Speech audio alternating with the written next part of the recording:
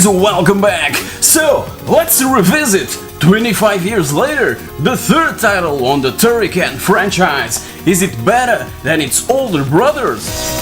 Let's take a look! Factor 5 began developing the third installment on the Turrican franchise for the Commodore Amiga right after the release of Turrican 2 The Final Fight. A working demo even existed, and some of its features were even included in the final game, but sadly, the news were that by 1993 the Amiga market was on a steep decline, so along with Rainbow Arts, Factor 5 decided to instead develop the game to the Sega Mega Drive.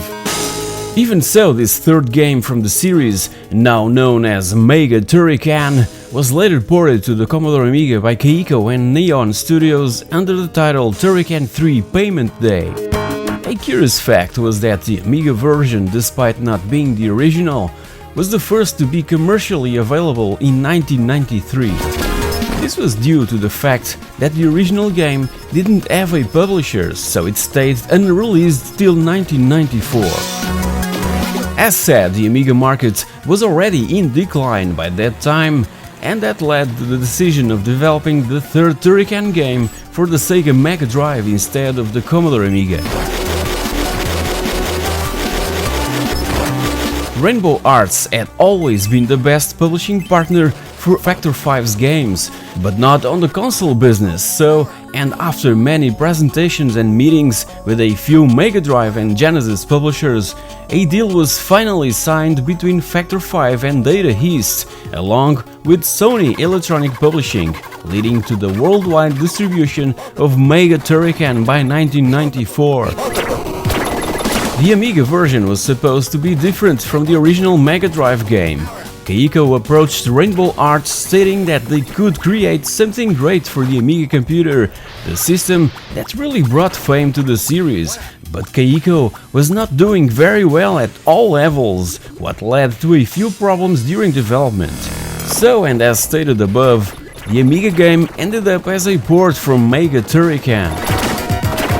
Other versions were considered like the Acorn Archimedes and MS-DOS, but failed to see the light of day, so we can only enjoy this gem on Sega's 16-bit Marvel and on the Amiga. That was where I played it for the first time back in the summer of '93.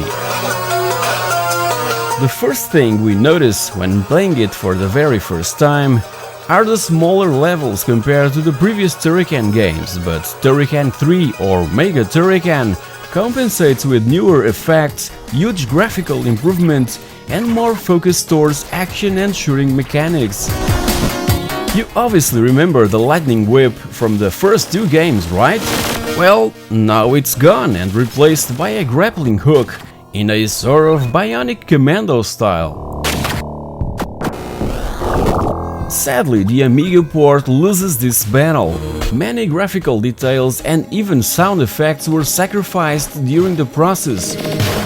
The 64 colors of the Mega Drive version had to be downgraded to 32 for the Amiga, but the music, however, was tweaked to fit the unique Amiga capabilities in this area and sound really impressive on this system.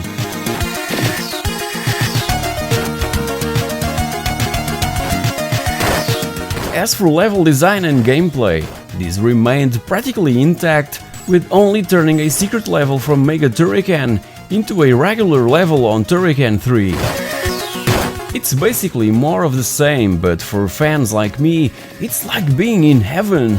I absolutely love all things Turrican related, so I could only wish that the series would return in style for the current gen systems, but retaining this old-fashioned 2D style, just like many others that surface nowadays.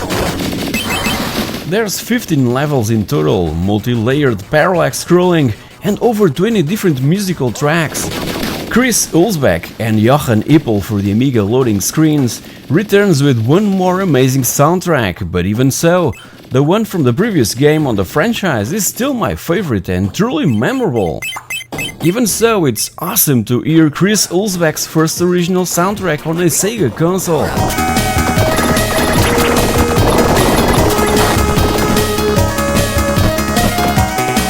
When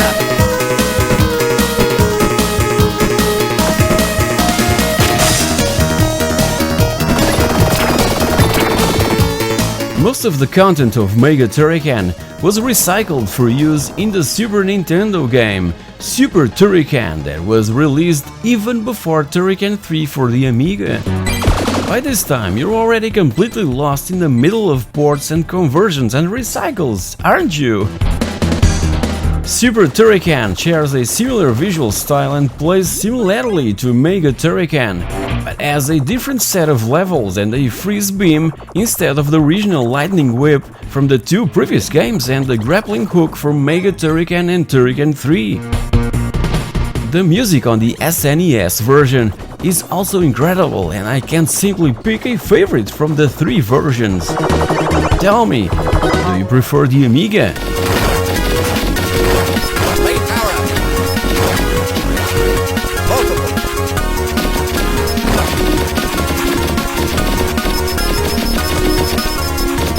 The Mega Drive Genesis?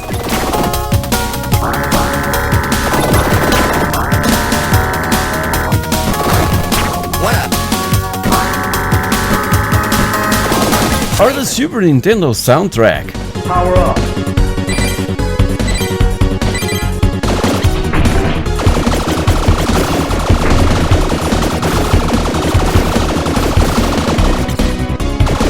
So, looking at the whole package, it's up to you to decide which one is better and which one you should have in your private collection. The three have their own strong and weak points, but I love them all, and as said, would grab a new game immediately without blinking. So guys, hope you've enjoyed this episode. If you did, don't forget to subscribe, to click on that bell icon so that you're notified when my next video becomes available. Comment, like, share, pattern, all that good stuff that helps the channel grow and reach the outskirts of the universe. Thank you very much for watching, and I'll see you all in the next episode.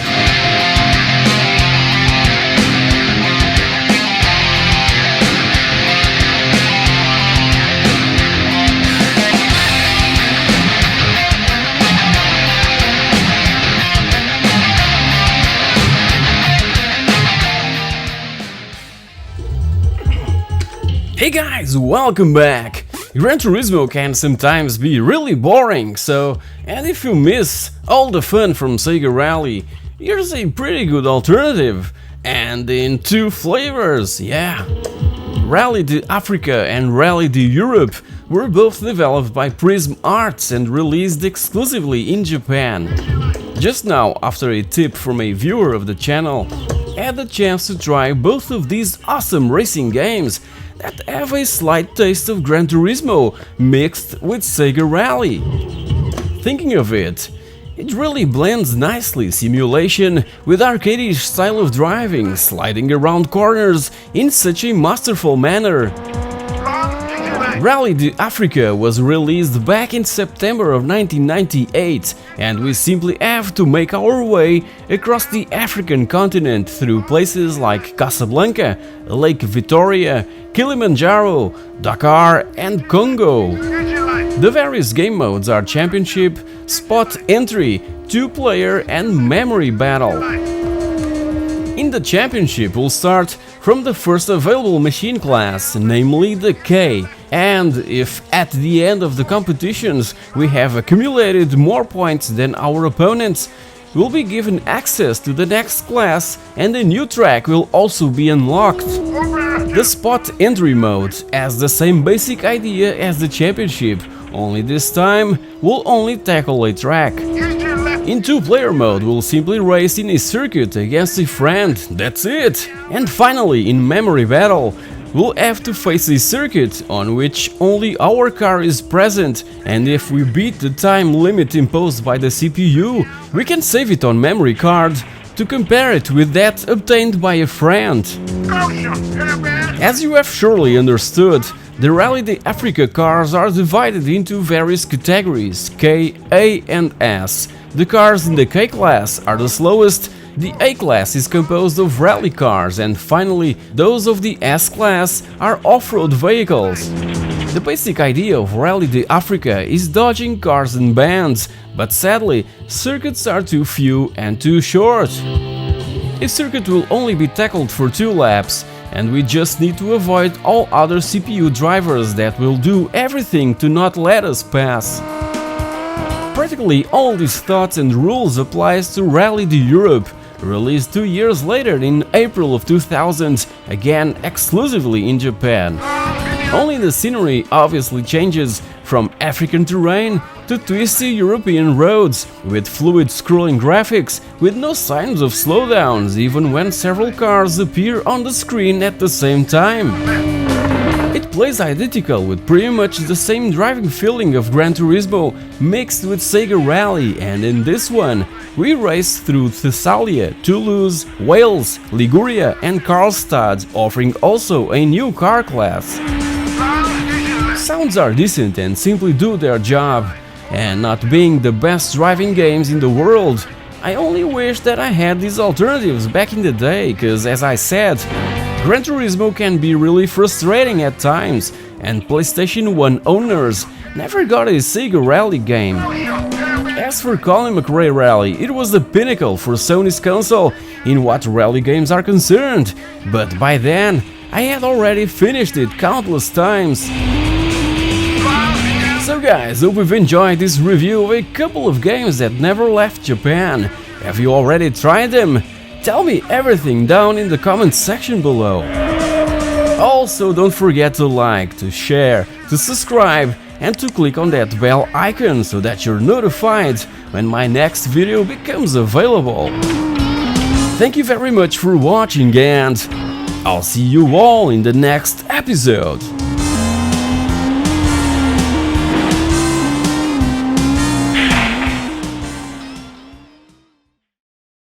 Hey guys, welcome back! Let me tell you something. For me, this is a perfect time to be a gamer, and you know why? Cause there's new games coming out all the time, not only for the current gen systems obviously, but also for my favorite home computers from the 80s, like the ZX Spectrum and the Commodore Amiga. This time around I present you Worthy, that was recently released by this new Amiga-focused retro game developer, Pixel Glass Studio, and I must first warn you that this is not a sponsored video in any way. It's my personal thoughts based on my personal experience with Worthy, so let's take a look. Worthy is a brand new Amiga action puzzler for the Amiga platform, developed by Pixel Glass Studios and released in June of 2018, that places us in the shoes of this tiny hero running around a maze, killing enemies, collecting diamonds and saving the girl at the end of each one.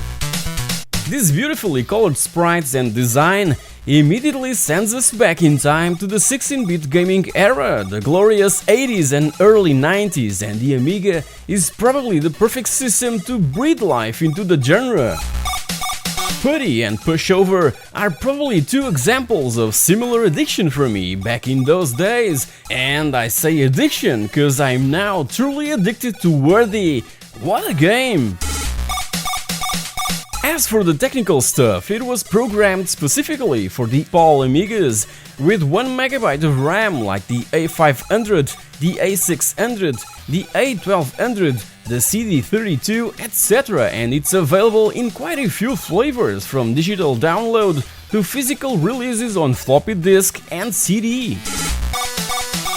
40 levels awaits us, with mind-bending puzzles, multiple endings, beautiful 32-color pixel art, catchy music, etc., etc. Stuff that Amiga fans are used to. Worthy's story tells us that the Mega Diamond was stolen from Princess Ruby's private collection, so we have to guide Aldo, the hero, through all these mazes to try and recover the stolen diamond to impress the princess and win her heart. For each level, we must collect a certain number of diamonds before we can save Ruby, the princess. Usually we're not forced to pick them all, but if we deliver less diamonds to the princess, she will reject us. Pay attention to the right side of the screen, in where is displayed how many diamonds we have yet to collect.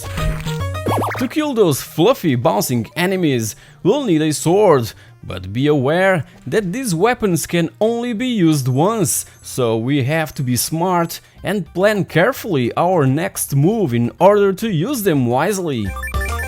Occasionally, a bottle of beer will appear from time to time on a certain level. No, our little hero is not an alcoholic, nor picking it up will make us stumble or go in opposite directions. Totally on the contrary, beer will make us stronger and give us life to face these mazes once again. There's also a time limit for each level, and extra points will be awarded if we finish before the time runs out. Even so, take your time, cause if it runs out, you won't lose a life or be penalized whatsoever. By the way, as we progress, levels become unlocked so that we can continue later in where we left off. An awesome touch, cause some of these mazes can really be unforgiving. There are 3 types of enemies that answer to Malek, the big boss responsible for all this mess. I'm yet to face him, and even the green blobs. These will appear in later levels that have the nasty habit of spitting at us as soon as they lay their eyes on us. But we can trick them, cause if the spit eats one of the other blue or red blobs, these will fall asleep. Oh yeah! Or wake them up if they're already asleep. And talking about the red and blue blobs, the first ones are really slow, but as the blue blobs, these are really fast, so be prepared to keep a certain distance. We'll probably encounter these blobs sleeping, so take advantage of that.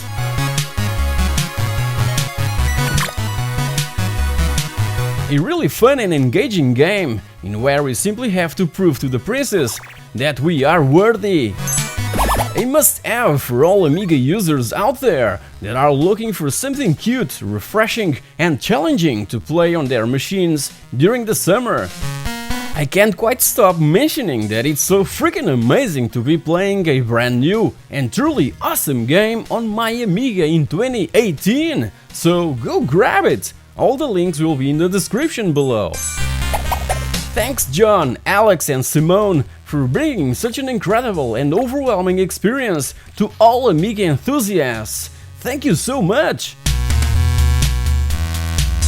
So guys, hope you've enjoyed this episode showcasing this amazing title that I truly recommend you all to try. And please, feel free to share below your thoughts and comments. Are you an Amiga fan? Do you support these new developers and their commitment on bringing new games for old systems? Worthy was the first commercial title from Pixel Glass Studio. They've brought us in a recent past other fan projects under the brand Reimagine, like Road Avenger, Time Gal, and a special edition of Gianna Sisters. Also, they're already developing another brand new game called Our City, a shoot 'em up that will be available soon for AGA Amigas. So, please like this video, comment and share it so that everyone knows that old systems and retro gaming is alive and kicking. Also, if you want to explore a ton more videos from It's a Pixel Thing, feel free to browse and subscribe to the channel, not forgetting to click on that bell icon to be notified as soon as the next video becomes available. Thank you very much for watching, and I'll see you all in the next episode.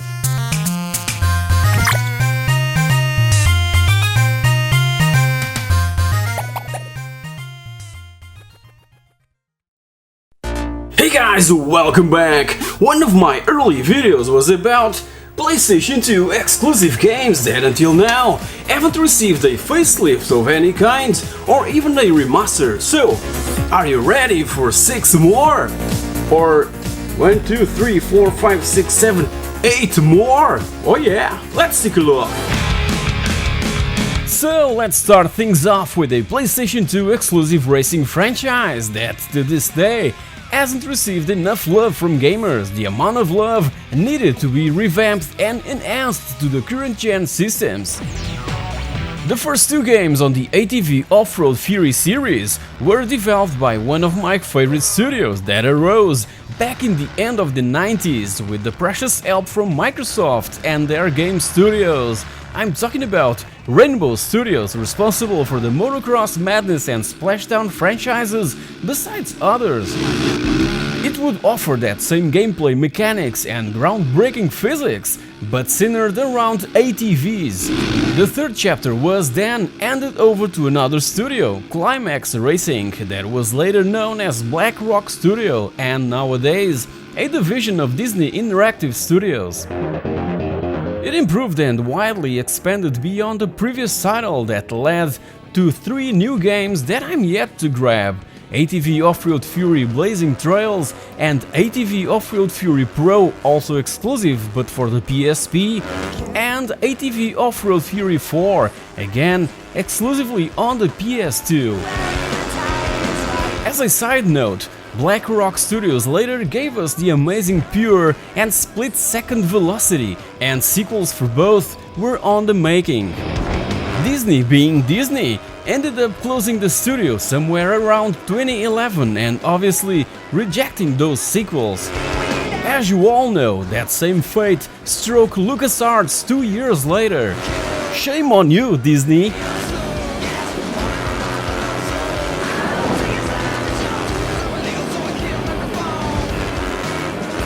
Ace Combat Distant Thunder, also known as Ace Combat 4 Shattered Skies, it's obviously the 4th chapter on the Ace Combat popular series and the first released for the PlayStation 2. It has a perfect mix of arcade and simulation in this somewhat realistic flight combat action-driven title. It offers around 21 different planes that are based on real models and even prototypes that were being developed by that time, 17 years ago. It introduced radio shatter and cutscenes to the series, and the dogfighting is highly frenetic.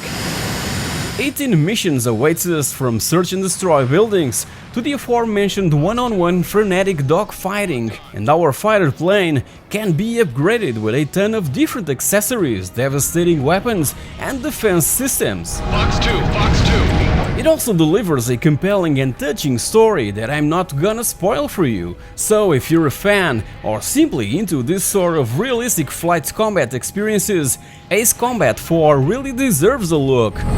Again, in Europe it was known as Ace Combat Distant Thunder. Can't comprehend why the number 4 was dropped in this particular region of the globe.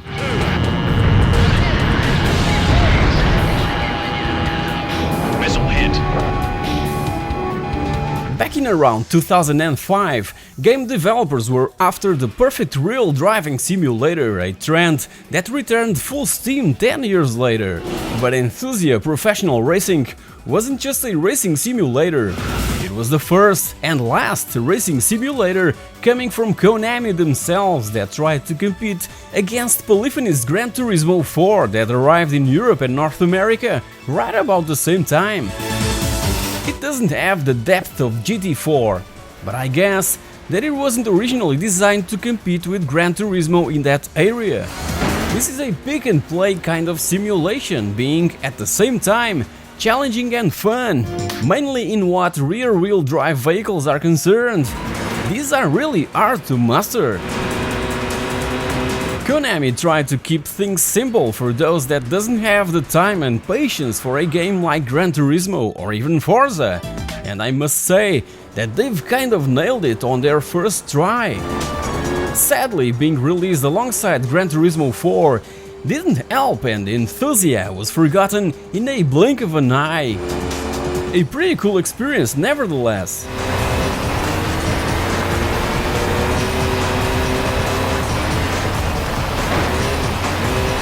Back in 2002, 2001 if you're in Japan or in the United States, From Software released yet another Armored Core game, the 5th in the franchise. Another Age is a standalone expansion to Armored Core 2 that was also a PlayStation 2 exclusive game and a launch title in North America back in October of 2000. It includes 100 new missions taking place 5 years after the events from the previous game, in where completing each one of those 100 missions will reward us with money to upgrade our mech. This expansion was the largest Armored Core game till then, and runs on the same game engine as the main and previous title, featuring some changes on how the player interacts with it. Probably because this was where analog controls were introduced for the first time in an Armored Core game.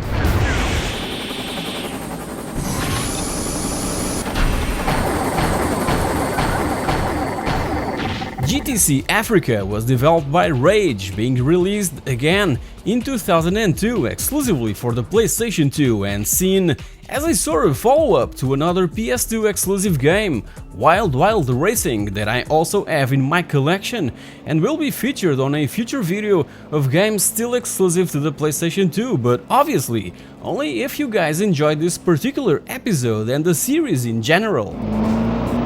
GTC Africa, that stands for Global Touring Challenge Africa, is, as the name suggests, exclusively set in Africa that offers the chance of driving 9 different cars in 19 circuits. These circuits can be raced in 3 different championships: the East Coast Championship, the North-South Challenge, and my favorite, the full African Tour, that includes all 19 circuits. Don't expect it to be the Gran Turismo of rally games, it's really far from that. But if you want to try another PlayStation 2 racer that can't be played anywhere else, well, just do it, it's not that bad.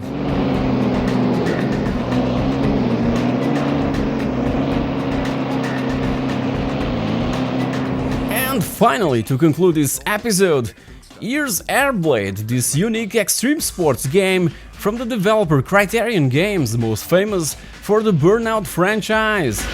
In fact, Airblade came immediately before the very first Burnout, in Europe at least.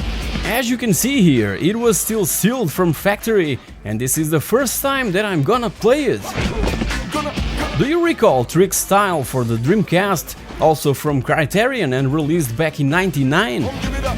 That one was also available for Windows and in 2017 was added to Steam.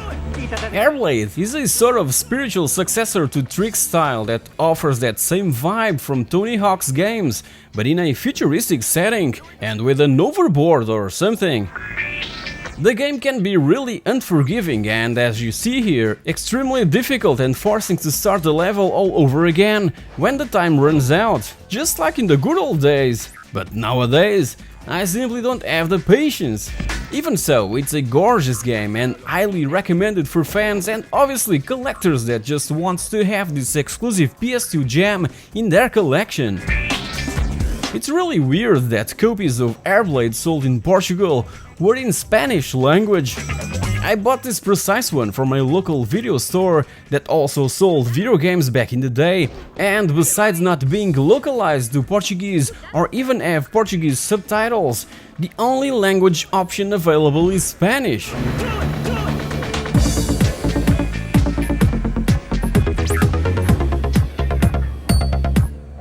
So guys, have you played any of these games?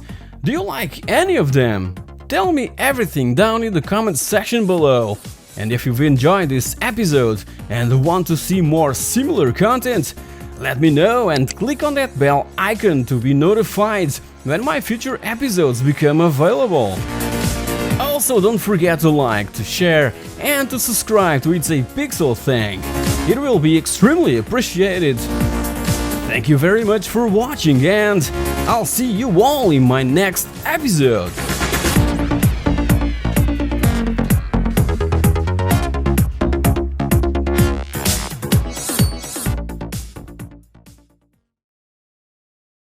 Hey guys, welcome back! So let me just start this video by asking you this. What has changed since the early days of rally racing inspired video games? Only 3 things comes to mind: graphics, sounds and physics. That's it! Let's take a small journey back in time, shall we? Rally racing inspired video games always had the same objective, the same goal: going from point A to point B and as fast as possible. Let's face it, gameplay hasn't changed since the early days. The player needs to keep the vehicle within the road limits and try to arrive first at the end of the stage. Back in 1988, Paris-Dakar tried to replicate the real race with randomly generated stages and even forcing the player to use a simplified version of the roadbook, but as said, the vehicle should always stay within the road limits.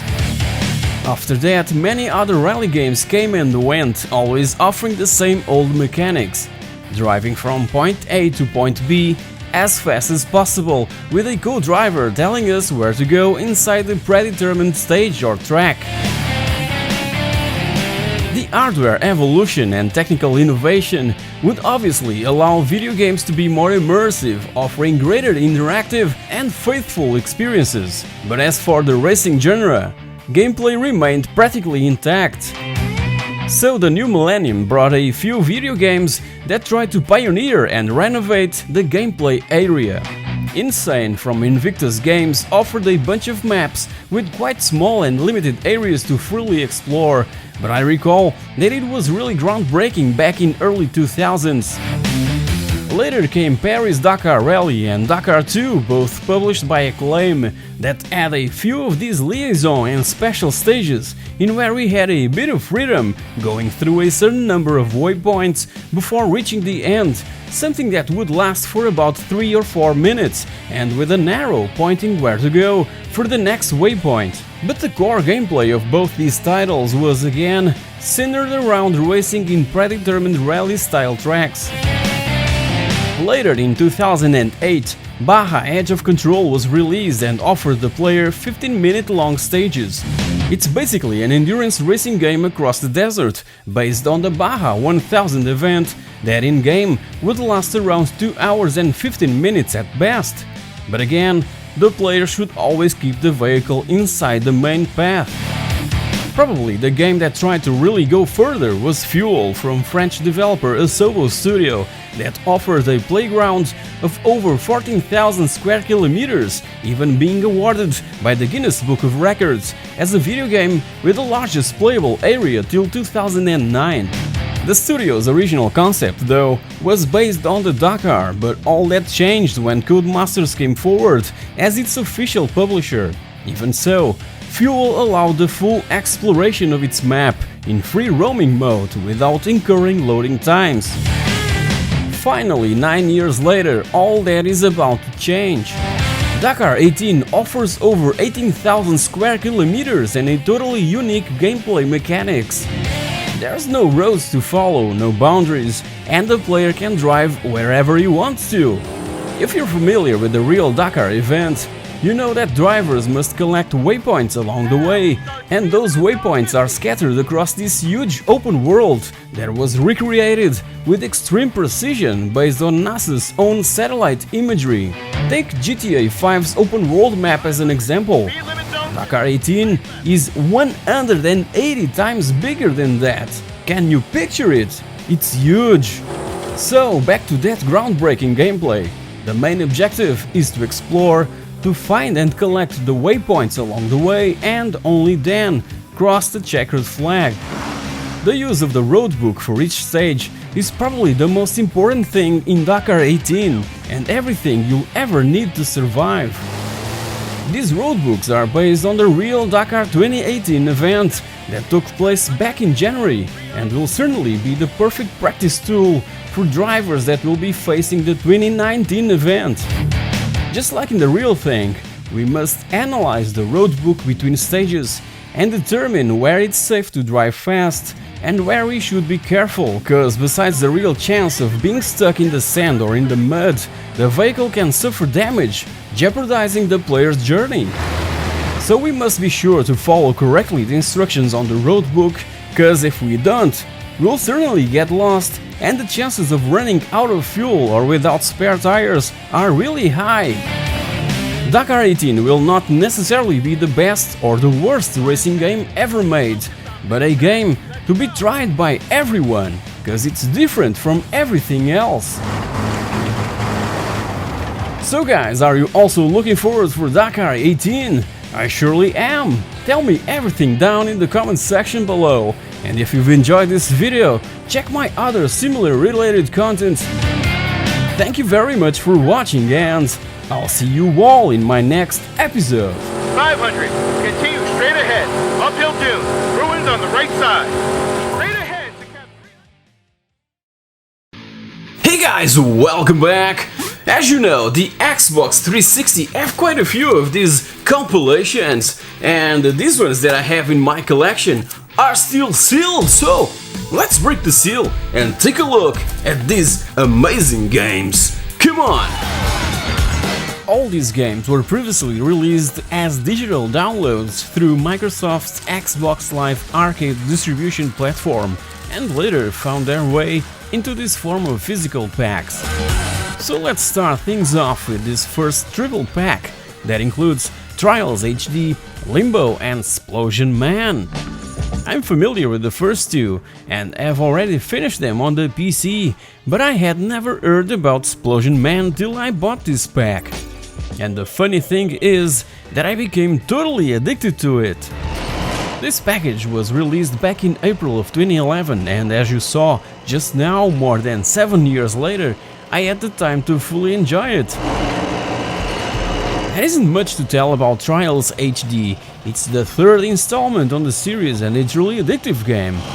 If you're familiar with the Trials franchise, you know what to expect. An extremely fun and engaging little game that had its origins as a Flash title to play using a web browser, and that everyone should try. The later games are obviously of greater quality and playability, and you can check my full review of Trials Fusion by clicking on the annotation on the top right of the screen.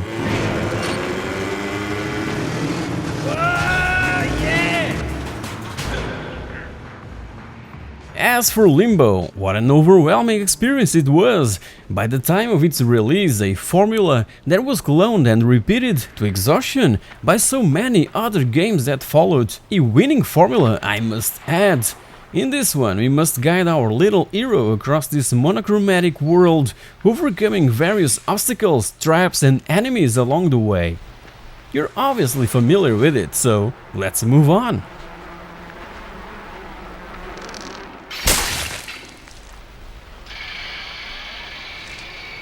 As for Splosion Man, what a fun and addictive little game. I wasn't expecting this. Never read or watched stuff about it, so this is my very first contact with it, just like with others featured in this episode that I'm gonna show next. So in Splosion Man we control this weird science experiment with the ability to explode himself repeatedly with the one and only goal of escaping this lab.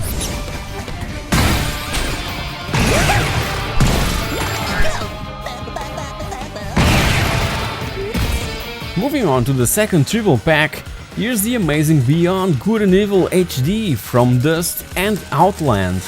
These last two I've never played before, so let's just start with Outland. It's nothing more than a fast and agile 2D action platformer with a large variety of fighting tactics. It's set in a mystical open world in where newly acquired abilities offers the chance to return to previous areas and explore new paths. The main focus couldn't be simpler. Take down enemies and advance to other areas. As said, there are certain paths that can't be initially reached, so we have to acquire certain abilities, like break through stone floors or charge attacks to break through walls, in order to be allowed to explore them further.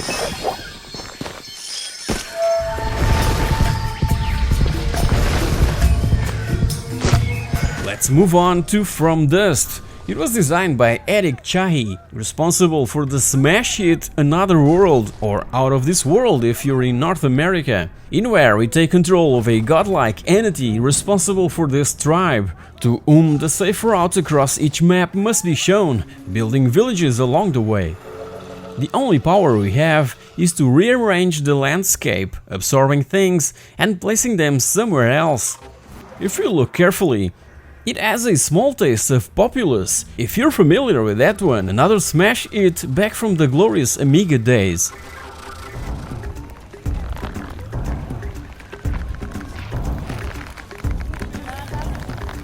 Finally, the third title from this triple pack is Beyond Good and Evil HD, a title that was originally released back in 2003 for Windows, PS2, Xbox and GameCube.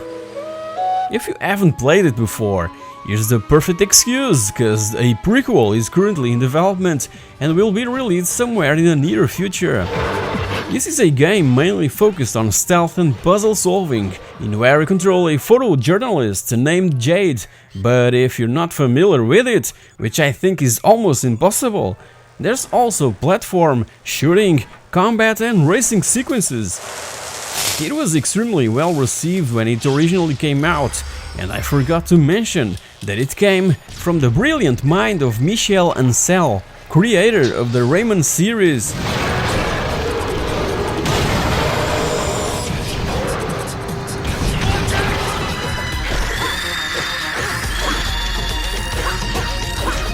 Next up, the Dreamcast collection for the Xbox 360 that features Sonic Adventure, Crazy Taxi, Space Channel 5 Part 2 and Sega Bass Fishing, 4 unforgettable classics. There isn't much to say about these games.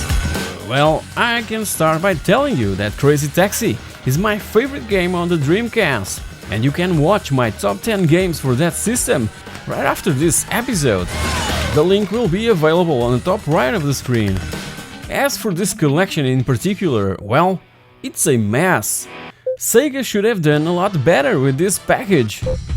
The sound is badly optimized and with strange mixing issues, not to mention that there's no Offspring soundtrack playing in the background of Crazy Taxi. What a shame!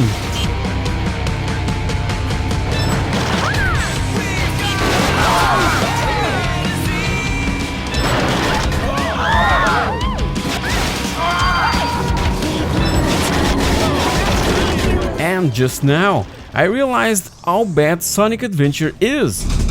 And Sega didn't even bother on giving it the 16:9 treatment for this release.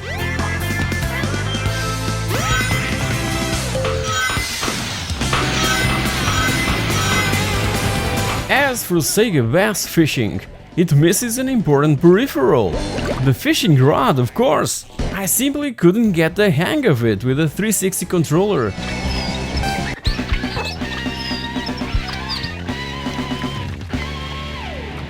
This one's huge. So let's move on to Space Channel 5 Part 2. Never played it back then, so this was, again, my first attempt. And I was completely addicted. Spent hours playing around with it, and this bit of craziness still holds up pretty damn well today. As said, Sega could have done a lot better with this Dreamcast compilation. It was rushed, uninspired, and I totally felt that it completely missed to bring that shiny blue or red swirl back to our lives. Down. Right, left, two. Right, left, two. We saved them mostly. To conclude, Team 17 teaches a lesson to Sega with this Alien Breed Trilogy compilation that is nothing more than a remake, a reboot, and a remastered reinvention of the series for modern systems. As you know, Alien Breed began as an Amiga exclusive game, released back in 1991 and heavily inspired on the Alien films and Gauntlet video games that helped to sell a lot of Commodore computers back in the day. Alien Breed was even featured on a TV advert for the launch of the Amiga 600. As the name of this compilation suggests, it offers a complete new trilogy: Alien Breed Evolution, Alien Breed 2 Assault, and Alien Breed 3 Descent. Core gameplay is quite repetitive throughout the whole 3 games, but it can really grab me, cause I've always been a fan of the series back in the Amiga days, and this sort of dark, claustrophobic and eerie environment are ingredients that I absolutely love in these sci-fi survival horror top-down shooters. So how all this mess came to be? Our ship, called Leopold, drops out of hyperspace and collides with a mysterious ghost ship that is, you guessed it, infested by hostile alien creatures. Our main goal is to try to restart the engines of our damaged ship to prevent from crashing into some planet below. But the engines are too badly damaged, so we must infiltrate the ghost ship, discovering that an anti-human force and its defenses have been programmed to attack humans on sight. Yes, it's one of those days. So our journey begins, killing everything on sight, collecting keycards, restoring power, scoring innocents, etc. The camera angle can be rotated manually 45 degrees at a time using the shoulder buttons, but it can be a bit disorienting. We must follow the waypoints, represented by that triangle on the top right of the play area. It tells us where to go and points to our next objective. I truly recommend this package for fans of the genre, cause this really grabbed me the first time I played, probably because of that bit of nostalgia in relation to the origins of the series.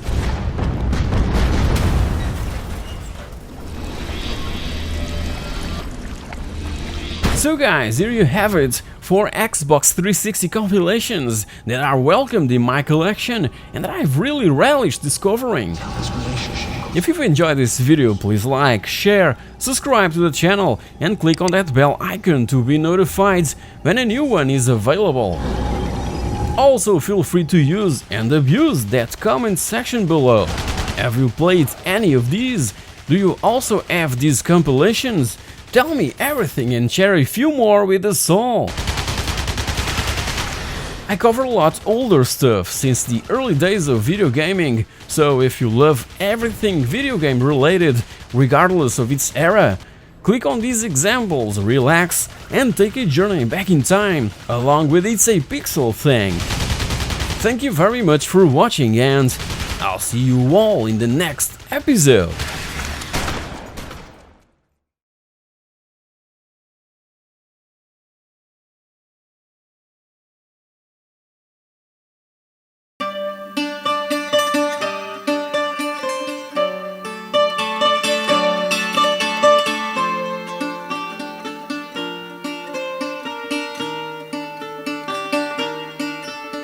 TIMEX arrives in Portugal around 1971, following the same strategy adopted by many other companies to settle where labor was cheap and where the political and economic stability conditions were gathered. In Europe, TIMEX owned factories not only in Portugal, but also in Scotland, in France and in Germany. Specifically in Portugal, and more precisely in Charneca de Caparica, was the working force of more than 2,000 employees hired to work daily in the manufacture of mechanical watches with cutting-edge technology, and where was established the most advanced workshop in Europe that developed machinery for the creation of precision tools that would also be sent to the other European TIMEX factories for the production of the brand's aforementioned mechanical watches that would be subsequently exported and sold to the entire world. April of 1974 came to disrupt the whole political and economic stability. The Coronation Revolution, as it became known, gave people the right to claim for better working conditions, including wage increases, which led to the reduction of the manufacturing activity to ridiculous numbers until the end of the decade. From the more than 2,000 workers that TIMEX Portugal employed till then, only over 30 remained. And it was also after the 25th of April of 1974 that the company, until then managed exclusively by Americans and British, was constituted only by a Portuguese board of directors, and when António Gomes was appointed CEO. Anyway, in the final phase of the decade, TIMEX watches were no longer assembled piece by piece, as when the company settled in Portugal in '71. Just needed a final assembly and packaging before being sent to stores. With the arrival of the new decade, there was also a huge turning point in technology innovation, and that's when the mechanical watch began to be quickly replaced by electronic models. TIMEX, being a company traditionally linked to the mechanical watch, had to adapt to the new reality, changing all manufacture and assembly to the east, in particular to Thailand and the Philippines, from where came this all new reality and innovation, and where, of course, was now the new so-called cheap labor. However, in England, the microcomputer revolution was about to burst.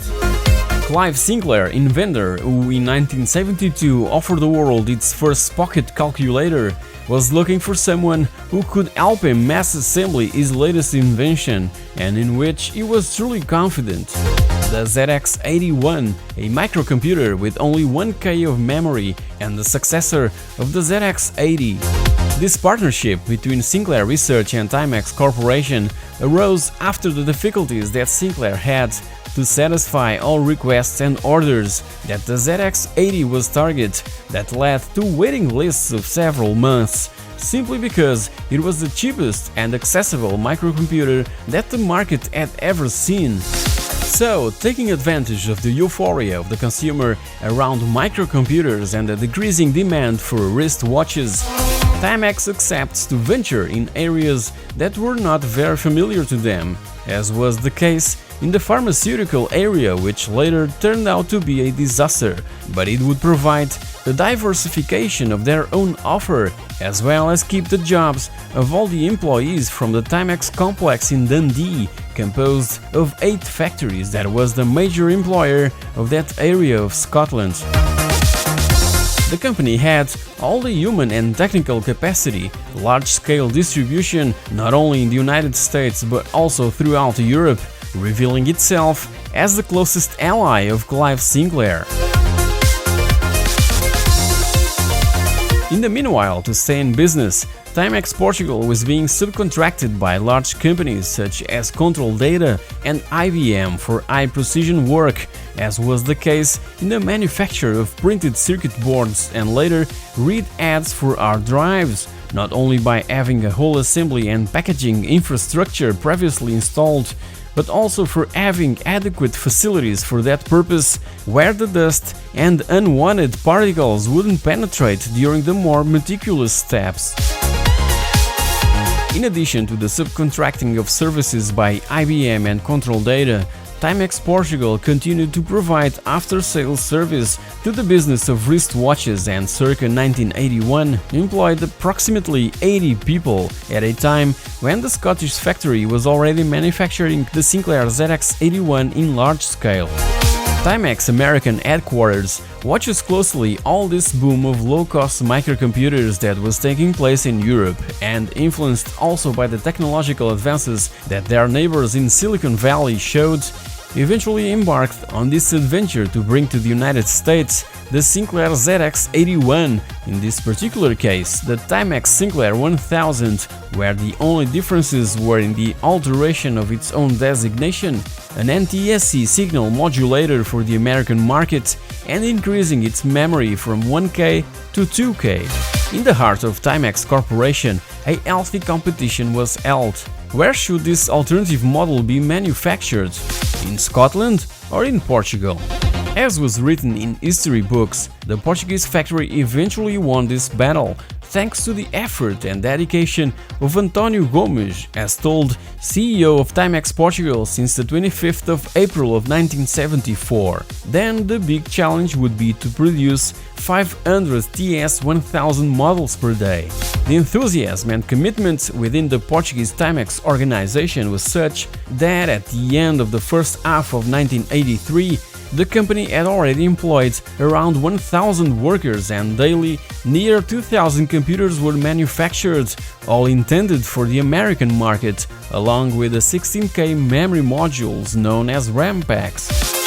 Anticipating sales for Christmas of '83, a peak of production of 10,000 machines per day was recorded.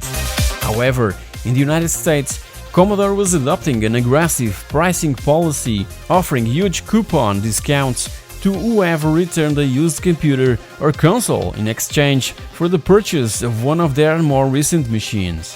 Already at that time, the American market was protecting the consumer, who had the right to complain and return the product if it wasn't of their liking. Thus, the TS1000 was returned to stores for several reasons: memory problems, overheating, the programs on tape would not load at the first try, The keyboard was not designed for the hands of the Americans, that on average are bigger than those of Europeans, among many other situations. Thus, it was imperative to find solutions at a hardware level that could correct or mitigate these problems. In the meanwhile, in Europe, many of these issues were also reported, but unlike in the United States, do-it-yourself magazines were sold that proposed and solved many of these issues, teaching and entertaining the end user that would put their own hands to work trying to rectify those problems in the comfort of their homes. I must highlight that by then in Europe, the end user or consumer had virtually no rights after the purchase. The solution for the American TS-1000 went through a new project, the TS-1500. This would be based on the ZX Spectrum, which in the meanwhile had already begun to be manufactured in Scotland. Offered 16K of memory within an identical ZX Spectrum case, but now in silver, and that also housed various fixes implemented by American and Portuguese TIMEX technicians. Despite all these corrections and innovations, the computers continue to depend on the loading of programs and games via tape. So TIMEX partnered with Sampo to manufacture a cassette player and recorder known as TS-2020 that would be sold alongside with the TS-1500, trying to eliminate those annoying software loading problems. This set was also marketed in the form of an educational pack, oriented specifically to teachers, in a carrying case, along with an extensive collection of literature and programs on tape. Even so, the American market was still not convinced, what led to TIMEX Corporation in the United States to grab the project themselves, developing and designing a new machine, which was baptized as TS-2068 and arriving to stores in November of 1983. Had 72K of memory, bigger and more entertainment-oriented, with a cartridge slot instead of the traditional tape player and recorder.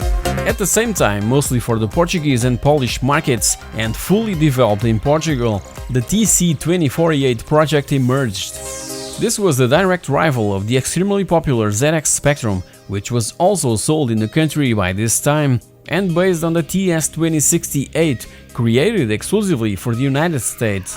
I must also highlight that all development around the TC-2048 contemplated the manufacture and supply by several Portuguese companies, not only for the integrated circuits, but also for the molds for the cases, for the membranes, and for the metallic insulating paint. But the biggest problem remained. The loading of programs and games continued to be carried out using the temperamental tapes. So TIMEX Portugal started the development of a floppy disk interface and operating system, the TOS. This new equipment was named TIMEX FDD and presented in 3 separate boxes: the power supply, the controller and the floppy drive, leading to many of its users to name it as FDD3, a fairly advanced system in relation to the micro drives that by that time had already been presented in the UK by Clive Sinclair as a solution for the replacement of the traditional tapes. The micro drives were also tapes, but in a micro format, and by the way, still very unpredictable. TIMEX Portugal had thus developed a more advanced, fast and safe form of reading software, innovating and leading the project further with the creation, in partnership with the INESC, a second version of their floppy drive unit. The new model, named FDD3000, was now confined to a single box where, in addition to the controller and power supply, were available not 1, but 2 floppy drives. Was nothing more than another computer with a Z80 processor running at 4 MHz connected to the TC-2048, expanding the processing power and memory since it offered 64K of RAM and the already mentioned 3-inch floppy drives. In Portugal, there were also those who dedicated themselves to create programs and games for these machines, in universities and in the comfort of their own bedrooms, not as evident as in England or in Spain. Some classics emerged, such as Paradise Café or Alien Evolution, the latter quite cherished by the English press. Others failed to succeed, just like City Connection of Manuel Lemos, Ricardo Pinho and Paulo Gordinho, based on the popular arcade machine, and that unfortunately failed to attract the attention of publishers like Ocean Software. The little media exposure they got was in the TV show Ponto por Ponto, hosted by Raul Durão, that weekly included a small 5-minute section related to computer games led by Paulo Dimas. Até que ponto é que vocês, na certa altura, não entraram em discussão? Íamos, portanto, ver a máquina para combinar os pormenores. In mid-80s, the supremacy of the IBM PCs and compatibles, as well as the 16-bit computers from Commodore and Atari, was such that TIMEX and Sinclair microcomputers could not keep up in any way. And of course, by the end of the decade, the video games related market was also and already flooded by Sega and Nintendo products. Rumor has it that around 1991, at the time of Margaret Thatcher's visit to Portugal, she convinced the then Prime Minister Cavaco Silva to move the whole operation of TIMEX Portugal to Scotland. The factory was already in a hold since 1989, and all the Portuguese know-how and technology were eventually offered to the Scottish manufacturing complex of Dundee, so that jobs could be kept. The remaining stock of the TC2068 model was sold to Argentina. In relation to the employees of TIMEX Portugal, needless to say that they all ended up without their jobs.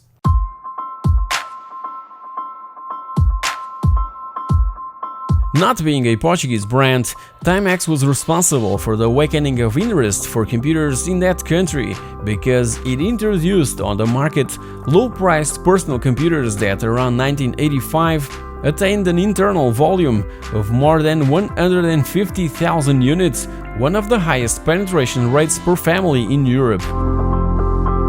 A whole new Portuguese industry was generated thanks to TIMEX, which contributed greatly to the creation of a national culture and adherence to a brand new technological world that continues to unite an entire generation that since then follows the evolution of this amazing world, because, believe it or not, video games were the biggest drivers of the tremendous sales success of the ZX Spectrum and the TIMEX Computer 2048 in Portugal.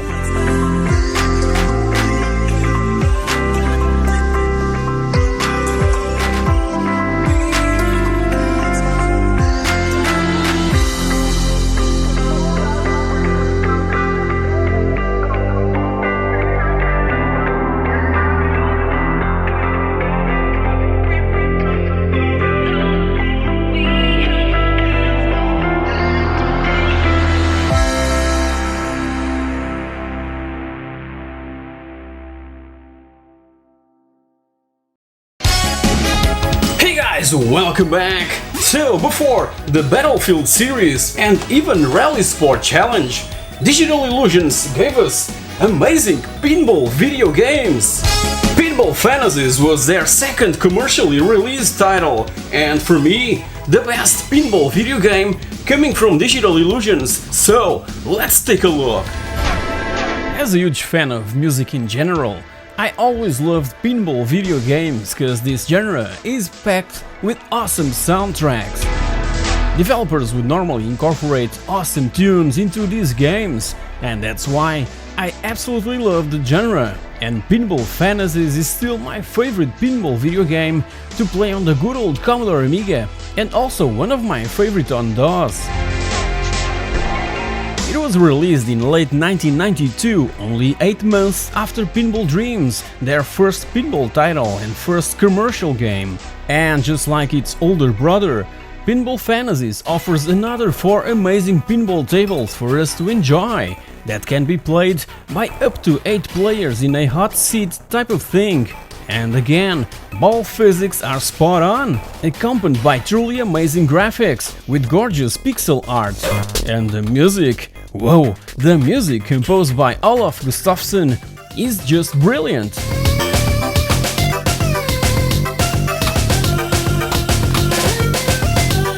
By the way, Olaf is one of the original co-founders of Digital Illusions that by 2005 also co-founded Epos Game Studios, responsible, along with XDev and Clever Beans, for the amazing Wipeout Omega collection. If there's a title on the Amiga that is the perfect definition of playing just for 5 minutes, well, that game is Pinball Fantasies. It's simply one of the most played games on my system, and everyone that visits my man cave wants to have a slice of it.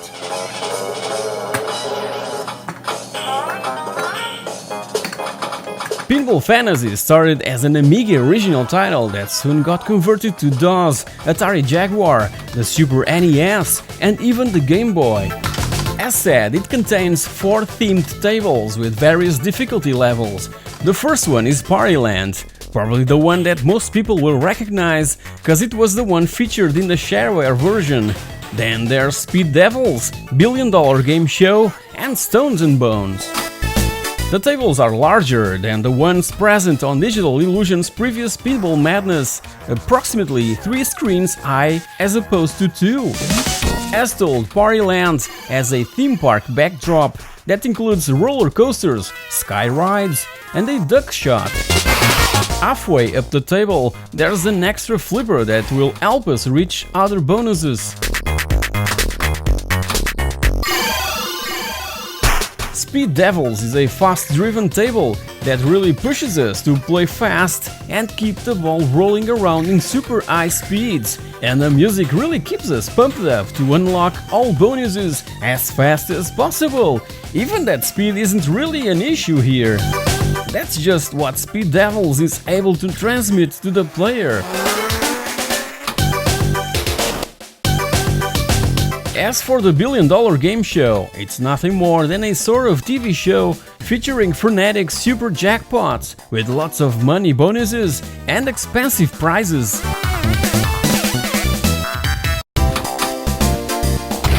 And finally, the Stones and Bones table is basically the return of Nightmare or Graveyard from Pinball Dreams. An amazing table, I must add. I just love its ambience and creepy music and sound effects, packed with bats, mummies, devils, ghosts, and obviously the Grim Reaper himself.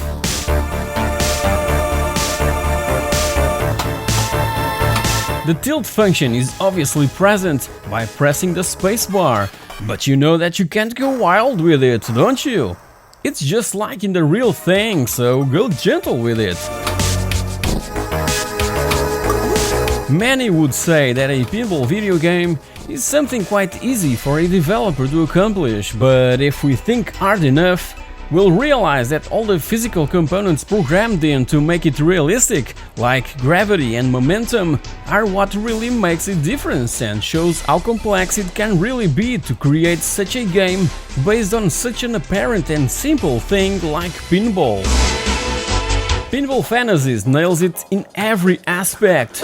And have I mentioned the smooth scrolling of the tables? Well, I guess that I simply don't have to. You've been looking at it since the beginning of this video, so take your own conclusions.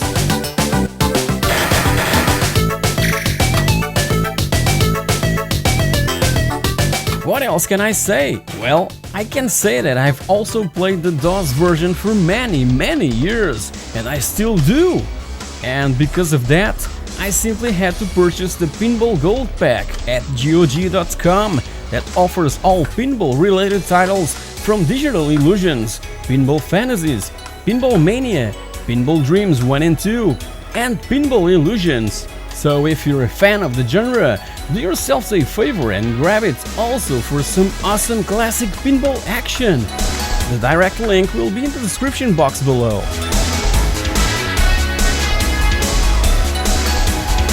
Nowadays, there's other options to play Pinball Fantasies on the PlayStation 3, on the PSP and Vita, and even on any iOS device. But if you're after that bit of nostalgia and real feel of playing Pinball Fantasies like you used to back in the day, there's no better option than to grab an Amiga or a good old 486 PC and play it using the real hardware, on where it was specifically designed to be played.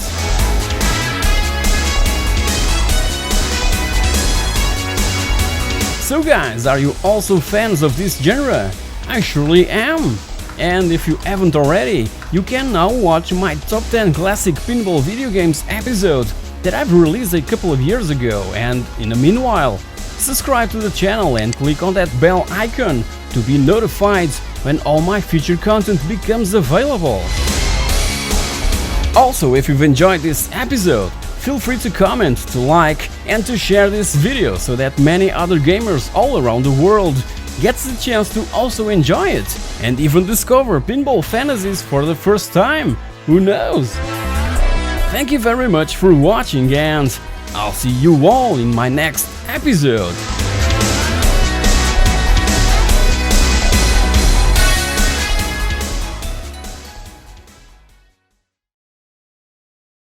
Hey guys, welcome back! So, let's take a look at some of my biggest addictions back in the PlayStation 1 era. Come on!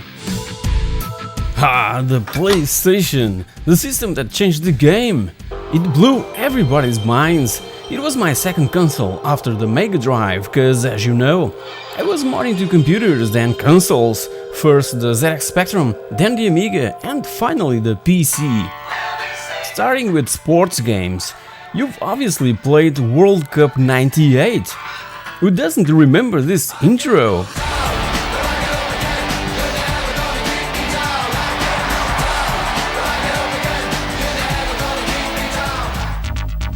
So many hours spent playing with our national team against all others and against a friend in couch play. This was the first official FIFA World Cup game coming from EA Sports that released it in 1998, right before the start of the real event that ended up being won by the host country, France. Yeah. Good save, the keeper caught interaction for the first time in the match. He could have a busy day on his hands, John. Everybody needs a bit of tennis in their lives. And I used to play a ton of All Stars Tennis 2000 on my PS1.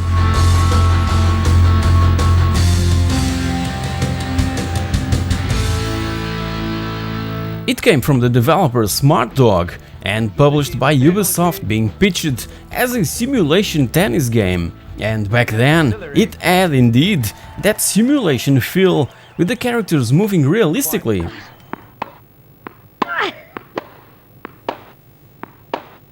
Have you also played tennis games on your PlayStation? Tell me everything down in the comment section below.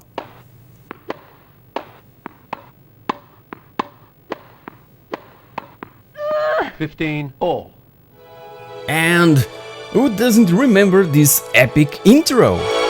It sounded like something really huge was about to happen. Let's just enjoy it for a bit.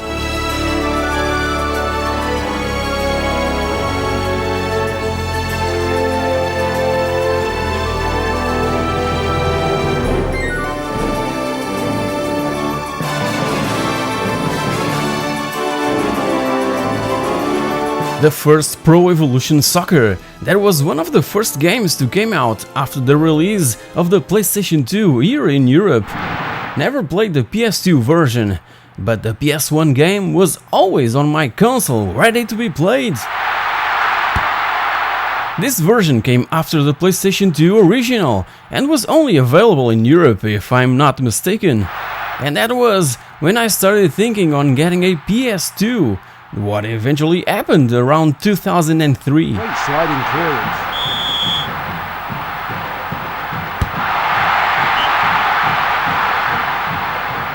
And what about Alien Resurrection? I still have nightmares because of this intro. Just kidding, but this intro was really something to behold back then. Really scary stuff.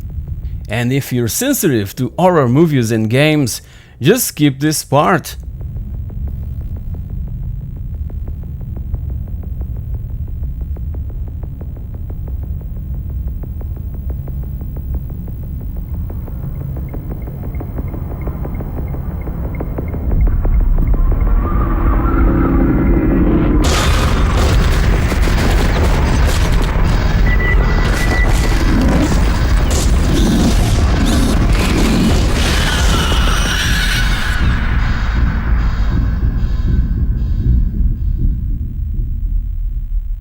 Brilliant, and wait for it!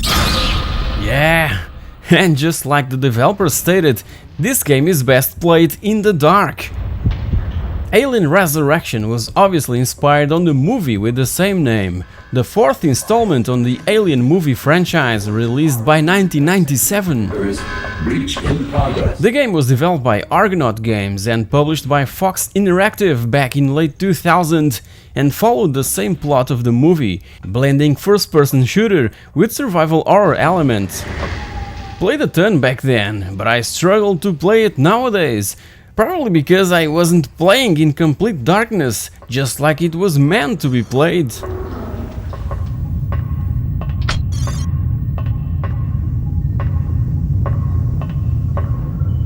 Oh man, this song really brings so many memories. Not only because of this game, but also because of the TV series and the movie with Tom Cruise from 1996 on which it was loosely based. Should you or any of your IM force be caught or killed, the Secretary will disavow any knowledge of your actions. This message will self-destruct in 5 seconds. Good luck, Chip.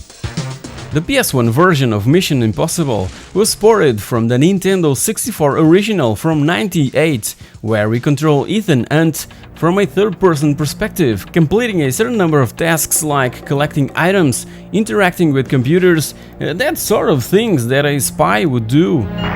I struggle to play it, cause sometimes I can't quite remember what to do and where to go. Go check it out. So many games that passed through my fingers all these years, you know.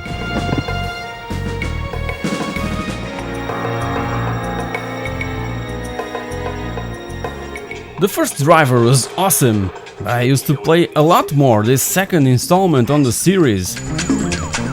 Not much to say about it. It was developed by Reflections, responsible for the Shadow of the Beast and Destruction Derby franchises, for instance, and I believe that it offered a few ideas to Rockstar for their Grand Theft Auto 3 that would arrive soon. In this one, we would also have the chance to get out of the car and explore on foot. There are 4 cities present in Driver 2: Chicago, Havana, Las Vegas and Rio de Janeiro, and I recall that the cutscenes were really advanced for what I was accustomed in relation to the PS1.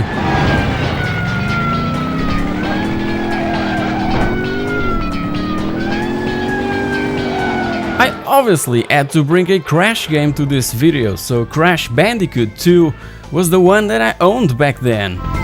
Also enjoyed the first one, borrowing it from a friend to play on weekends. Naughty Dog, always backed by Sony themselves, brought this highly enjoyable platform game back in 1997, just a year after the first one. Crash was abducted by Dr. Neo Cortex, who tricks him into thinking that he wants to save the world. So we have to collect 25 crystals, each scattered between 25 levels that are accessible via warp rooms.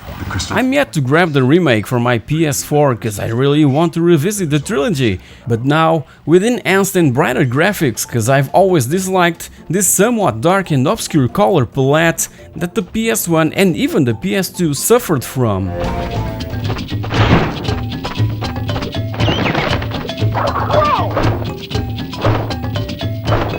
Now time for one of those cute games that everybody can master and simply turns anyone into gamers. I'm talking about Bust-A-Move 4, part of the Puzzle Bobble series of games that started back in 1994 at the arcades. This was the last game from this franchise to be developed, and besides the PlayStation, it was also converted from the arcade original to the Game Boy Color, Windows and the Dreamcast. Bob and Bob are back once again, now to restore the sun that one day failed to rise cause the evil fairy of the night stole the light source, splitting it into 7 light bubbles. What a plot! So we must retrieve those bubbles and restore the light so that the sun can rise once again. Wow, how poetic!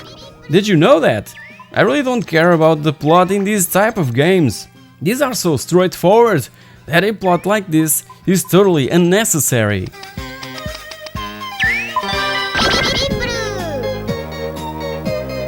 Soul Blade has probably the most amazing intro song from all PS1 games. Let's just listen to it.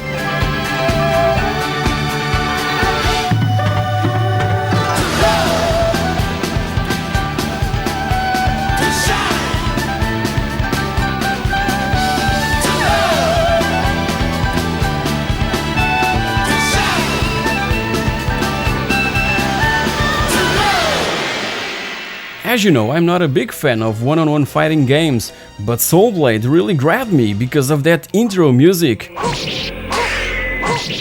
It was upgraded and expanded from the arcade original, known as Soul Edge, and was followed by Soul Calibur. I recall that it was the first motion capture based game created by using those passive optical markers. I'm not really good at it, but it was really impressive stuff back then.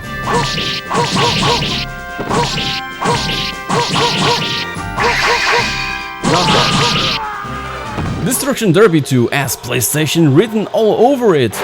Another Reflections game that came prior to their Driver series, and let's face it, the influence of Destruction Derby is splattered on the Driver franchise. The PlayStation game arrived alongside the Windows version and focused more towards a NASCAR theme to appeal to the North American audience. Destruction Derby, Wrecking Racing and Stock Car modes are present that can be played on 4 different game types: Championship, Race Practice, Time Trial and Multiplayer, this last one allowing 9 players to race individually. The first Destruction Derby was developed too rapidly, so it had some flaws and many ideas had to stay out. As stated by the developer, Destruction Derby 2 is a rewrite of the original, with only the 2D collision algorithms remaining intact.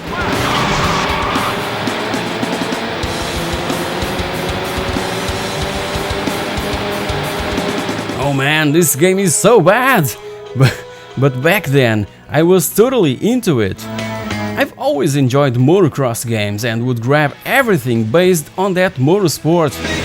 It was released by EA Sports in late 1999, after the success of Motocross Madness on the PC a year prior, and was also available on the Nintendo 64, even supporting all of Nintendo's pack peripherals. It features a bunch of real riders like the Mikes, LaRocco and Metziger, with also authentic factory bikes like the Honda CR, Kawasaki KX, Yamaha YZ and the Suzuki RM. One huge detail back then was that the track would wear down and change as the race progresses, but it was too slow for my taste. Even so, played it like if there was no tomorrow. Around the same. But now the track has a little more room for the riders. If you thought that Digital Illusions only developed pinball games back in the 90s, well, you're wrong.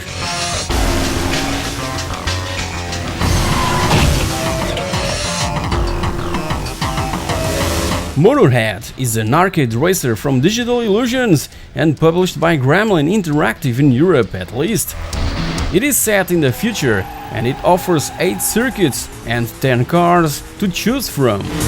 Another game set in dark environments that really begged to be played at night, and it feels like a blend of Wipeout with Ridge Racer, so if you like fast arcade racers, this one is definitely for you.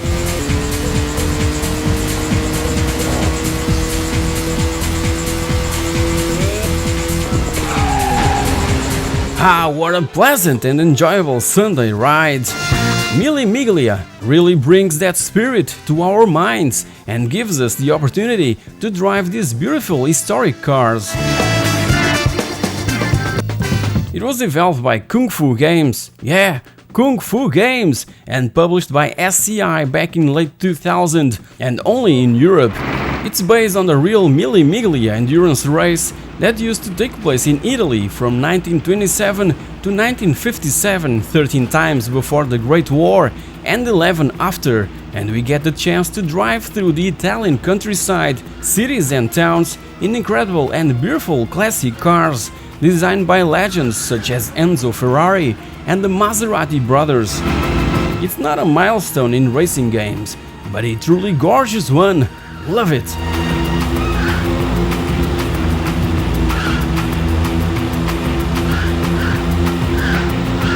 I absolutely love the very first Colin McRae Rally, but 2.0 is way better in every single aspect.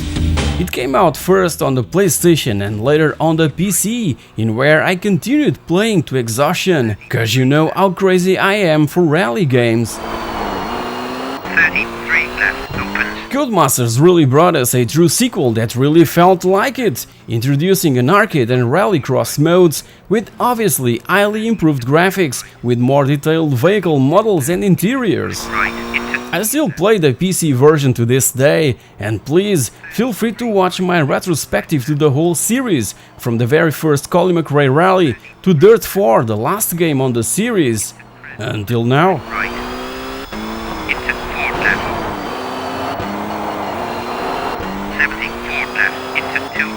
And as for extreme sports, why not a bit of snow to freshen things up? And the Cool Borders series is an absolute must on the original PlayStation. It was developed by Idle Minds and published by 989 Studios back in the beginning of 2000 in Europe. There are a multitude of tracks and characters to choose from, and it also offers a bit of that road rash taste, punching our opponents to the ground. I recall that it wasn't very well received, but I truly enjoyed it, and that was one of those games that my friends would pick when they came over to play some PS1 games.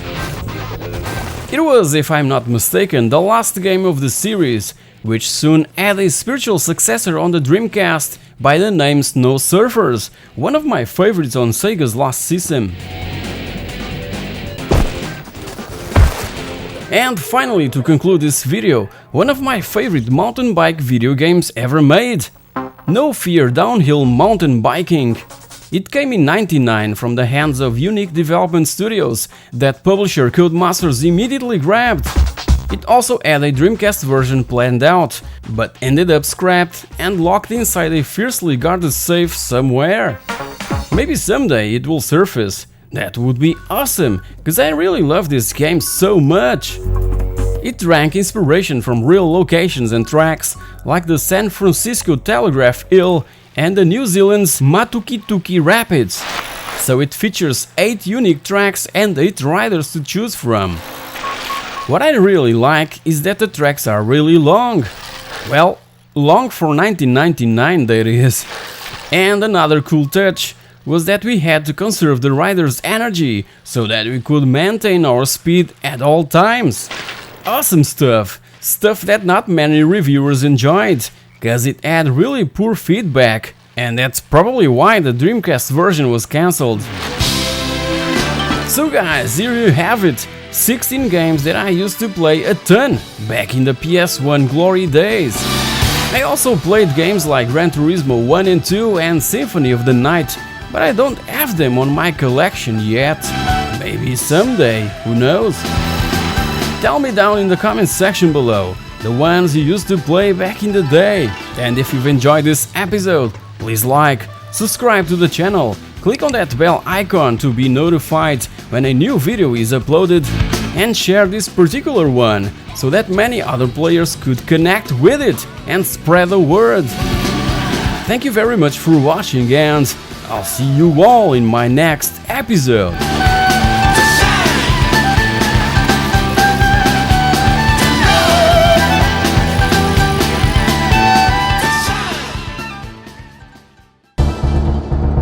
Hey guys, welcome back! 24 years have passed since the Raptor was released, and I must say that it still holds up today. My first experience with it was provided by a shareware version available for DOS, which included the first episode, Bravo Sector, and its music, composed by Matt Murphy, still pounds in my mind since then.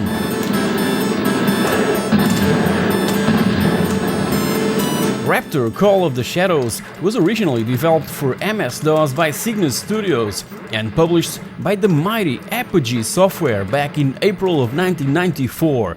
It was in fact placed in store shelves on April 1st of 1994. When Apogee announced to the public that Raptor would be available on that day, everyone thought that it was an April Fool's joke, but it wasn't. And the game was supposed to be called Mercenary 2029 and not Raptor Call of the Shadows. Scott Host, lead programmer, told in an interview that the name Raptor came after the Cygnus team went to watch Jurassic Park along with id Software's team, and ended up concluding that Raptor would make a better title than Mercenary. By that time, Cygnus and its software were based in the same building during the time period when Doom and Doom 2 were developed. Raptor Call of the Shadows is divided into 3 sectors: Bravo Sector, Tango Sector and Our Regions, each one composed of a total of 9 levels. As for its plot, is as basic as being sent on interplanetary missions to destroy everything that crosses our path, in this case, the Megacorp's thugs. Being a shoot-'em-up, everything that appears on screen must be destroyed, from other flying objects to ground targets like turrets, buildings and vehicles. Obviously that a shoot-'em-up without end-level bosses wouldn't be a shoot-'em-up, so there's plenty of those, even halfway through a certain number of later levels. Credits and bonuses are earned by destroying stuff, and the more difficult the enemies are, the more credits and bonuses we'll get. The player has only 1 life, but there's an energy meter that makes Raptor stand out from most shoot-'em-ups available until then. Also, a save option is available between levels that is really welcomed in this type of games. Our ship can withstand quite a huge amount of damage, always having the chance to upgrade it with shields and more powerful weapons that can be bought or collected using the credit and purchase system implemented. When facing the various types of enemies, we can dynamically switch between the weapons installed to face with the situation in hand, cause some weapons can only hit airborne targets and other only ground targets. Even so, there's a few that can hit both, so these last ones are pretty practical. The more original weapons present must be the auto-tracking turrets, and besides the Mega Bomb that will destroy everything on screen, including enemy bullets and projectiles, there's this weapon that fires continuous instant beams capable of penetrating and destroying multiple targets in one shot. Also, we can purchase a certain item called the Ion Scanner that, when confronting a level boss, can measure its own energy and damage meter. As said, Raptor was originally developed for MS-DOS, but 5 years later, Mountain King Studios, the rebranded Cygnus Studios, re-released it for Windows that featured not only slightly improved graphics and audio, but also feedback controller support. On the other hand, keyboard and mouse controls were incomprehensibly crippled. What were they thinking? By 2010, .emu published Raptor for Windows XP, Vista and 7, allowing different screen resolutions and ditching the force feedback support. A year later, the Apple Store also received a new port from the 2010 edition, but this version is no longer available. Instead, there's a macOS port that is still available for $1.99. By 2015, achievements and cloud saving were added to Raptor for an exclusive Steam release for PC and Mac. Raptor came after Galactrix, the first game by Scott Host, and a sort of spiritual sequel came later in 1997, Demon Star. Raptor Call of the Shadows was considered the best shareware game back in 1994, and remember, this ain't no dinosaur game. So guys, hope you've enjoyed this look back at the incredible Raptor Call of the Shadows that still holds up pretty well nowadays. I also have the GOG version, but I end up going back to my IBM PS1 to play it the way I used to back in the day. Feel free to like, to share, to subscribe, and to click on that bell icon to be notified when a new It's a Pixel Thing video is uploaded. Also, tell me everything down in the comments section below. Did you also play Raptor back in 1994? Were you also introduced to this game by the shareware version? Shareware was huge back then, and Apogee was one of the biggest names in the business.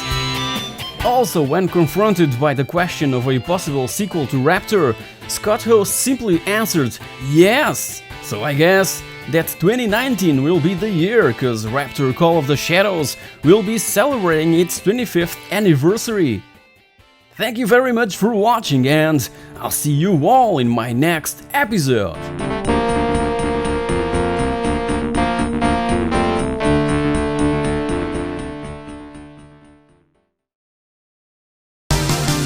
Hey guys, welcome back!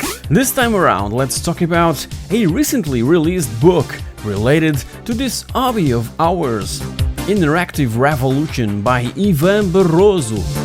The book is in Portuguese, so you better start learning that language, cause this is a one-of-a-kind piece of reading. The systems we grew up with, and their own variations, being consoles or computers, the most iconic games, completely obscure stuff, everything is explained and revisited in this book. Even the type of connections and connectors are covered, so that nothing is left aside. From 1972 to 2003, from the Magnavox Odyssey to the Nokia N-Gage and the Tapwave Zodiac, this is a must-have for collectors of video game-related items. It doesn't go deep onto every single system, but it's definitely a solid compendium not only for people that aren't familiar with this stuff, but also for the hardcore enthusiast on the subject. For each system, there's the additional info of how many units were sold, how many games were made for that particular system, and the media on which those games were published. Besides that, one of the main goals of the author was to provide students with a manual that would offer all the essential info related to the video games universe, not being too technical and consequently boring. Ivan did an amazing job compiling all this info onto one single book, and I must highlight not only the quality of the reading, but also the printing, the paper, the color, the format, and the design. Everything looks awesome and extremely enjoyable to manage. I was struck by memories and nostalgia at every single turn of a page, and it's really hard to let go.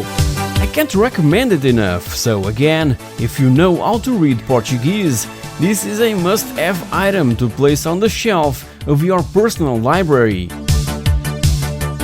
So guys, do you also enjoy a good reading? Please tell me down in the comments section below what books related to video games you are reading at this precise moment. In the meanwhile, don't forget to like, to share, to subscribe, and to click on that bell icon to be notified when my next video becomes available. Thank you very much for watching, and I'll see you all in my next video.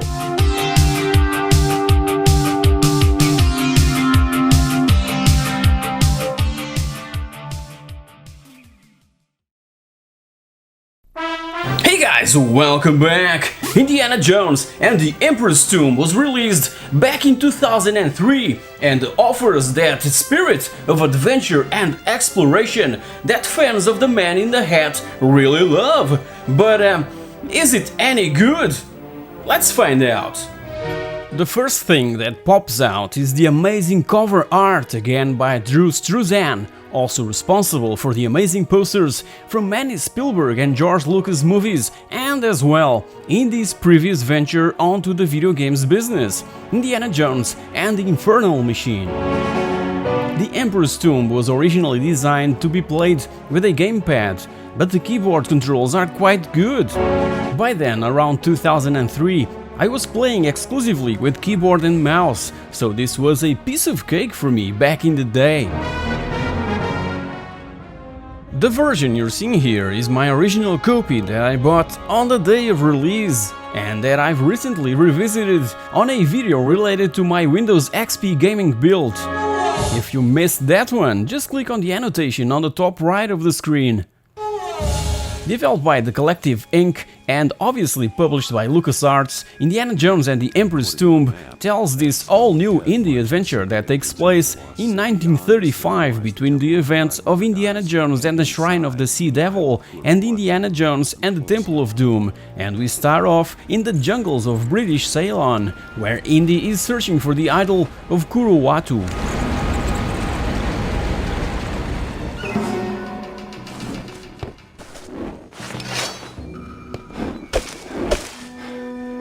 After we retrieve the idol, we're confronted by this Nazi by the name Albrecht von Beck that simply wants that item for his private collection, a sort of spin-off of Belloc that we saw in Riders of the Lost Ark. That confrontation does not end well.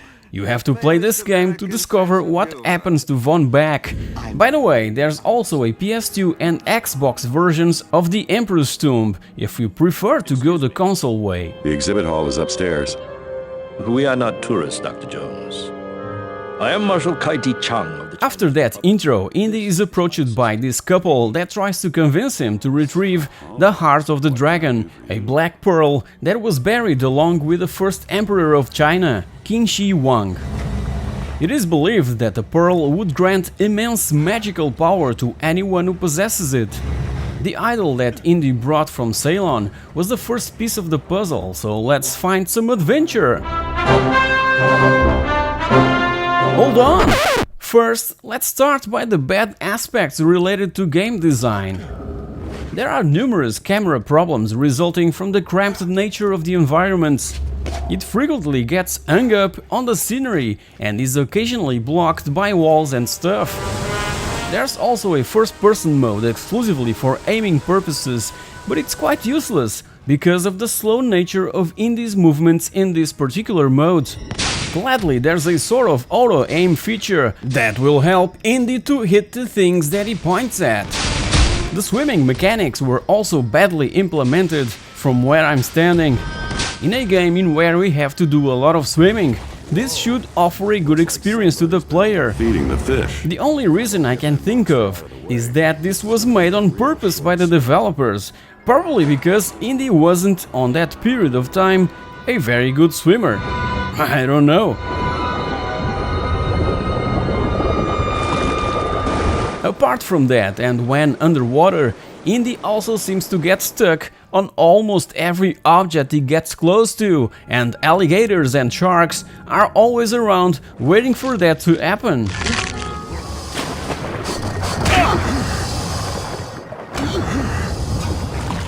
Solving puzzles and jumping from platform to platform is also what this game is about. And there's plenty of perfectly timed jumps to master, and holding on to a nearly missed ledge with the tips of our fingers can really be exciting. When the time comes to use Indy's whip, an icon will appear on the top of the screen, allowing us to almost instantly switch to that item from the inventory. Be aware that you'll also come across situations in where you have to jump first and use the whip in mid-air. As said before, the Emperor's Tomb can really be exciting.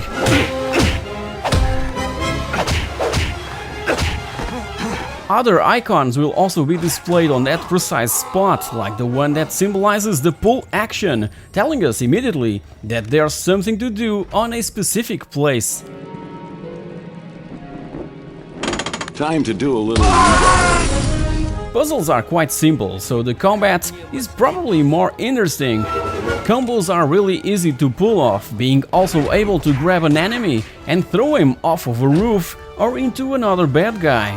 Truly enjoyable and funny situations may be accomplished with the combat sections present on the Emperor's Tomb, and the second half of the game is packed with these encounters. The AI is also truly challenging, with incredibly smart enemies to face. They team up against us and pick objects dropped by other characters. Indy's hat can even come off during a fight.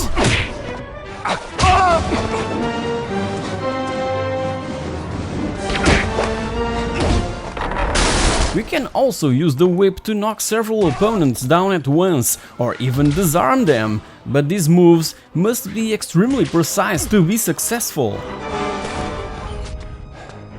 Obviously that there are guns and ammunition scattered around the levels, but in very limited amounts. I guess that the developers wanted to focus the action towards one-on-one fighting after all.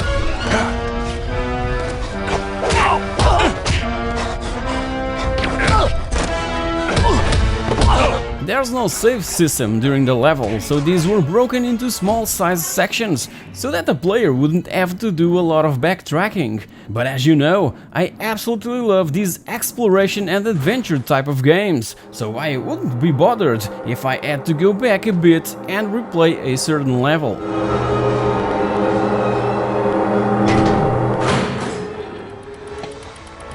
In this voice is brilliantly performed by David Ash, that sadly already left us back in April of 2015. He was also casted to provide his voice to the character Han Solo in Star Wars Galactic Battlegrounds. And besides the voice work, the musical score, again by Clint Bajakian, is quite impressive, just like it was on Infernal Machine. A fake bookshelf. This place is full of surprises. It looks like there's something missing here. John Williams should be proud to see his work being used and rearranged by such incredible and talented musicians. Indiana Jones, world-famous archaeologist. Got a nice ring to it.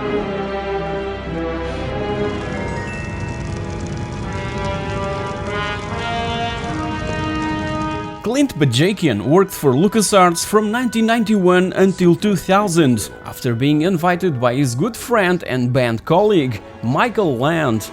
He worked on several LucasArts classic games, in where he gained enough fame to finally quit LucasArts to form his own studio.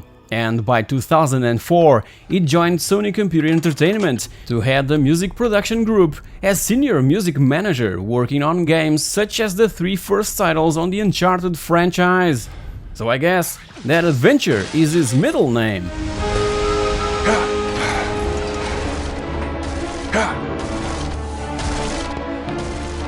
You're a dead man, Jones. Many years later, by 2009, came the third 3D action-adventure game in the series, Indiana Jones and the Staff of Kings, that was initially aimed for the next-gen systems, the Xbox 360 and the PlayStation 3. But as told on my LucasArts history video, it was running behind schedule big time. That Naughty Dog, along with its Uncharted Drake's Fortune, completely backstabbed LucasArts and the team that was developing this brand new indie adventure. But that's a story for another day.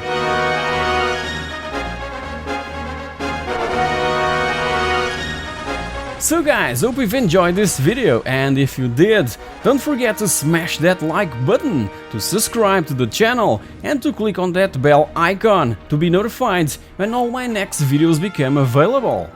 Have I mentioned how absolutely stunning you look in that dress? I'm thoroughly aware that Indiana Jones and the Emperor's Tomb won't probably be of interest to players that were never fond of Indy's adventures, but for fans of the character and the franchise, just like me, this is one must-play and one must-have title. Feel free to share down in the comments section below your favorite indie games. I miss the good old Indiana Jones point-and-click adventure games, and what about you? Tell me everything! Thank you very much for watching, and I'll see you all in my next episode!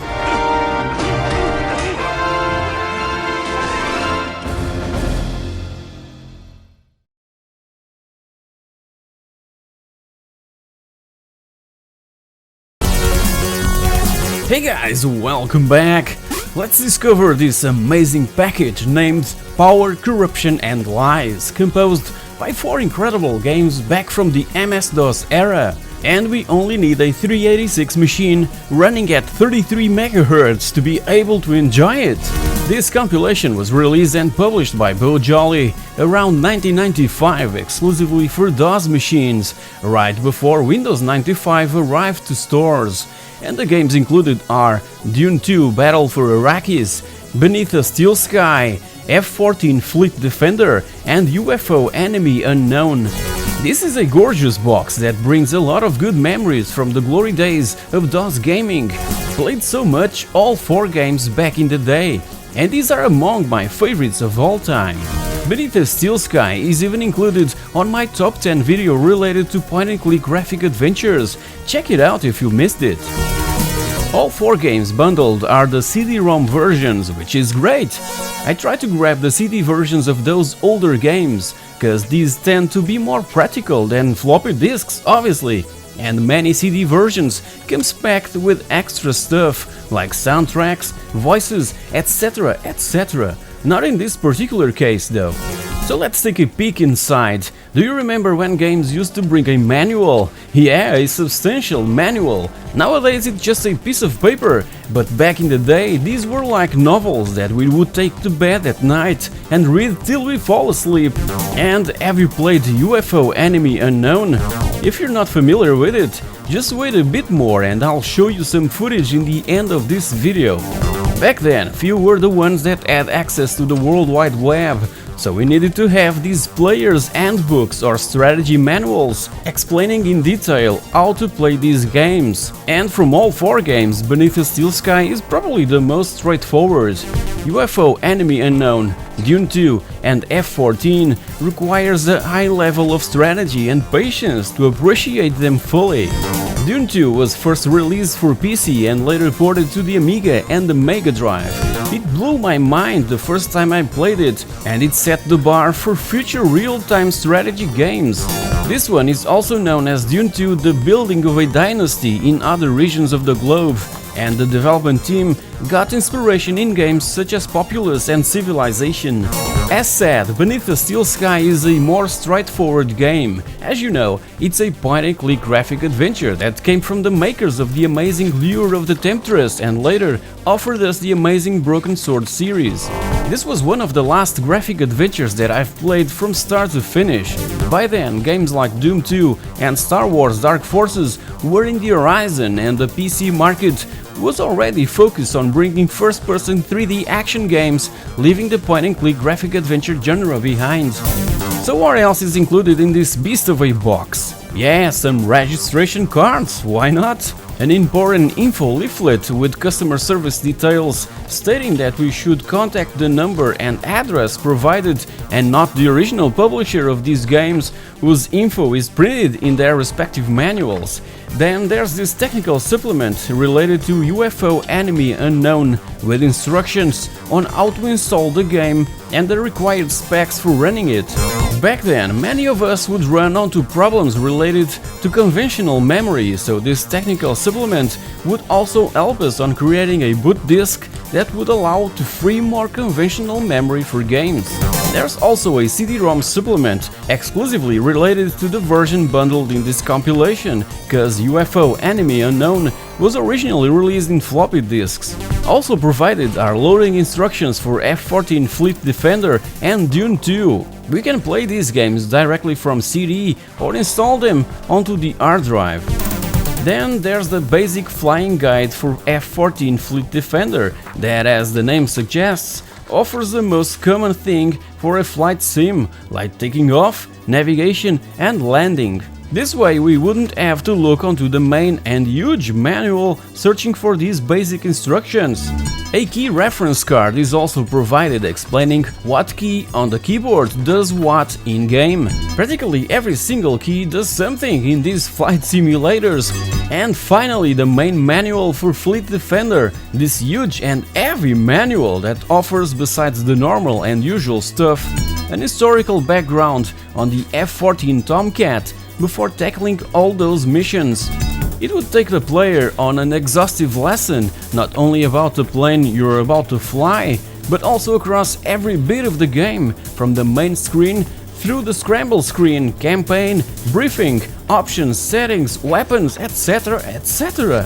Everything is explained in this manual: the career mode, simulation controls, again a deeper look onto the flight control keys, radar controls, weapon controls, head-up display controls, the various simulation views, all the way up to the hardware controls with the various and different joystick configurations if we happen to have a dedicated flight stick that were a really expensive piece of hardware back in the day. Included is a how to fly chapter teaching us about flight dynamics, gravity, g-forces, fuel management, navigation and even when to bail out. So I guess that after we get familiar with all of this, we were ready to fly a real fighter plane. Again, these were the days of incredible packages filled with goodies, and we didn't have to pay a fortune to get all this physical content. So time to install all 4 games and increase even more the dose of nostalgia. Starting with Dune 2. As I said previously, this game set the bar for real-time strategy games that would come later. So many followed this winning formula, also because Dune 2 was the first real-time strategy game to use a full mouse control. As you all know, we act as a commanding officer, building up forces and then dispatching them across the battlefield. It's based on the bestseller by Frank Herbert and was developed by Westwood Studios back in 1992. It revolves around harvesting resources, the spice, to building the battle units necessary to lead to victory, one of the houses available. Many players would recall better the Command & Conquer series, also from Westwood Studios, but it was here, on Dune 2, that all that good stuff started. Enemy units destroyed. Harkonnen harvester deployed. I've already talked so much about Beneath a Steel Sky in this video and on my top 10 point-and-click dedicated episode. It came from Revolution Software back in 1994, a sort of interactive comic book with cutscenes by the amazing Dave Gibbons, the man behind the Watchmen comics. It's gone crazy! Maybe I'd get The amazing detail on each and every background, the comical twist, this was as good as anything coming from Sierra or LucasArts back in the day, and again, it's one of my favorite graphic adventures ever released. For more info, please watch my top 10 video by clicking the link on the top right of the screen. What's going on? That chopper's a write-up. I was lucky to get out alive. F-14 Fleet Defender was considered back then as one of the most complicated and realistic PC air combat simulators ever created.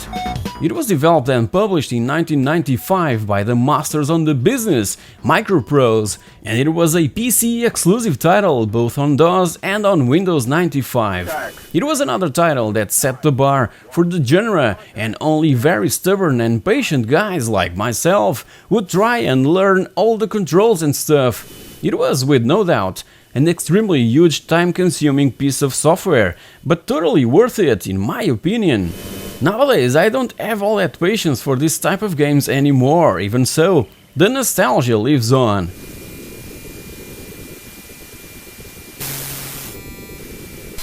Cut power, cut power! UFO Enemy Unknown is also known as XCOM UFO Defense, and it was, again, developed by Microprose with a little help from Mythos Games. It was initially available for DOS and the Amiga back in 1994, and later ported to the PlayStation. In this one, we're a commander of XCOM, a force devoted to combating extraterrestrial threats, and this game combines strategic resource management with turn-based tactical fighting. Building bases all around the planet Earth, taking down UFOs, developing research capabilities, investigating spacecrafts and creating more devastating weapons are basically the main goals in this game.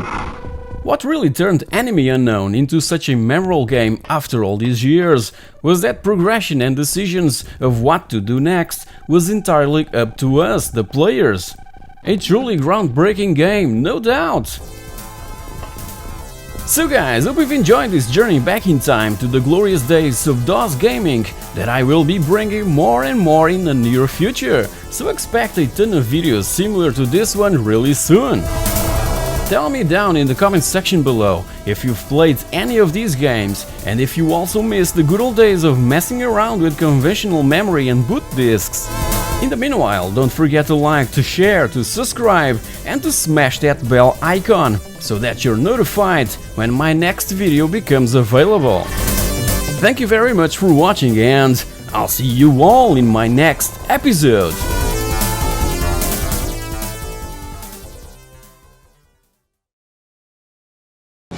Hey guys, welcome back to a not so retro review, and this time around it's all about Dakar 18, a game that I was waiting since forever, but was I disappointed with it? Let's take a look. Big Moon Entertainment is a small and young Portuguese developer with a bold mission: to bring the Dakar experience to fans and enthusiasts that always wanted to tackle such a challenge and extreme adventure on the comfort of their homes. In the past, a very restricted group of video game developers had the guts to try and replicate the feeling and emotion of such an endurance race. We have to travel all the way back to 1988 to find a game that really captured that sense of freedom, of choice and of strategy. That game was Paris-Dakar from the Spanish developer Made in Spain. In that one we had a simplified roadbook that would tell us how many kilometers we should drive north, then how many we should drive east and so forth. Believe me, it was a huge challenge and on an 8-bit home computer. 30 years have passed and in the meanwhile the event switched from European and African landscapes to South America. It was no longer safe for contestants to cross certain African countries. Their lives were at risk. The last 3 events would have their initial start here in Portugal, and as a huge fan of the event, practically since birth, I simply had to follow the race as close as I could. Sadly, the 2008 edition and last one starting from Lisbon was cancelled due to threats of a terrorist attack on whoever crossed the Mauritanian border. Let me remind you that this is an event that needs to be planned almost a year in advance, and practically half of this particular one would take place in Mauritania. With that said, ASO, the organization responsible for the Dakar, crossed the Atlantic and landed on Argentina the next year, and it stayed on South American soil since then. As said before, Dakar-related games came and went, but those were traditional racers just like all others, and competition is ferocious in that particular genre. Finally, in 2018, we have the chance to try a new Dakar game, but this time around, extremely focused on navigation and orientation, using the most important item on such a race, the roadbook. This is what this game is about, a true sim in what orientation and navigation is concerned. These were based on the real roadbooks used on the 2018 Dakar event that took place back in January, and the waypoints are exactly where they were supposed to be, that even Alex Aro, Nani Roma's co-driver, recognized. Nowadays the Dakar is open to 5 distinct categories: cars, trucks, bikes, quads and SXS, and Big Moon tried really hard to implement those in the game. Bikes and quads have strange behaviors, but at least they don't have a navigator by their side yelling at them. These vehicles respond weirdly to the controls, and I can't get no fun and enjoyment out of them. As for the 4-wheelers, trucks and the 4x4 cars are the ones that really brings a smile to my face, even not having the physics models that all fans like me were hoping for, maybe on Dakar 19. So putting the physics aside, what have we got left? The vastness of the desert, the huge dunes, miles and miles of open landscape to drive and to get lost, and our co-driver yelling and, most importantly, telling us where to go so that we can focus on driving and on reading these treacherous terrain filled with traps and hazards. 28! If you want to simply go flat out across the dunes, following a predetermined track or path, well, you've come to the wrong place. There's tons of options out there, but if you're willing to try something new, something unique, Dakar 18 is definitely for you. Dakar 18 is all about cross-country rally racing, with long stages of up to 1 hour non-stop, if you're an experienced driver and somehow slightly familiar with orientation and navigation. Obviously that there are tutorials and a rookie mode to help you get familiar with this game. For the hardcore racer and fan of the real Dakar event, competitor and legend modes are the way to go. Dakar 18 offers a play area of over 18,000 square kilometers, divided across the 14 official stages of the real Dakar Rally 2018, detailing not only the expected course for each stage, but also a huge area for us to explore and to get lost, covering Peru, Bolivia and Argentina. There's even a treasure hunt mode that will allow us to find, well, treasures. And while doing it, we'll come across incredible and mystical places such as the Nazca lines in Peru. Picking a category may be the most difficult choice you'll ever make in this game, so choose wisely and start by a vehicle that you find more suitable for your own personal driving skills. All of them are licensed from the real manufacturers and teams, and for instance, the big trucks are really fun to drive, but a bit slow, whilst within the car category there are the rear-wheel drive buggies from Mini and Peugeot that can really be challenging to drive, sliding all over the place. Again, choose wisely or you'll probably give it all up in the first couple of miles. Even so, the more resilient players out there that are really looking for a true challenge should pick a bike or quad in where, as told, there's no navigator by your side, so you'll have to drive, read the roadbook, make the necessary adjustments to the distance traveled to match the ones on the roadbook, etc, etc. By the way, and in the meanwhile, the two-wheel bikes were completely reworked, and after the last released patch, riding these is slightly improved. Again, driving in general is not as enjoyable as it should be, even with a steering wheel and pedals, but the real test lies on navigation and orientation. Taking your vehicle into the unknown, having the real sense of being lost somewhere in the desert and having to find your way back to the right path is a freaking amazing challenge. Surely that it would have been even more incredible if the driving mechanics and feeling were there. But we have to keep in mind that this is the very first racing game entirely developed from scratch, coming from Big Moon Entertainment. There are so many cool features included in Dakar 18, like being able to help other drivers that are stuck in the mud or on the top of a dune, use shovels to dig our way out, or apply recovery boards if there's no one around to help us. Also, after freeing our fellow drivers, they can run you over, so just stay out of their line of sight. Also, the online multiplayer is really engaging and fun, but it's quite difficult to find someone to play with. There's also other multiplayer options like the traditional split-screen mode and even two-screen modes, so that each can have their own screen. This last mode is truly enjoyable and extremely fun, that brings that good old spirit of couch play, something totally forgotten nowadays. After the Day 1 patch, there was a ton of issues still to be corrected. These issues are now addressed, but there's others popping out as more players start playing the game, like cars disappearing in thin air or trucks appearing from nowhere on top of others. This is weird. In the meanwhile, 8 patches have already rolled out for the PC version, improving and fixing tons of issues that players are reporting on a daily basis.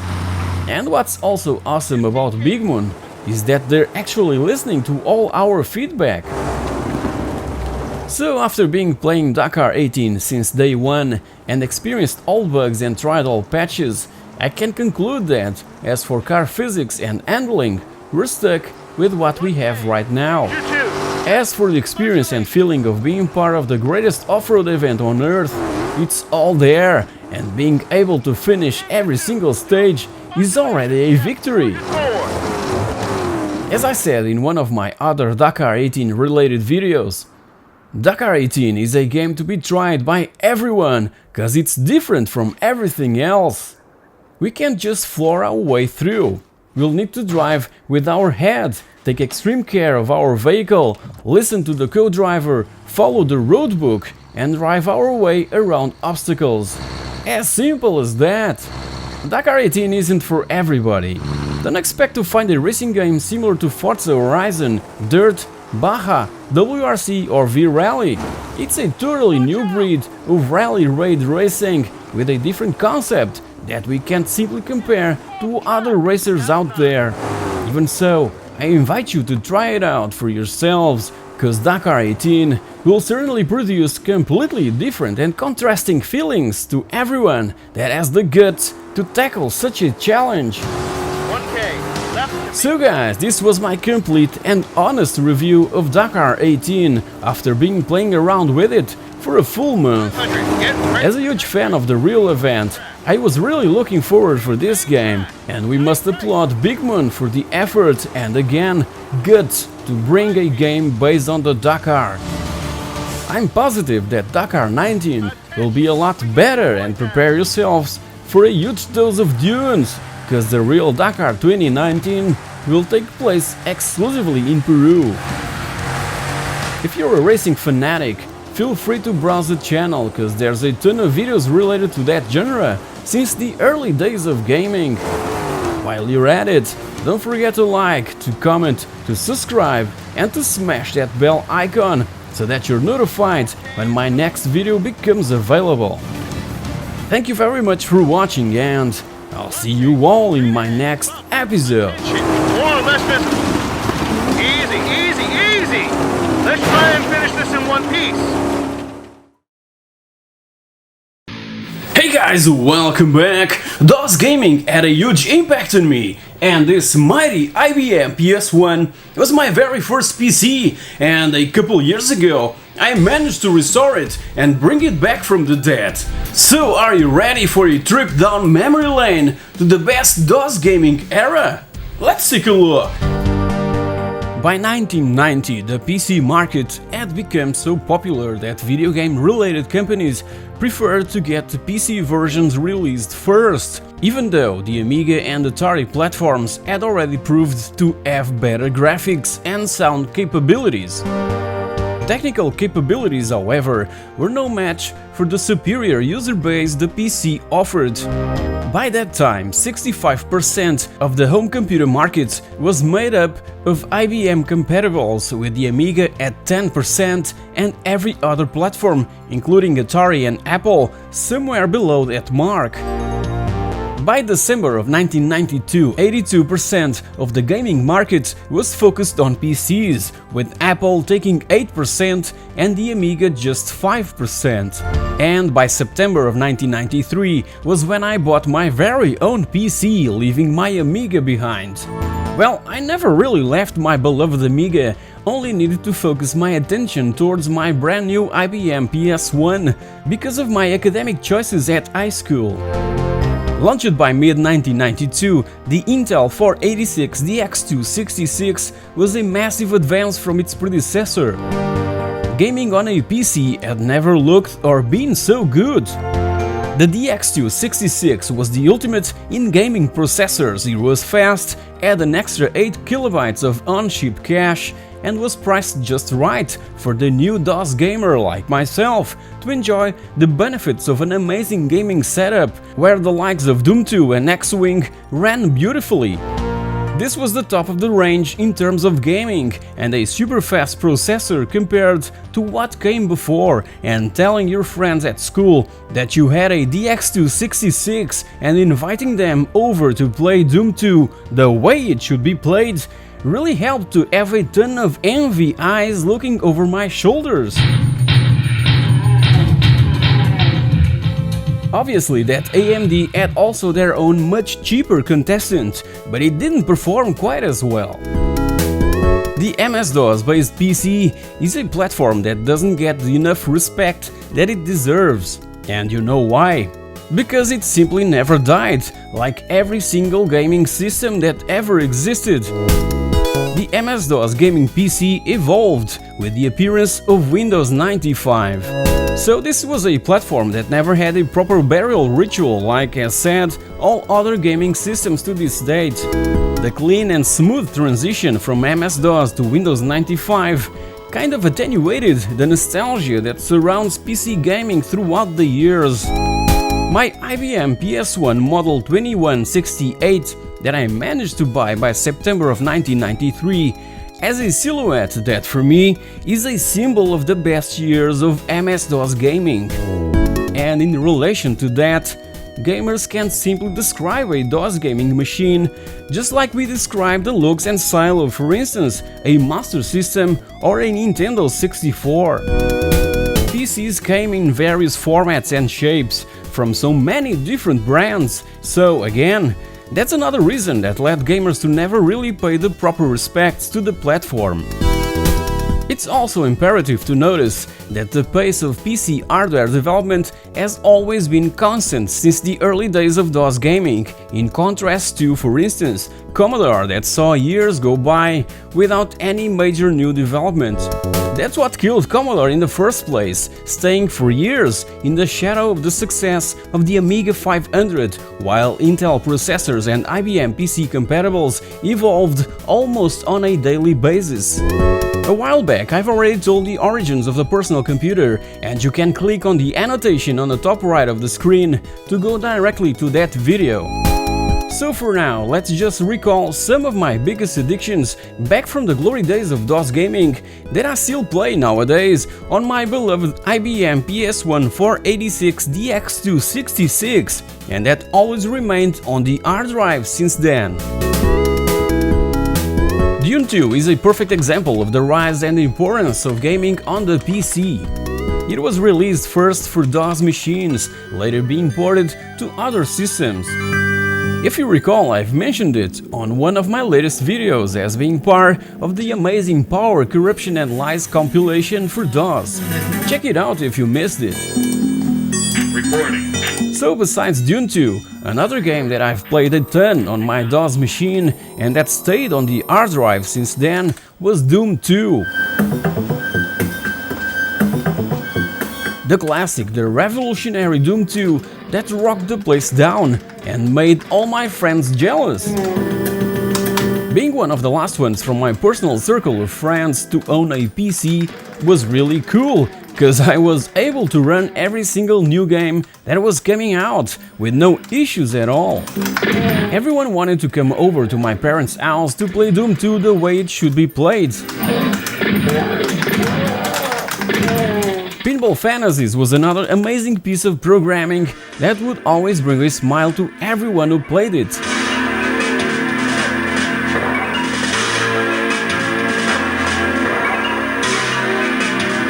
This one was first released for the Amiga and later ported to the PC, and it was one of those games that I was completely in love with on the Amiga that I should also have on my brand new IBM. I've recently made my review and historical background on Pinball Fantasies, so please check it out. It's one of my favorite games of all time. Pronouncing this game's title to my friends was so damn funny back in school by the time it was released, cause removing one of the D's on the second word of cannon fodder is a bit on the naughty side when pronounced in Portuguese. Back in those days we were just innocent and curious kids, you know? So Cannon Fodder was another game originally released for the Amiga and later ported to the PC and other systems. This one I only played on DOS, and only many years later I managed to try the Amiga original. That is the best, I must add. But even so, my first contact with this game was with the PC version, so this is, for me, the one that really means something to me and keeps the nostalgia level sky high.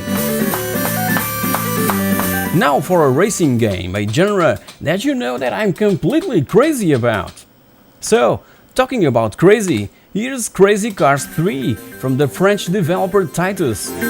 If you remove the U from the Titus you get... okay, never mind. Back then, there were obviously way better racing games on DOS, like the ones from the Lotus and Network Q Rack Rally series, but the Crazy Cars franchise was with me since the glory days of the ZX Spectrum, in where I used to play the first two games.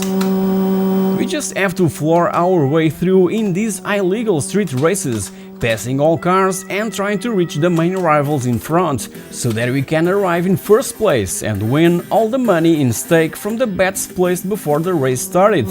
It's that simple. Now, one of my most played point-and-click adventure games was Day of the Tentacle, with its incredible art style and dark humor, and it came from the creative minds of those crazy fellows, Tim Schafer and Dave Grossman, obviously. I miss so much the glory days of graphic adventures, mainly from Lucasfilm and LucasArts. If you haven't watched my complete history video on those mythic video game companies, feel free to click on the annotation on the top right of the screen. As I've told so many times on my videos, I absolutely love pinball games, and besides Pinball Fantasies, I also used to play a ton Extreme Pinball, the first game from Digital Extremes, but not the first game by James Schmalz. A couple of years prior to Extreme Pinball, James also gave us the fantastic Epic Pinball, another that I used to play a lot back in the day. This particular one was developed and released for DOS back in 1995 and later ported to the PlayStation, a version that received really poor reviews. For last, Jazz Jackrabbit was a sort of Sonic game that PC gamers were looking for. An extremely fast side-scrolling platformer, a style more common to see on consoles by that time. It was developed and published by Epic Mega Games, Wells, for DOS and later for Mac and for Windows. As said, Jazz was inspired by games like Sonic and Zool, and its fast-paced gameplay, beautiful graphics and amazing soundtrack was what really grabbed every single one of us that didn't own a gaming console by that time. And this was the game that we would show to our friends that had, for instance, a Mega Drive or a Super Nintendo. They were impressed, I can tell you that, and started to look differently at computers, cause these beasts can also be fun. These were just a few games that are still installed on the hard drive since around 1997, time when I upgraded to a Pentium machine paired with a Diamond Monster 3D FX card. Unfortunately, I got rid of that card, but I kept the games that came bundled. Lastly, I have to thank to Kappa Games, CTG Games and Spot.p for giving me the inspiration to create this video. Last week I was on the Portuguese podcast United Gamers about PC gaming, and it was, with no doubt, the spark that fueled my motivation for this episode. Tanto jogo bom em DOS, lá está, deixem-me dizer isto, o DOS, aliás o PC Gaming foi uma plataforma que nunca morreu, não é? Evoluiu, passou do DOS para o Windows e cá estamos ainda com isto, não é? Com o PC Gaming. E não há aquela nostalgia pelo PC Gaming como há, por exemplo, pela Mega Drive, pela Super Nintendo e pela NES e por isso tudo, foram consolas que surgiram, apareceram, morreram. E agora o pessoal, e tal, nostalgia, bué, quando eu jogava aquele jogo, não sei o quê, na Mega Drive e tal, não há essa coisa pelo PC Gaming. E o PC Gaming foi daquelas plataformas que nunca morreu. Foi sempre evoluindo, sistemas operativos novos e não sei o quê, mas foi sempre evoluindo, nunca morreu. Não há aquela coisa, aquela nostalgia pelo PC Gaming como há pelas outras plataformas todas. É isto que eu tenho a dizer do PC Gaming. Pronto, posso ir embora.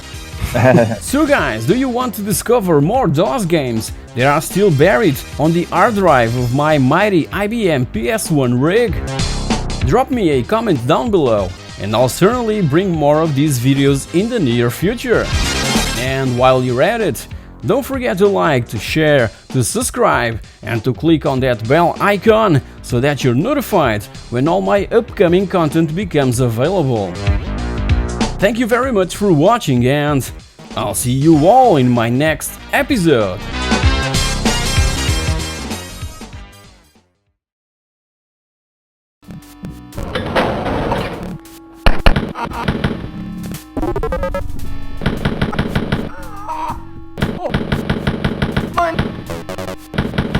We've all been there, shooting at stuff for no reason.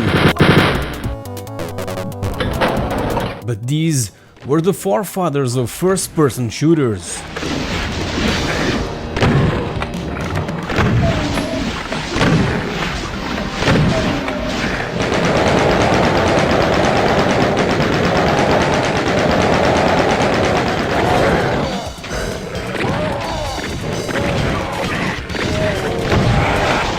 Dark Forces improved that formula to a whole new level, but only by 1998, action and storytelling within the genre was pushed forward in such a way that every single one of us that really played Half-Life back then can relate.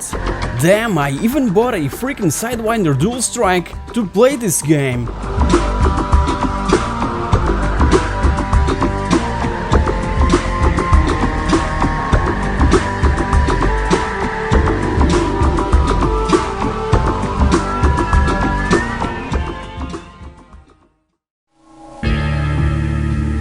Half-Life came from a rather obscure developer by the name Valve. It was in fact their first game, and you know what happened a few years later, don't you? It was created using a heavily modified version of the Quake engine licensed from id Software, and the fact of being a different approach to the genre with puzzles, horror and a story, yes, a real story and plot, ended up neglected by practically every single publisher that saw it running. Only Sierra understood Gabe Newell's vision, cause this was a publisher that really cared about storytelling. In fact, the game starts differently to what we'd seen till then, with a monorail ride through Black Mesa Research Facility, in where the action mostly takes place, and with the developers' names popping up in a sort of movie style. These are just a few examples that were inspired by Half-Life's iconic introduction. Time is 8:47 a.m. Current topside temperature is... Slightly based on Area 51 and Los Alamos National Lab, Black Mesa Research Facility is an ultra-secret complex under government contract, conducting top-secret and extremely volatile experiments. Eating or drinking. Everything goes well and according to plan, until a certain experiment goes wrong. Get away from them! Shut it down! Objective shut down! It's done! Portals to another dimension are opened, and strange things and behavior starts to happen.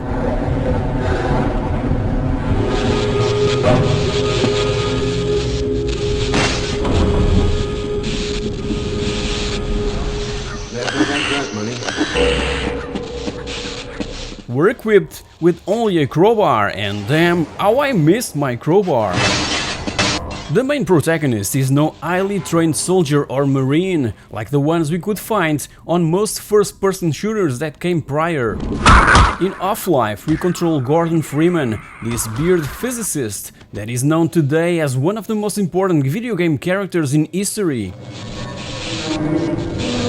No! Stay back! Gordon! Gordon has now a problem. He must use that crowbar against his fellow scientists that were turned into zombies, also smashing in the process those disgusting headcrabs that simply want to suck his brain. As told, Freeman is no superhero with superpowers, combat experience and super strength. The HEV suit is his last hope of survival, providing some defense against these nasties.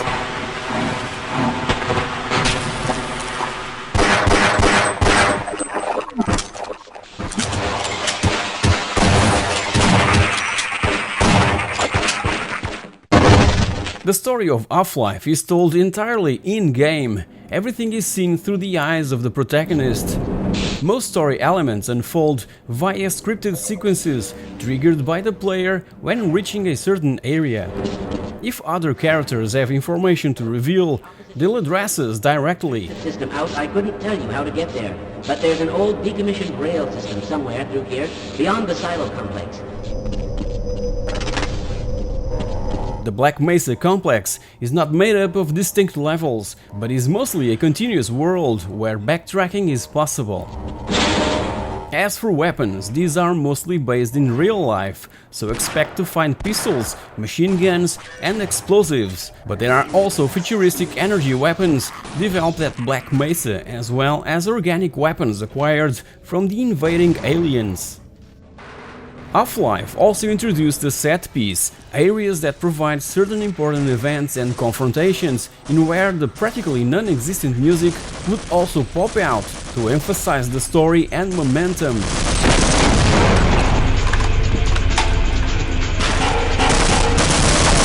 Enemies fall into two categories, aliens and human soldiers or marines. While most of the aliens are not very bright, the Marines are extremely clever and deadly that really set the standard for FPS games. These were sent by the government to eliminate the alien organisms and all other surviving Black Mesa personnel, including Dr. Freeman. I killed 12 dumbass scientists and not one of them fought back. This sucks. When in direct combat, these would take cover and try to flank us using grenades to flush us out. This was the first time that an enemy was able to truly intimidate me, and if that wasn't enough, this figure known as G-Man would appear from time to time, creating an even more mysterious and tense feeling while playing, just like if our every single step was being monitored. Environmental puzzles were also introduced, cause some of the alien enemies cannot be killed by normal means, so the environment must be used against them instead. All this mind-blowing cinematic action, exploration and clever plot was cloned by so many first-person shooters that followed, like Call of Duty, Halo or Far Cry, also inspiring the modding community to create their own games using the Quake engine, such as the iconic Counter-Strike and Day of Defeat. It was ported to the PlayStation 2 by Gearbox Software back in 2001, and the Dreamcast version was also ready to be placed on store shelves. But the uncertain future of Sega led to the cancellation of that particular version. Rumor says, though, that there are copies in the wild of that Dreamcast port.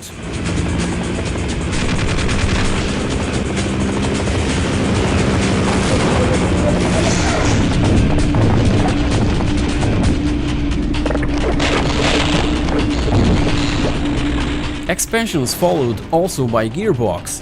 In 1999 came Opposing Force, and by 2001 Blue Shift, that was initially aimed for a Dreamcast exclusive release, but as stated, ended up being ported to the PC, also offering the high definition pack that would update the looks of Opposing Force and Blue Shift. The PlayStation 2 game had also an expansion of its own, included in disc, Decay, that featured cooperative gameplay in which two players could solve puzzles or fight against the many enemies in this amazing Half-Life universe.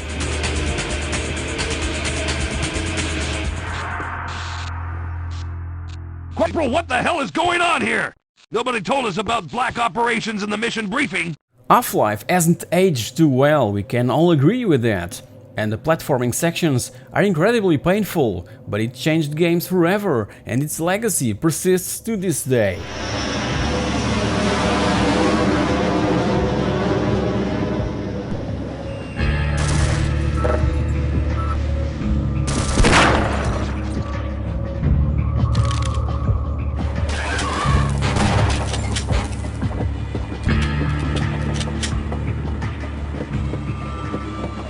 So guys, share down in the comments section below your memories and love for Half-Life, a true groundbreaking game that revolutionized the genre and the whole industry, giving birth to Steam, the largest digital distribution platform for PC gaming. Hope you've enjoyed this episode, so if you did, don't forget to share, to smash that like button, to subscribe to the channel and click on that bell icon so that you're notified when all my upcoming content becomes available.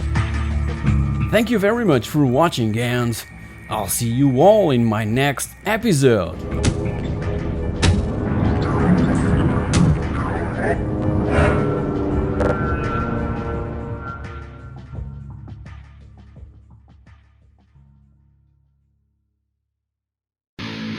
Hey guys, welcome back! So the PlayStation 4 is already celebrating its 5th year of existence. So let me show you my 5 most played games on the system. Let's take a look. To be honest, my kid just spends way more time with a PS4 than me, playing Pro Evolution Soccer 2019 and FIFA 15. So in late 2013, the PlayStation 4 was placed on store shelves, first on the 15th of November in the United States and a few days later on the 29th in Europe. Japan only got Sony's brand new system in February of the following year. A brand new IP from Evolution Studios was being developed and scheduled for release alongside the PS4, but ended up suffering various delays and was only released a year later, by October of 2014. When Drive Club was finally released, It was crushed by the press, stating that it was incomplete and filled with problems related to the online mode. Can't really say anything related to that, cause I only bought my very own PS4 in July of 2016 and by that time all issues were totally solved. As you know, all that bad press and negative feedback from players led to the dismemberment of Evolution Studios, starting by letting off more than 50 employees in March of 2015, and a year later, the main door was completely and forever closed by Sony. Check my retrospective on Evolution Studios just by clicking on the annotation on the top right of the screen. I truly love this game, and for me, it's still one of the best looking games on the system. And it plays awesome with the PS4 controller. So in this one, we compete in racing events all around the world, in standard races, time trials, drifting events, championship tournaments in Canada, Norway, India, Scotland, Chile and Japan, offering an amazing day and night cycle and weather system. If you haven't played this one, well, you should!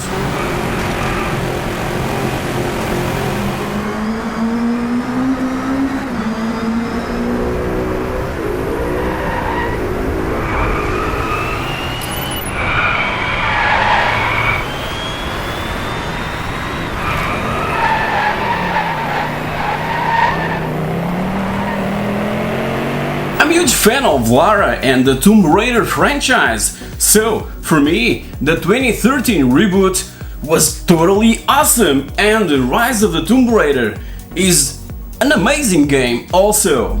In fact, I'm talking about the 2013 reboot, I consider it as one of my favorite games of all time. Its sequel is also an amazing game, but the Frozen scenario is not my kind of thing. Well, it's my kind of thing, but on rally games. Even so, Rise of the Tomb Raider is a phenomenal game, and I've enjoyed it every moment of it, and I only rested when I finished it.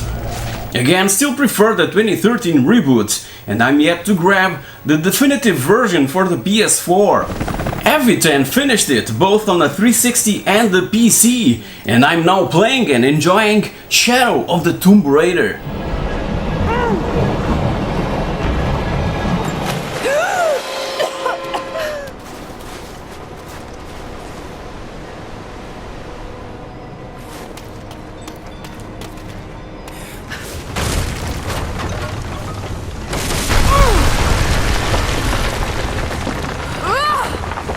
Staying in the adventure genre, Uncharted 4 was freaking awesome, but honestly, I preferred The Lost Legacy. What a ride, and I can't wait to get my hands on these two again.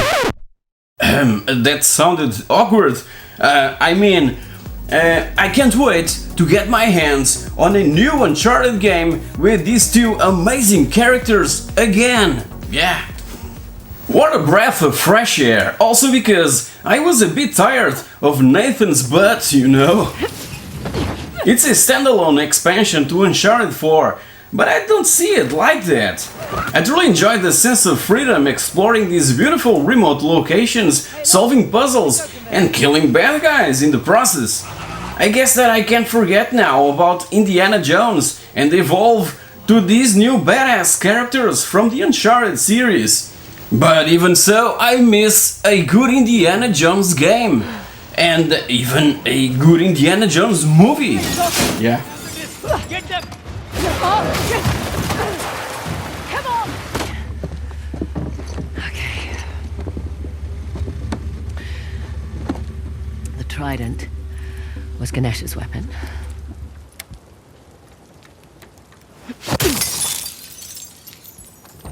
Or that works. So, WRC7 was the last installment on the series, released back in September of 2017. I was really sad that for 2018, Kiloton, the developer of WRC7, focused their efforts towards the revival of the V-Rally series. It was a failed attempt to cash in, trying to take advantage of the nostalgia that the name brings to fans of that mythic racing franchise. Besides grabbing the V-Rally series, Big Ben, the publisher of WRC7, bought also the rights for the Test Drive franchise, and a Test Drive Unlimited sequel is expected to be announced soon. With that said, I guess that we won't see a WRC8 anytime soon from these guys. Left 1, 300 and finish! So WRC7 is for me the best game ever to arrive from Kiloton and Big Ben, and since the game was released, then I religiously play it every single week to finish one more rally or championship and advance to bigger and influential teams. There are tons of stages scattered throughout the enormous WRC season that can still amaze me after all this time. And have I mentioned the epic stages? Man, incredible stuff. Into bridge, 120. Square right, keep left, uphill, into left 4, long, 30, right 4, bumps, 100. Caution, hard brake, over crest, square left, don't cut. Caution, big jump, over crest, keep middle, and left 6, 100. As you know, if you follow my channel since the beginning, you know that I spent tons of time around arcades when I was younger. I would venture into those obscure and smoke-infested places just like if it was my second home. And despite being incredibly difficult, Ghosts and Goblins and Ghouls and Ghosts were titles that always attracted me due to its playability and audiovisual ambience. Cursed Castilla or Maldita Castilla was mainly inspired by the aesthetics of the Ghost series, but its plot is highly focused in Spanish history and mythology, stuff that I really love to experience in a video game. Gladly, the extreme difficulty of its spiritual brothers was left aside. The first level even functions as a sort of tutorial to set the mood of things to come and to get players familiarized with the controls. Back in April of 2017, this physical PS4 release and limited to 3,000 copies was announced and made available through Play Asia, and I was lucky enough to grab copy number 641 for my game room. I reviewed it a year ago, so please check my dedicated episode by clicking on the annotation on the top right of the screen.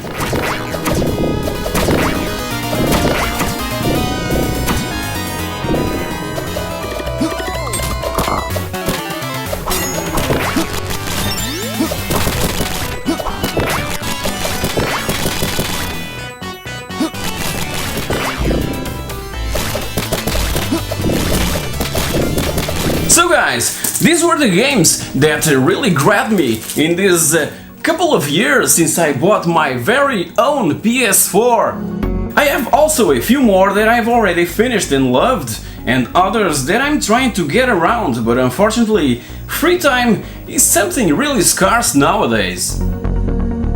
Tell me down in the comment section below the PS4 games that really grabbed you in these 5 initial years of the system's lifespan.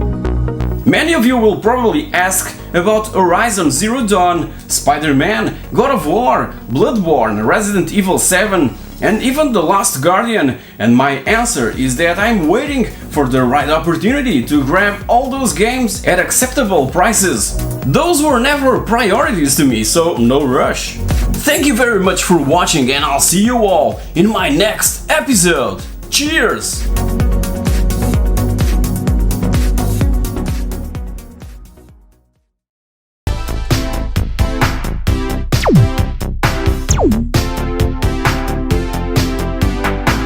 Racing games are becoming more and more realistic. From Accolade comes Grand Prix Circuit, a Formula 1 sim for PC, allowing the player to race around such famous courses as Detroit and Monaco. We compete against 9 other drivers in a choice of McLaren, Williams or Ferrari cars. There are 5 levels of difficulty and pit stops to slow us down. From Mandarin comes a very different racer based on the Lombard Rack Rally event. In this one we sit behind the wheel of a 4 Sierra RS Cosworth as we work our way through 4 different stages, including through a forest and night driving. With precious help from Ford and the RAC, the game is promised to be a faithful rendition of the hairpin bends and dangerous surfaces of rally driving. Psygnosis have one of their strongest ever 16-bit releases available for the Atari ST and the Amiga. Ball is a multi-level scrolling platform shoot 'em up with some stunning screens. We guide the so-called Time Warriors through a series of tunnels and platforms in an attempt to destroy the many scattered components of an alien death machine. Capcom's latest arcade release, Let Storm, is making its debut on home computers, compliments of the publisher Go. It's nothing more than racing on post-nuclear wastelands, just like Road Blasters and Overlander, but obviously graphically better. There are 9 levels of varied terrain dotted with ramps, broken bridges and other hazards. A new game from Gremlin is also arriving, Dark Fusion, a shoot-'em-up in where we fight nasty aliens and have the ability to use fusion pods to advance through the various levels in different fashions.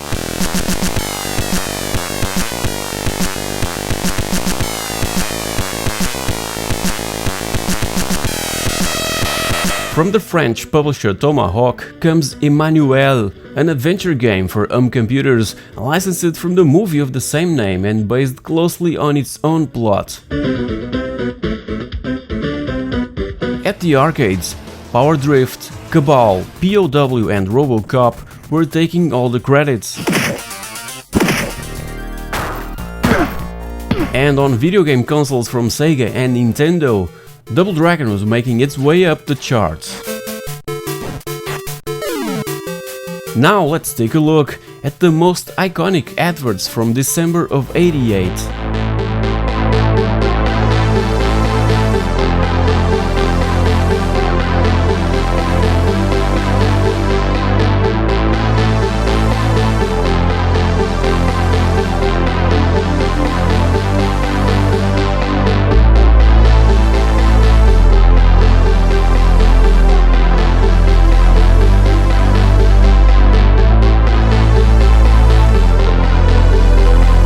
And by December of 1988, these were the best-selling games. On 8-bit home computers, Outrun from US Gold,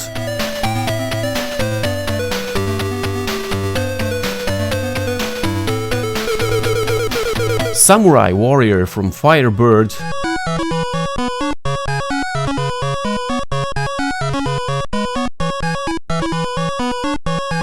Target Renegade from Imagine Software,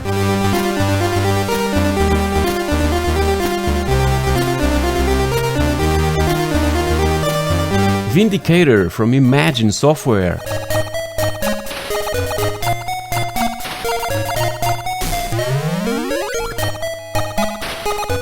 Daley Thompson's Olympic Challenge from Ocean Software,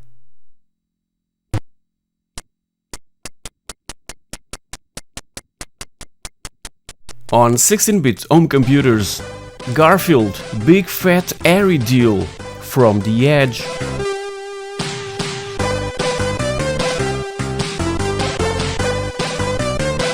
Carrier Command from Rainbird,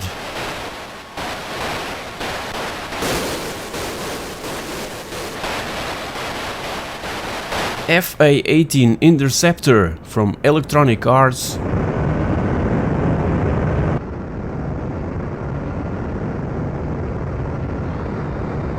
Daley Thompson's Olympic Challenge from Ocean Software,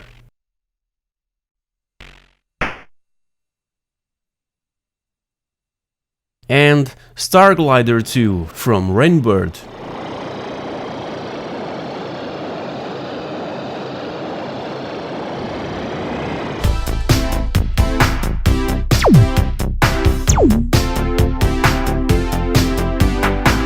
A brand new game coming from also the brand new developer Chris Ellis is Prison, an arcade adventure for the Atari ST and the Amiga, which challenges the player to escape from a penal colony on a planet deep in space.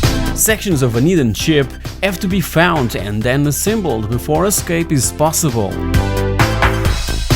For 8-bit home computers and from Elite Systems comes Storm Warrior that offers hack-and-slash fantasy combat through caves, ruined cities and inhospitable terrain during the quest to overthrow the Queen of Darkness. Also from Elite Systems, Super Trucks is making its debut with frenetic race action in another scrolling road driving game, which puts the player behind the wheel of a souped-up truck. Whilst every other developer released their newest games by Christmas, System 3 Software opted to skip that crazy sales season and pushed a bit forward their newest shoot-'em-up Dominator, now scheduled for release during this month of January. Tusker is another title from System 3 that is coming soon, an action-adventure game in where we control an Indiana Jones style of character trying to find what mysteries lies within an African elephant's graveyard. After the release of Ball, Psygnosis is thrilled to bring Aquaventura featuring fast-moving solids in another shoot-'em-up style of gameplay with 8-way scrolling. A curious thing is that some of the aliens are harmless until we start shooting at them, and that's when things start to get crazy. And talking about crazy, Crazy Cars 2 from French developer Titus is also arriving on 16-bit home computers. We race a Ferrari F40 across 4 American states in pursuit of corrupt police officers that are involved in a stolen car racket.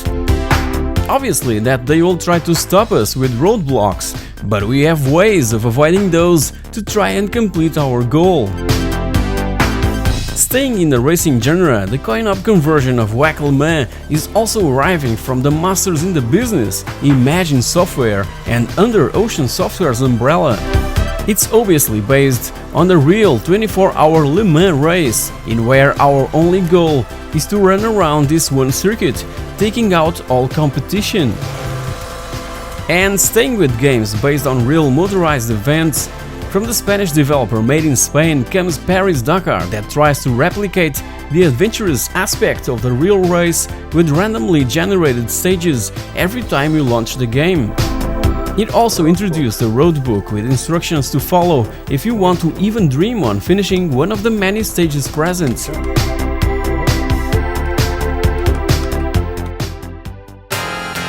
In a time when getting licenses to create video games based on movies was insignificant, there was this British company, Ocean Software, whose prime directive was: the key to sell games is to make them identifiable to the public. So, Ocean tried to secure the rights not only for the most popular movies and TV shows, but also arcade coin-op games. The story of RoboCop is slightly different though. Ocean made a huge bet attaining the rights in a very early development stage of the movie itself. After reading the script for RoboCop, Gary Bracey, software development manager at Ocean, left a note to commercial director John Woods saying, "Get this, I think it could be big." And it was. Data East came late to discover that the rights for RoboCop were already in the hands of Ocean Software, company with whom they had already done business with in a recent past. Realizing that RoboCop would make an amazing coin swallower arcade game and even a pinball machine, Data East had to sublicense the movie rights from Ocean, which they kindly accepted and would base their own versions on. After playing the extremely difficult arcade original, I couldn't wait to play RoboCop at home on my ZX Spectrum. The ads for the home versions were popping out all over the press, coming from the United Kingdom and Spain, and Ocean's logo was, for me, a symbol of quality. It was also quite awesome to see Ocean's logo stamped on the arcade cabinet and the licensing being mentioned in-game, though the conversion to home systems adds their own exclusive content. The 8-bit versions were tweaked a bit. While maintaining the arcade coin-op original side-scrolling concept, many things were improved and a lot new stuff was thrown in with such a clever way and to a pretty damn good effect. The first time I tried it on my brand new ZX Spectrum 128K plus 2A, I was immediately blown away. The very first thing I remember saying was, "The computer just spoke! It's just like the arcade coin-op game." Serve the public trust. What an incredible moment. Protect the innocent. Uphold the law. So, for the home versions of RoboCop, puzzle elements were introduced like this photo fit scene and this hostage situation that would be replicated in the Untouchables from 1989. Also, the 128K Spectrum version is well known for Jonathan Dunn's incredible music that was also available on other home systems like the C64 and the Amstrad CPC. The Game Boy title music was even used in an advertising campaign by the European home appliance company Ariston, and in a couple other situations. And on... and Ariston. The greatest 8-bit home computer version is, for me though, the one for the Amstrad CPC. It has the best from both the ZX Spectrum and the C64 games, amazing sound, gorgeous and colorful graphics, and is extremely playable. But probably the closest coin-op conversion was the one released in '89 for the Atari ST and the Amiga, compliments of Peter Johnson, being the Amiga game strangely identical. Usually the Amiga takes advantage of its superior sound capabilities, but this time around that simply didn't happen, leaving the feeling that this particular port should have been better than it ended up being. The PC also had its own game, but the CGA one released in Europe was the worst. I recall playing this one at school and comment with friends that my 8-bit ZX Spectrum version was way better. This was a pretty awful attempt that made Data East develop a brand new DOS game exclusive for the US market, and it is in fact a pretty decent one with awesome and colorful EGA graphics. Also from Data East came the NES version that is surprisingly the one that less resembles the arcade original developed by Data East themselves. That's really weird, and on top of that, RoboCop for the NES is, in my opinion, the worst of them all. And if I tell you that the Game Boy version is one of the best, would you believe me? Graphics are extremely detailed and the music is freaking amazing for an 8-bit handheld. The bad side is that we only have one life to complete the game, a practically impossible mission to accomplish with success. There were a couple other ports available for other systems, the MSX, the Apple II and even the TRS-80 Coco, but none of those really shined enough to grab the spotlight. Don't get me wrong, these weren't bad games, nor good games for that matter, it's something in between. At the arcades, Ghouls and Ghosts, Heavy Unit, Tubin and Mr. Alley were taking all the credits.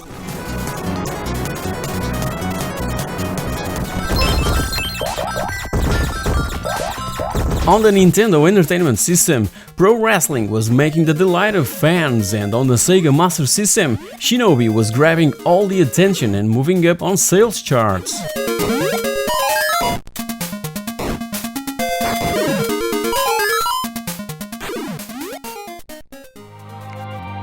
Christmas of 1988 was when Sega and Nintendo tried to conquer Europe with their 8-bit home-based systems by a time when Japan was already looking towards the second generation of their games machines. Japan was always light years away in what video game culture is concerned. The coin-op arcades were respectable places and far more comfortable and well-maintained than on the rest of the world. And that was what popularized the games console as opposed to the home computer in that country. In Europe, a games console was seen as an expensive toy, whereas by buying a computer, parents would be contributing to their children's education. Now let's take a look at the most iconic adverts from January of '89.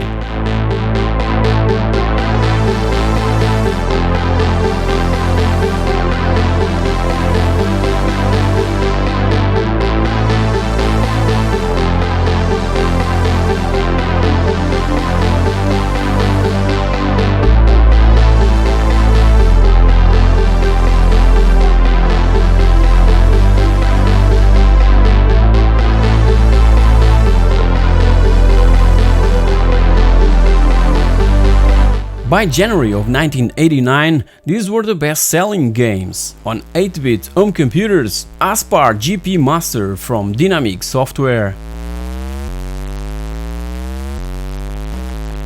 Commando from Elite Systems,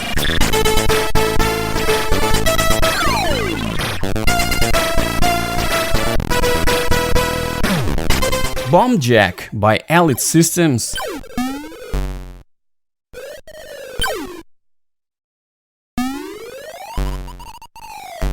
Joe Blade 2 by Player Software,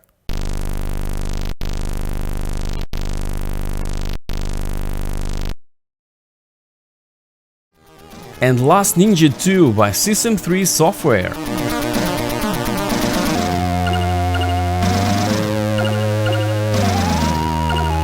On 16-bit home computers, Hostages from Infogrames,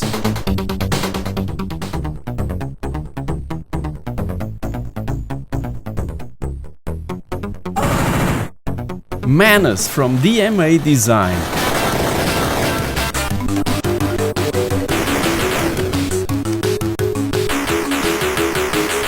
Outrun from US Gold,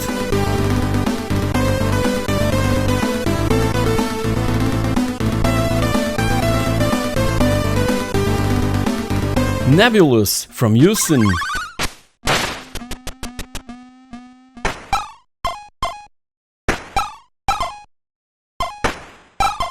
and Speedball from the Bitmap Brothers.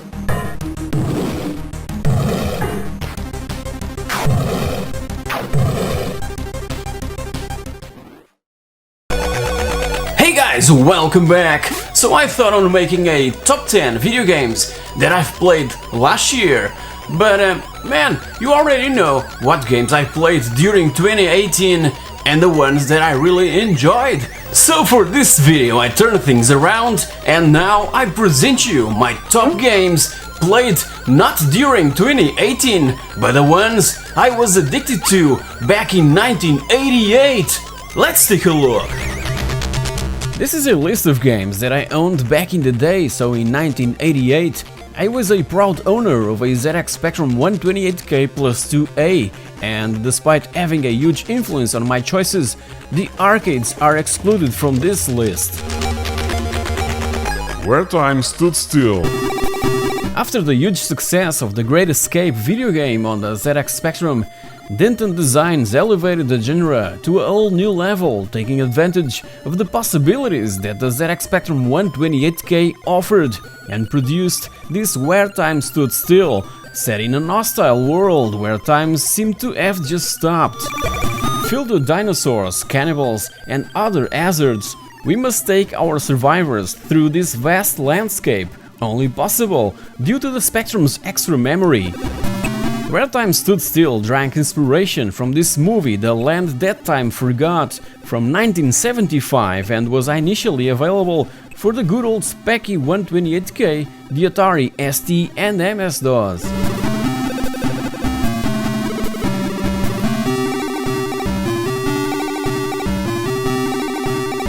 Labadia del Crimen. This game was initially intended to be known as The Name of the Rose, but not being able to acquire the rights for Umberto Eco's novel, the Spanish designer Paco Menendez and Opera Soft were forced to change its title to La Abadia del Crimen. Just like Where Time Stood Still, La Abadia del Crimen, that roughly translates to The Abbey of Crime, was only available for the 128K ZX Spectrum and in Spanish language, so needless to say that it failed to grab commercial success. Even so, I managed to get hold of a copy, and 3 years later the full game was even bundled with the Spanish magazine Micro Hobby issue 215 on a cover tape that I still have in my possession. Check my complete history video for more details and curious facts about this incredible masterpiece from the golden age of Spanish software.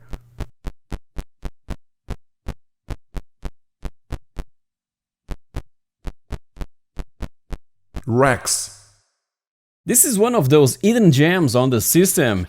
It has that Metroid feeling, with arcade platform shoot-'em-up frenetic action that was published by Martech Games and developed by The Light, a fictional name for a real company known as Creative Reality. In this one, we assume the role of Rex, a rhino obsessed by ecology, with this one and only mission of destroying a fortress or factory that is polluting his home planet. Gameplay is hard, but amazingly addictive, and I only wished that there was music playing in the background.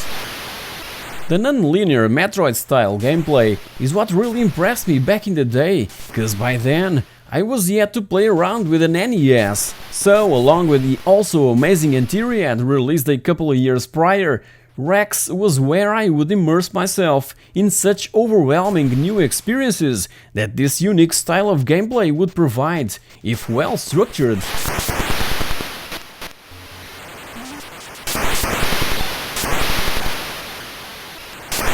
Savage.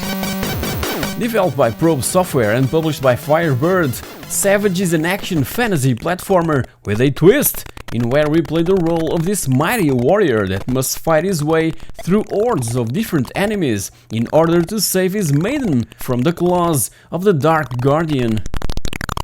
By killing all these enemies, useful weapons will be dropped and treasures can also be collected. The twist is that the 3 available levels are completely different from one another. The first one is a traditional horizontal scrolling shooter, from left to right, killing everything that crosses our path. Then we move to the second level in this space area style of gameplay, with skulls to shoot and some sort of pillars to dodge. In the third and final level, we basically transform into an eagle in a sort of shoot-'em-up style, killing once more everything that moves. Don't forget to shoot also the bubbles, cause these will provide useful power-ups. And what about the intro music? Amazing, isn't it? I only wish that it continued throughout the whole game.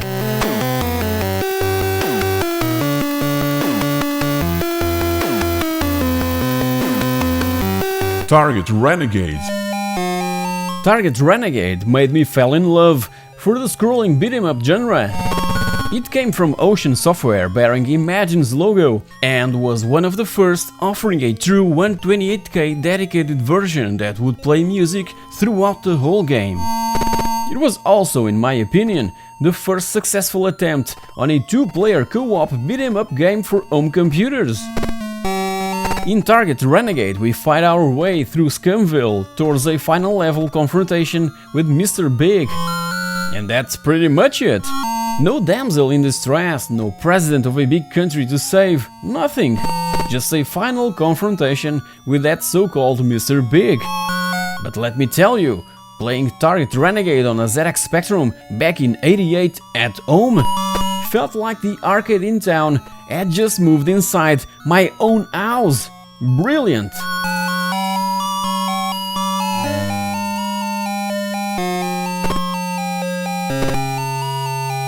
Rock and Roller. One of the most entertaining Spanish games I've ever played, and apparently was inspired by the 1980 arcade game entitled Rally X, which I never had the chance to try cause at that time I was just 5 years old and didn't know what an arcade cabinet was all about, and this type of things were quite uncommon back then around the place I lived in. So in 1988, Toposoft developed this arcade driving and puzzle game, in where we control a buggy trying to collect 6 pieces in the form of question marks, unveiling an image of a vehicle on the bottom left of the screen. But be careful, cause behind those question marks, other surprises can be unleashed. And besides other hazards, be aware of mines and oil that can destroy and make you lose the control over your vehicle.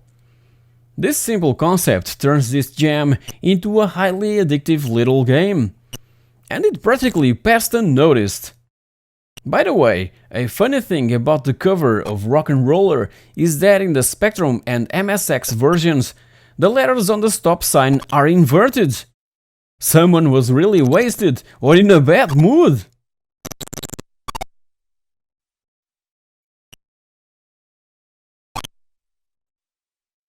Last Ninja 2. Man, this distortion guitar tune is just timeless. So, who in late 80s didn't want to be a ninja? With so many martial arts movies coming out, it was perfectly normal that the video game industry of the time would follow that tendency. Set in the 20th century New York City, this action and puzzle adventure title, initially published by System 3 software for all home computers of the time, has the most beautiful isometric graphics ever seen on a Spectrum game. And it can be sometimes really frustrating with some highly complicated puzzles to solve, but with some persistence we will triumph and defeat once and for all the main villain, Kunitoki. Or maybe not? There was a limited edition of Last Ninja 2 that inside the box offered also a ninja mask and a soft plastic shuriken. Unfortunately, I never got my hands on one of those.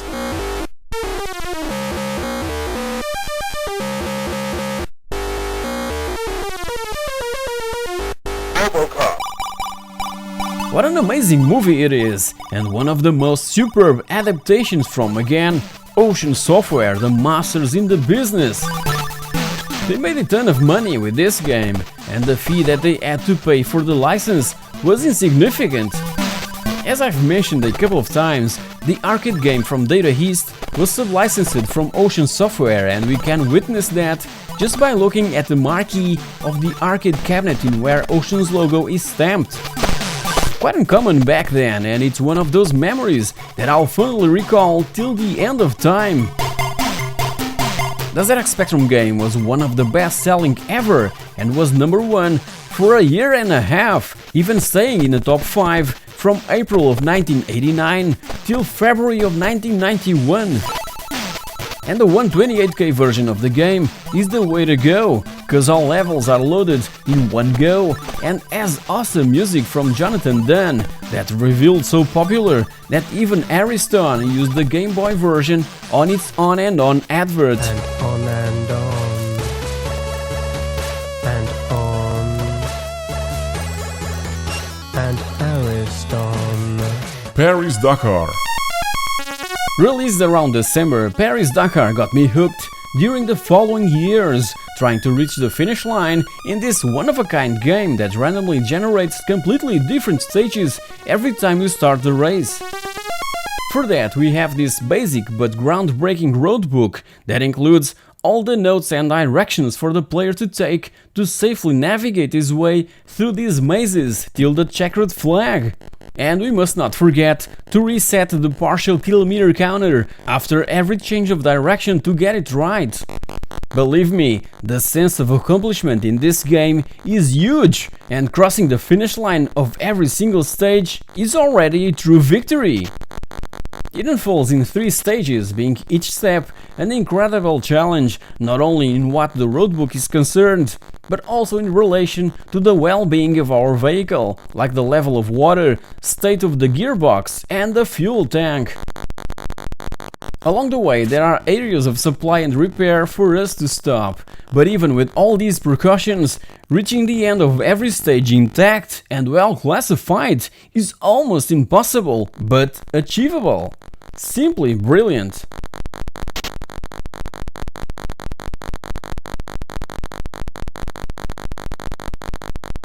R-Type. Irem Corporation produced in 1987 this side-scrolling shoot-'em-up arcade game, whilst the Aliens movie from 1986, directed by James Cameron, was still fresh in everyone's minds. The similarity is obvious by looking at the alien creatures from both the game and the movie. Needless to say that R-Type was an instant success on the arcades, and a year later, by 1988, on all home computers. It is also known as being one of the most difficult games ever made. It needs a high level of strategy to be victorious against the Baido Empire, and the weapon system implemented was something completely new and fresh when the game was released. The detachable pod is our best friend against the enemy, and where all the strategy against them resides. An amazing port by Electric Dream Software of a game with the most iconic alien bosses ever created for a video game. Despite also having similar experiences on other home systems over at friends' houses, these were the 10 games released back in 1988 that I've played the most. Also, I would obviously continue to play older 48K titles, but now on my 128K plus 2A, games that I still get back to after all these years, like Death Chase. It never gets old.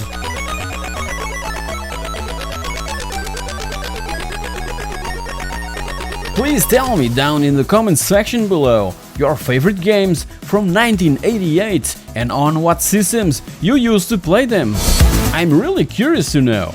In the meanwhile, if you've enjoyed this video, don't forget to like, to subscribe, to click on that bell icon, to share this video and to support the channel through Patreon if you're feeling generous. Thank you very much for watching and I'll see you all in my next video. Cheers!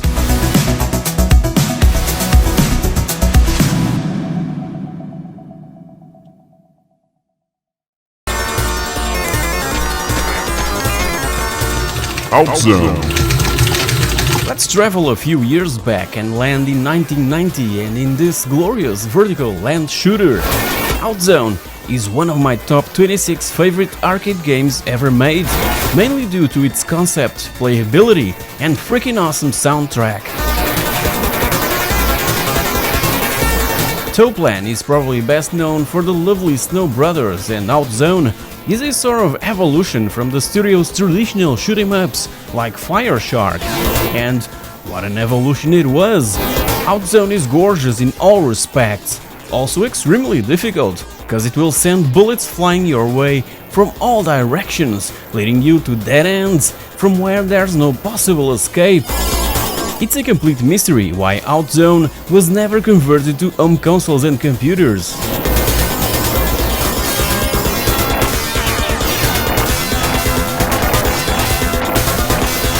Rough and Tumble. Just when Commodore went bankrupt, Renegade, Bitmap Brothers' subsidiary responsible for also publishing, for instance, The Amazing Gods and the Chaos Engine, released back in 1994 this Amiga exclusive title by the name Rough and Tumble, developed by Wunderkind. If I'm not mistaken, it was the developer's only game commercially available title. I've never heard from them again since Rough and Tumble. The demise of Commodore really crippled the 16-bit home computer video game market, and many smaller studios simply disappeared. This game is a work of art. I absolutely love Rough and Tumble, such an amazing action platformer that really came in the wrong time, and being an Amiga exclusive didn't help at all. With a freaking fast soundtrack, it helps to keep the adrenaline levels really high and blast everything that crosses our path. All this in blistering speeds. Amazing stuff, a true classic and underrated gem.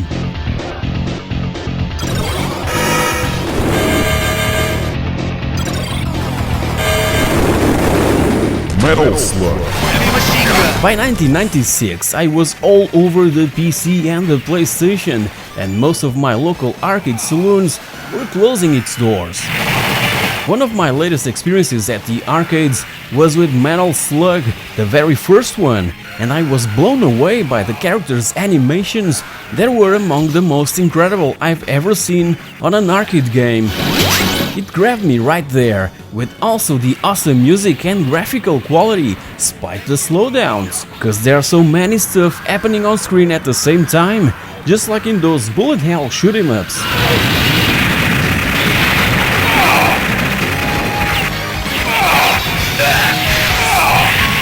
Wolfchild. The Atari ST was the chosen platform to develop this outstanding piece of software, but it's on the Amiga that this game really shines. I even consider it to be an hidden gem, cause every time I talk to my friends about it, no one really knows it. For the ones that never played Wolfchild, well, you should! The game was created by Simon Phipps, the designer of Rick Dangerous and best known for providing that hilarious scream of death. The sheer speed at which things happen forces us to keep moving, making Wolfchild a super fast-paced game.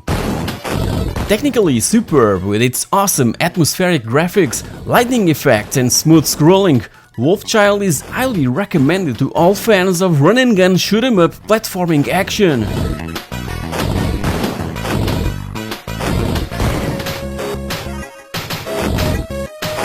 Sunset Riders. Ever wanted to be a badass cowboy and ride off into the sunset just like in the end of Indiana Jones and the Last Crusade movie? Well, here's your chance to do it with Sunset Riders. Packed with humor, action and dynamite, we have to dodge raging bulls, frightened chickens and really trigger-happy bad guys. Fortunately that their bullets travels really slow, otherwise would be dead in an instant. This one was the Red Dead Redemption of the time, in where we play the role of a bounty hunter going after some tasty rewards, and for that we must defeat the main outlaw that is waiting for us in the end of each level.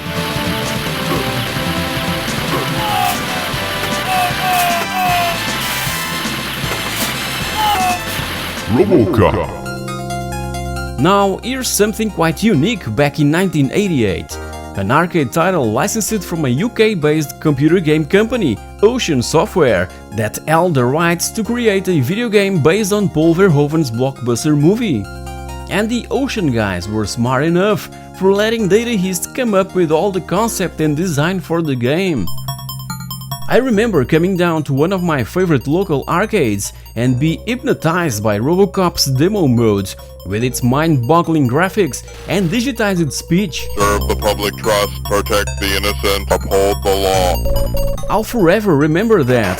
So if you've watched the movie, that is one of my favorites ever, you know what to expect. Lots of criminals to shoot, and the inevitable confrontation with ED-209 enforcement droid unit. One advice, don't waste your ammo, make every bullet count, and the sound effect that the gun compartment on Robo's leg makes is just awesome.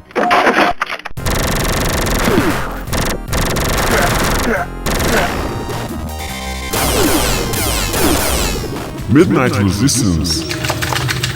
With the premise as simple as drinking a glass of water, Midnight Resistance places us in an alternative future where we must rescue our family from the hands of a weird enemy. But what's really awesome about this game is the frenetic run-and-gun action and the ability to shoot on any direction. And don't forget to pick all those keys, cause you'll need those to get all the firepower possible to keep on going and accomplish your rescue mission. I simply love this game's setting, the level design and the amazing and superb soundtrack.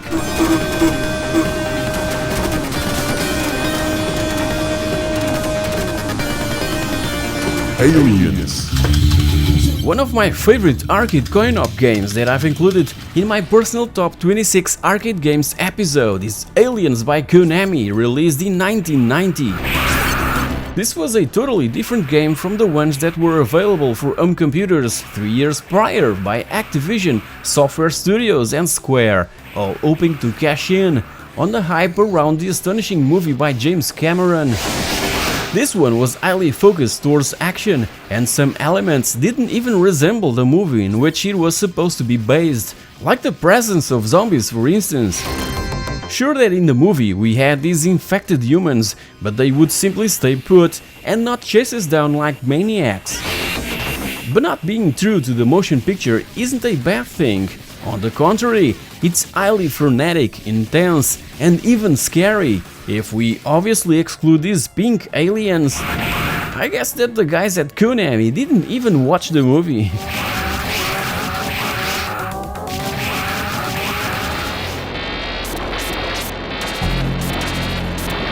Toki.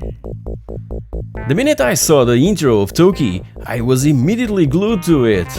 The adventure, exploring the unknown, the exotic locations, the underwater levels, everything just attracted me like a giant magnet.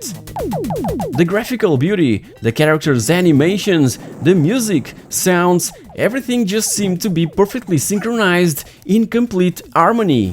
1989 was the perfect year for the arcades, with so many original titles and new and fresher ideas to old genres that were becoming boring and quite repetitive. And Toki was just that, an amazing experience set in an astonishing, vibrant, mysterious and colorful new world, in where we played the role of Toki, that was one of the victims of the wrath of this wicked wizard that casted a spell upon him. Now in his gorilla outfit, Toki has to travel through these treacherous places infested by raging animals and weird-looking beasts, defeat the wizard and rescue his loved one, Princess Maiho. A fabulous adventure that everyone should experience.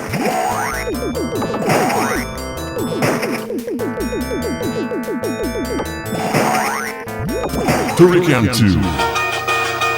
2. With the most amazing soundtrack ever created for an Amiga game by Chris Ulzbeck and superbly designed by Manfred Trans, Turrican 2 The Final Fight is, for me at least, the best platform run-and-gun video game. Developed by Factor 5 and released by Rainbow Arts in 1991, we're invited to travel to the galaxy Cobra 2, fighting for peace, as we're the last survivor of a recent conflict. There's plenty of references to the original 1986 NES Metroid game and the 1987 arcade title Psychonix Oscar that, all together and very well mixed up, offers this intense, beautiful and complexly detailed title that will certainly be mentioned in all future video game history books.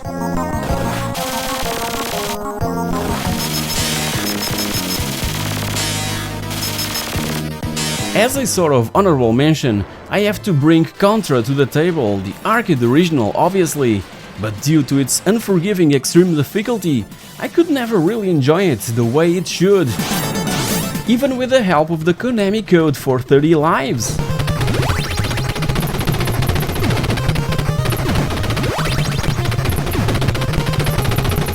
So guys, here's my favorite run-and-gun video games, a genre that I was really into back in the 80s and early 90s and mostly at the arcades, the perfect source for running and gunning. I obviously played a ton others, both on home computers and consoles, but after all these years, these were the ones that really fueled that spark and makes me come back to them really often. Tell me down in the comment section below your personal favorites, I'm really curious to know. In the meanwhile, if you've enjoyed this video, please like, share, subscribe, Patreon and click on that bell icon so that you're notified when all my upcoming content becomes available. Thank you very much for watching and I'll see you all in my next video. Cheers!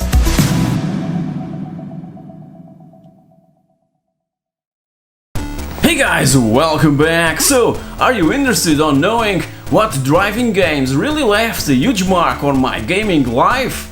Let's take a look!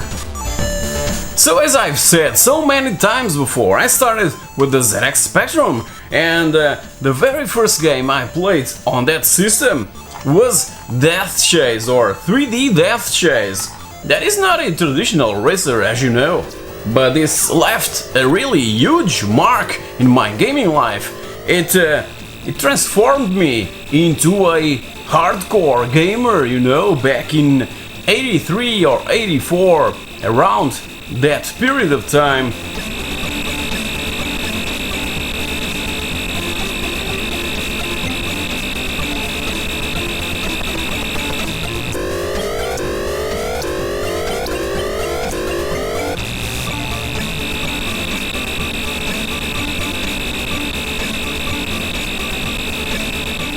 And obviously the arcades were a huge deal for me also, where I used to play a ton of racing games. So another game, probably the second game or the third game I bought for my ZX Spectrum was Checkered Flag, this F1 racer. Man, so simplistic, but it was so damn enjoyable back in 84, around also more or less that period of time.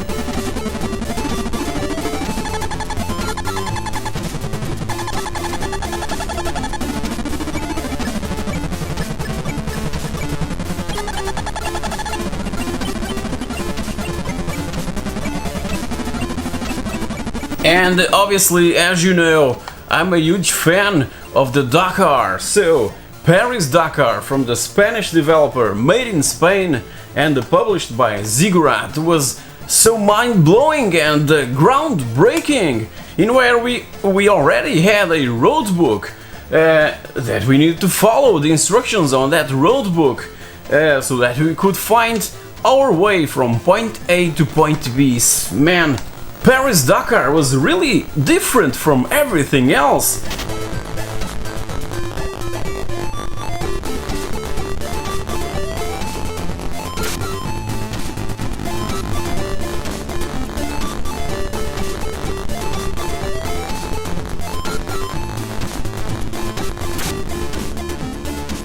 So back in the ZX Spectrum days, I was a huge fan of the MotoGP scene, so man, I played a ton. The cycles that I also played on the PC, on DOS, the cycles, Aspar GP Master, a Spanish game, and also another Spanish game, Angel Nieto Pole 500.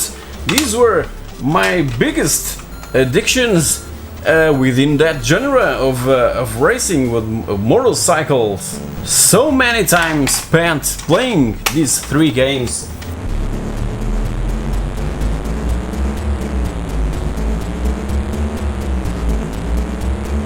And obviously that outrun was a huge deal for me on the arcades, on the ZX Spectrum, on the Amiga. I absolutely love this franchise.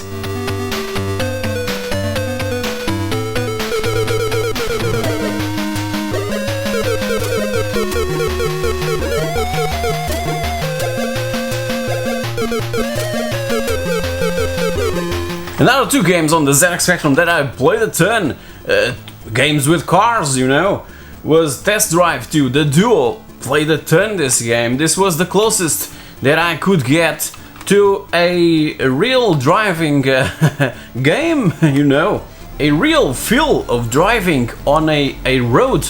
I was completely addicted to this game. I don't know why.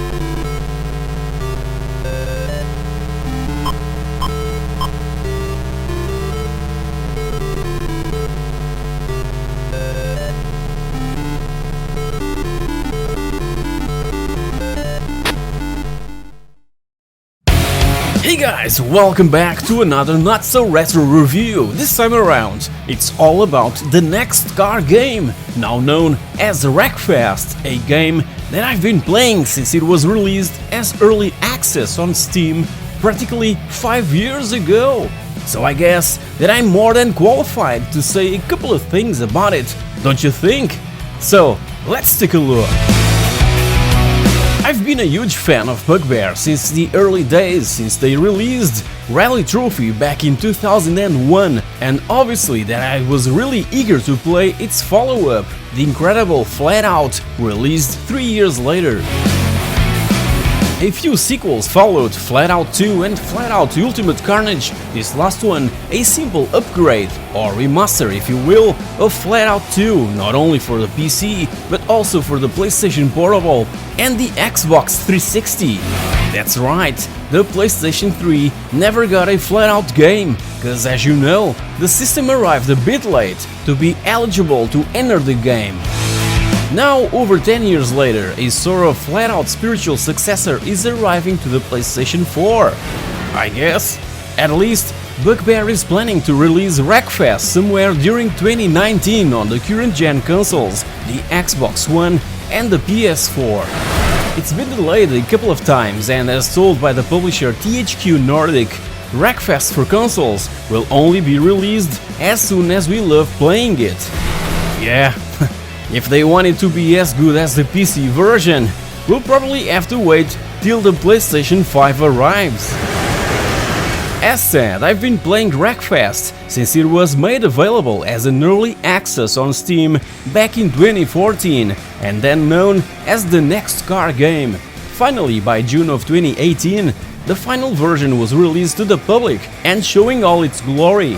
But the early days of development were a kind of a roller coaster for Bugbear.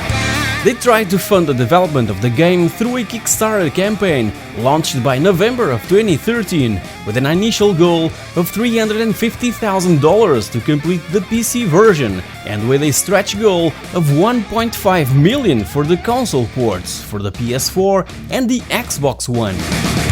It was a failed attempt. The campaign only raised near $82,000, way off of what they were aiming for. But gladly, that didn't stop Bugbear from believing in their work, so they focused their efforts on a pre-order campaign through their own website, in where they would host a downloadable sneak peek to all those who pre-ordered the game. It was a tremendous success, what triggered a brand new early access version with 2 playable vehicles and 3 tracks. This early access was even more successful, grabbing also attention from sim racers. In a matter of days, the Next Car game sold more than the initial funding goal of $350,000 on Kickstarter, which led to a huge and tremendously successful greenlight on Steam's early access platform, achieving over $1 million in sales in one single week. By October of 2014, Bugbear announced the official and final title for their Next Car game, Wreckfest. They also announced their incredible online multiplayer mode that is really something to behold, allowing 24 players simultaneously. Can you imagine all the mayhem and chaos? So expect epic and over-the-top crashes and tight and furious fights over the finish line on all sorts of rundown racing tracks, from the more traditional circuits to ferocious demolition derbies.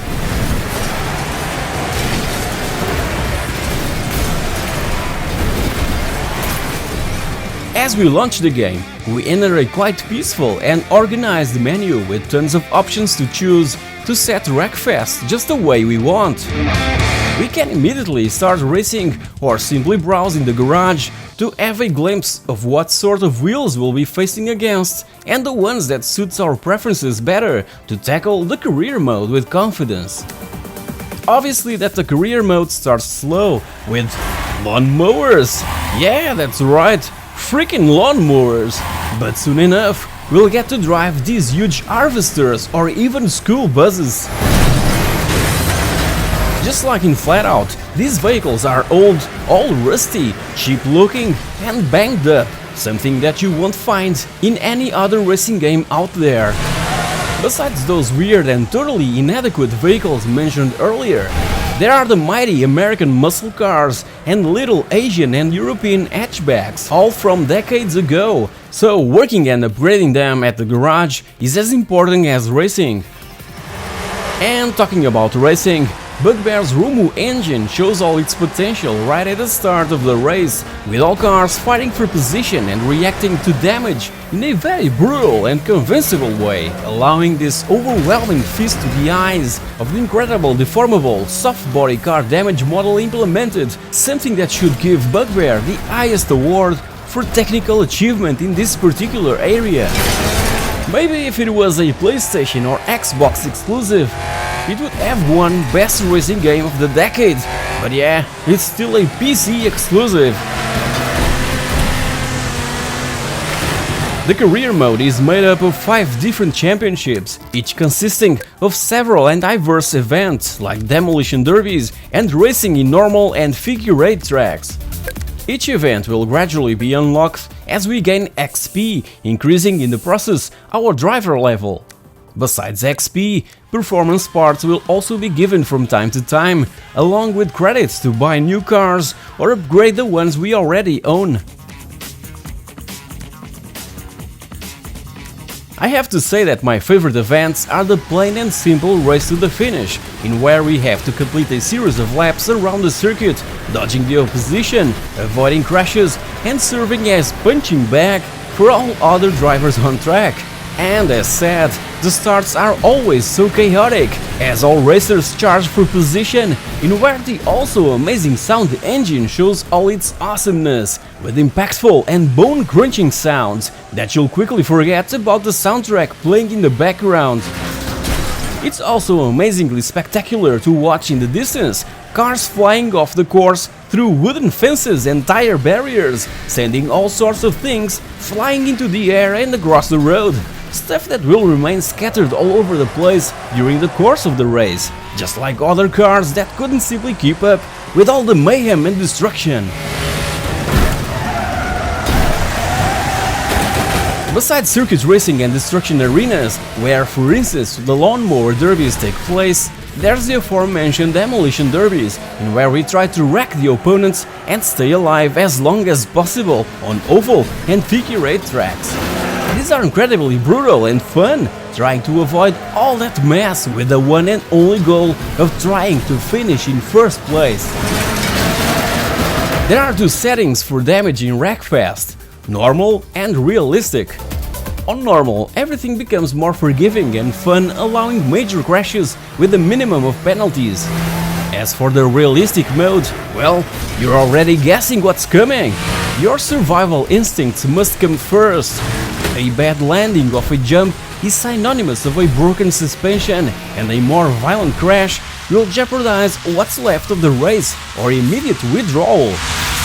Either way, there's no rewind function to save us from a bad move, so think twice before you try a certain stunt.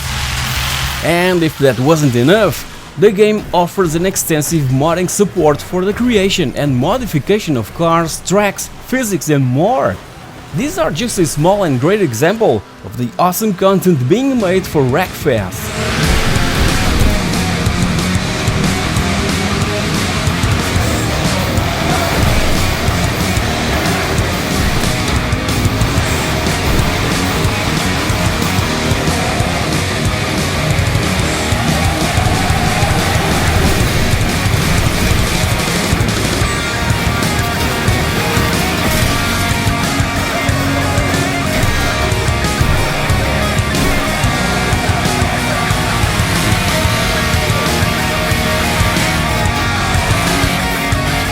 A game like this would obviously support a bunch of wheels, pedals and 8 shifters. I've tried it with my good old Logitech Driving Force GT and I wasn't disappointed. Wreckfest transmits a freaking awesome feedback to the wheel, and the immersion is even higher, cause each type of car feels different to drive. Even with a gamepad, it shows off some incredible driving physics with top-notch transitions between different road surfaces, where you'll be fighting to keep drifting all the way out of a corner, with tires screaming for grip on tarmac, and lifting dirt on dusty sections, blinding momentaneously the opponents, a perfect move when joining the online multiplayer. And talking about multiplayer, it's so awesome to go flat out with another human racer by our side and on the inside, and when closing into the next corner, we brake early to just watch that opponent overshoot the turn aimlessly. We knew that he was counting on using our right side as his brake, but we were smarter, cause this isn't at all a gentleman type of race. What else can I say to convince you on grabbing Wreckfest? Even if you only play video games on consoles, grab it as soon as it becomes available for your PS4 or Xbox One. Again, it will be released somewhere during 2019, and it would be freaking awesome if it would allow crossplay between platforms. Wreckfest is a beautiful game, paired with an incredible driving feeling and the most amazing damage system currently available that can satisfy even the most skeptic and strange gamers out there, because it delivers the most frenetic and fun racing experience that everyone can and should try. So guys, are you willing to give Wreckfest a chance? Do you already own the game on PC? Tell me everything down in the comments section below. And if you enjoyed this video, please like, share, subscribe and click on that bell icon so that you're notified when all my future content becomes available. Also, if you want to support the channel but don't quite know how Patreon works, you can join as a member right here on YouTube and you'll get early access to all my new videos. Either way, thank you very much for watching and I'll see you all in my next video. Cheers!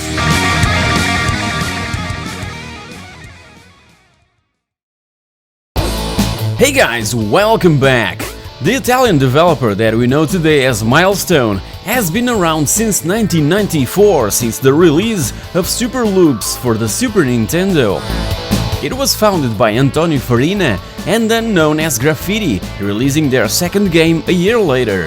Iron Assault was an MS-DOS exclusive, and in that same year came also for DOS the groundbreaking Screamer. This was when console and arcade enthusiasts started to look differently at PCs, cause these beasts were starting to show all their potential. So, let's take a look. 1995 was the year when the iconic Need for Speed franchise took off on PCs along with Destruction Derby, but there was this small intruder trying to survive between those two big sharks. Racing games were evolving too rapidly, from the sprites of Outrun and the primitive 3D graphics of Hard-Driven to incredibly fast texture-mapped 3D graphics of Virtua Racing, Ridge Racer and Daytona USA. And while everyone was waiting for those games to be ported to the brand new generation of consoles, the Sega Saturn and the Sony PlayStation, Screamer arose from this still obscure and unknown Italian developer by the name Graffiti, leaving speechless all those console players.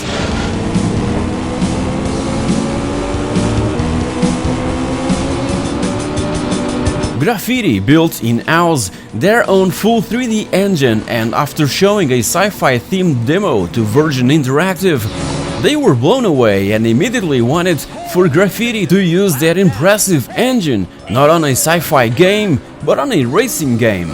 This was in a time when affordable 3D accelerated graphics cards were practically non-existent, so Graffiti's game engine needed to be rendered entirely by software.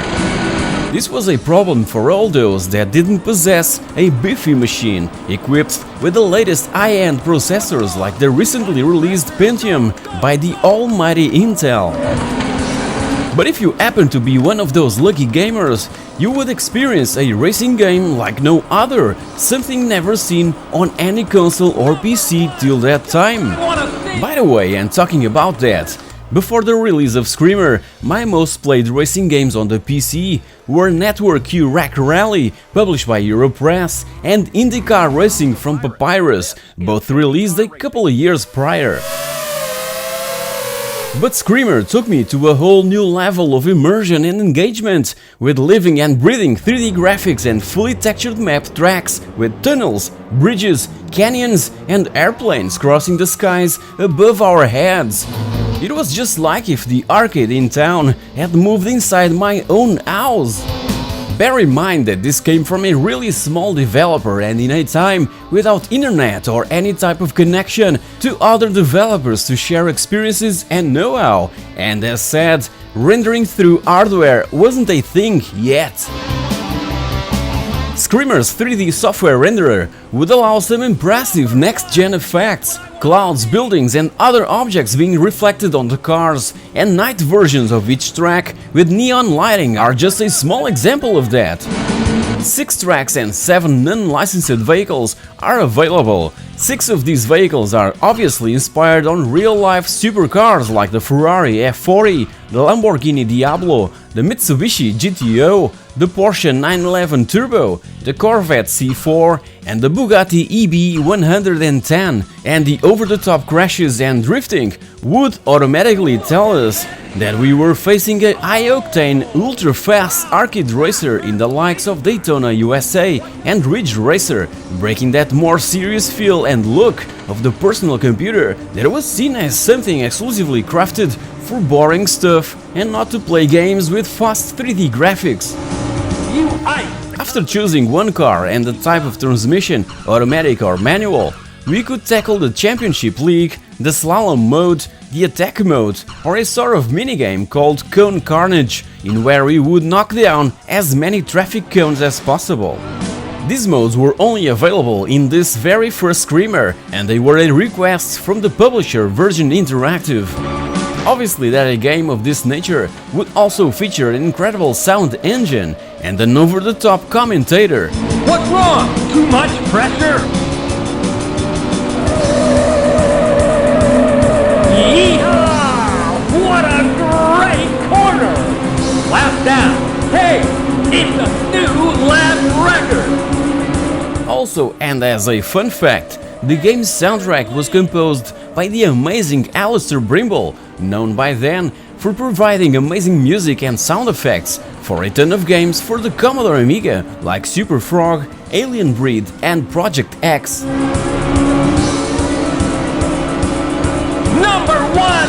Just what I want to see! You might think that Screamer was in direct confrontation with the Need for Speed in what PC gaming is concerned, but Graffiti wasn't even aware that Electronic Arts was releasing a PC version of their latest racing game. These were the days without internet, folks! Released a few months after the Need for Speed, it was immediately praised by the press for offering what EA's game couldn't obviously match due to its more sim-oriented nature, a fast-paced and colorful arcade racing experience. In the meanwhile, this piece of advertising was being published in magazines around Christmas, but ended up generating a bit of controversy and hate.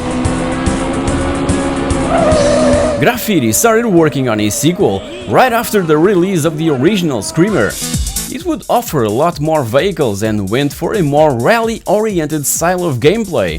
2-player split-screen mode and multiplayer over network for 4 players simultaneously was also added, along with support for 3D hardware in the form of a patch that was later made available by the developer.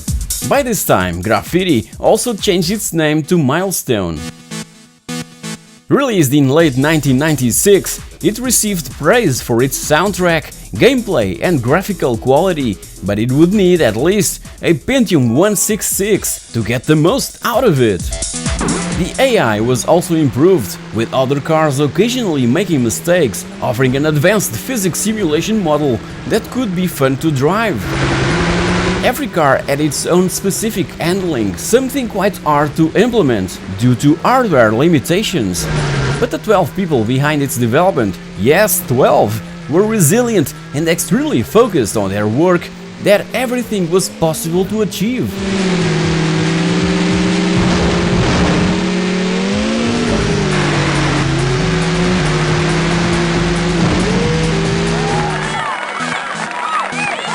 Screamer Rally came a few months after Screamer 2, and it's probably the one that players most fondly recall.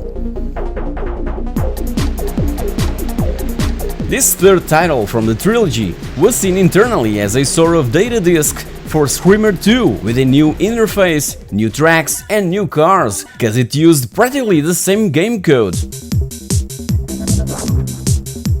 As the name suggests, it revolves around rally racing and really making use of 3D FX voodoo graphics, something that was gaining enthusiasts all over the world really quickly, and I was one of them. To this day, Milestone continues to create incredible racing games based on a bunch of different disciplines, and I'm always waiting for that latest release, cause as said, I'm a true fan of their work, since they released the very first and groundbreaking Screamer.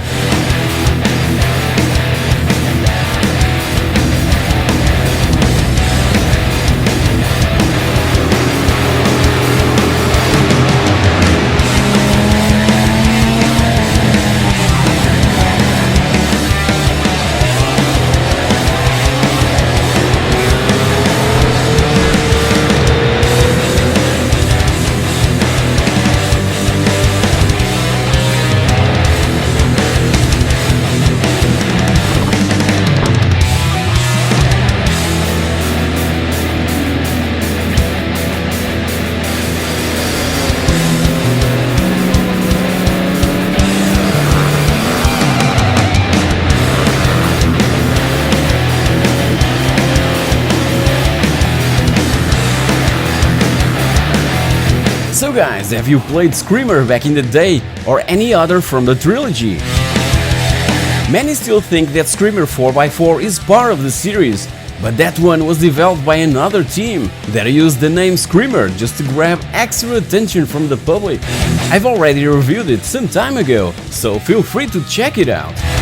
Also, and if you've enjoyed this video, please like, share, subscribe and click on that bell icon so that you're notified when my next video becomes available.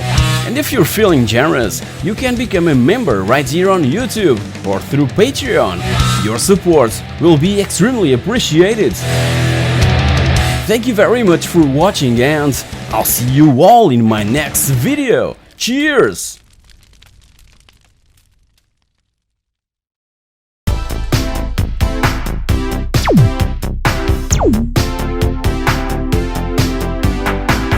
One of my all-time favorite pieces of gaming-related advertising and cover was from Ballistics, a ball game coming from Reflections and being published by Cyclops, a subsidiary of Psygnosis. And everybody fancies games that involves balls, right? In Ballistics we have to score more goals than our opponent, but there are magnets, a splitter, bumpers, hoovers and blowers to make that apparent simple task way harder. The first versions to arrive are for the 16-bit home computers, the Amiga and the Atari ST, but it's also due for release on the BBC Micro, C64, MS-DOS and the Acorn Electron. Activision is ready to publish the arcade conversion of Sega's arcade original Time Scanner for practically all home computers, the Atari ST, the Amiga, the Amstrad CPC, the MSX, the Commodore 64 and the ZX Spectrum. It features 4 scrolling tables, each packed with fantasy-oriented features and hazards that will send the ball off to new screens, among other funky situations. Amiga owners can finally play Super Hang-On, courtesy of Electric Dreams software. Although very similar to the Atari ST version, it isn't at all a straight port across. It uses the Amiga's superior sound capabilities to produce some awesome and groovy soundtracks. Bullfrog Productions have been working on Populous for over 6 months. Peter Molyneux is the main programmer, with graphics by Glenn Corpse and the atmospheric music and sound effects from musician Dave Hanlon. 40% of the time was spent developing the artificial intelligence routines to generate a believable universe to play with, part of which was originally modeled in Lego to produce accurate dimensions and perspective. On the ever-growing fighting genre, Vigilante is being converted by Emerald Software from the arcade original, and it will be available during this month of March. In this side-scrolling beat-em-up, we have to fight our way through hordes of thugs faithful to the rogue gang that kidnaps our hero's girlfriend Maria. By this time, Spanish developers were gaining more and more enthusiasts in other countries. Dynamic was an example of that, in part because of their amazing covers and loading screens featuring awesomely gorgeous and voluptuous girls. Their games, on the other side, were normally extremely difficult.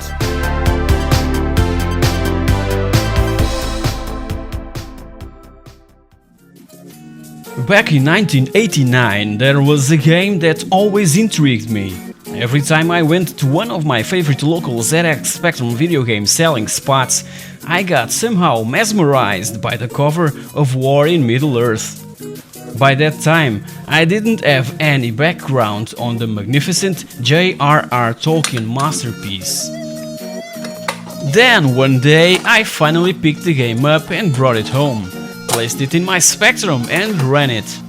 My first impressions were of complete blankness. I didn't know what to do, or to what was I looking at. Back then, this was the main problem with pirated games that were normally sold in electronic stores without any kind of officious fiscal control that could protect the intellectual property of their creators. In this particular case, the original boxed game brought a 43-page manual that, obviously, the pirated one didn't have, making it really hard for newbies to the Tolkien universe to understand. The game was released for the ZX Spectrum, Amstrad CPC, Commodore 64, Apple II GS, Atari ST, Amiga and DOS by the Australian software company Melbourne House. If I recall correctly, it was my very first real-time strategy game, and that's where it all began. Then, after War in Middle-earth, came Dune 2, Warcraft, Command & Conquer, etc, etc. Melbourne House was already familiar with J.R.R. Tolkien's work. They've released in 1982 and for all 8-bit machines, The Hobbit, an illustrated text adventure game that went being a bestseller game on the Commodore 64 and the BBC Micro, with estimated total sales of more than 200,000 copies, and also won in '83 the Golden Joystick Award for Best Strategy Game. So, getting back to War in Middle-earth, was it worth it? Is the game really that intense and absorbing as the Lord of the Rings books in which it is based?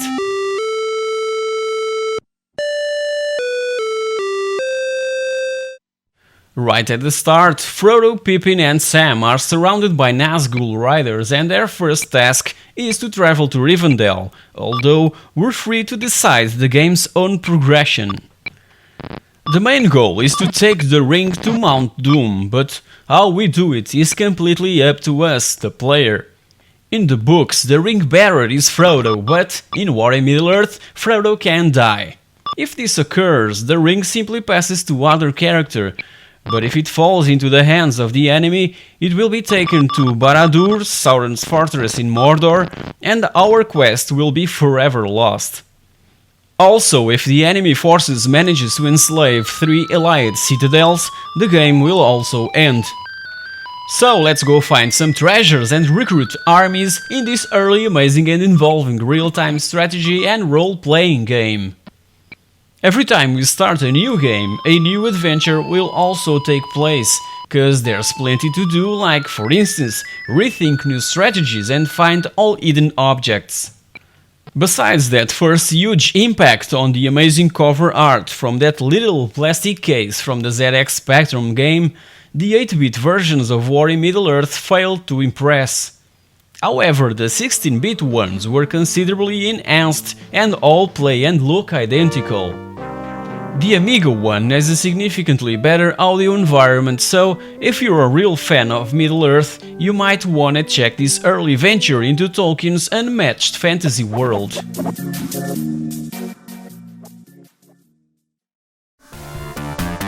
At the arcades, Double Dragon 2, Chase HQ, Shadow Warriors and Operation Thunderbolt were taking all the credits.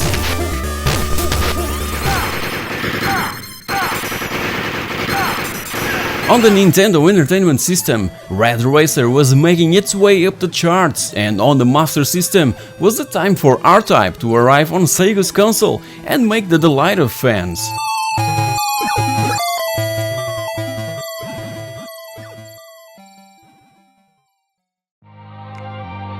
Amstrad's last brand new computer, the Sinclair PC200, is dividing opinions. Many were expecting a new 16-bit gaming machine in the likes of the Amiga and the Atari ST, but it's nothing more than a PC clone running MS-DOS and taking advantage of a totally old-fashioned CGA graphics adapter, great for spreadsheets, but totally inadequate for gaming. It's obvious that Amstrad tried to fabricate an affordable family computer that could even be connected out of the box to an existing TV, so it's also obvious that this one was thought out to be a family-oriented product that even mums and dads could master. Even so, and by 1989 standards, this really sounds like a step backwards instead of taking the pleasure of home computing forward. Its success will depend on the right marketing and support from software publishers. Now let's take a look at the most iconic adverts from February and March of '89.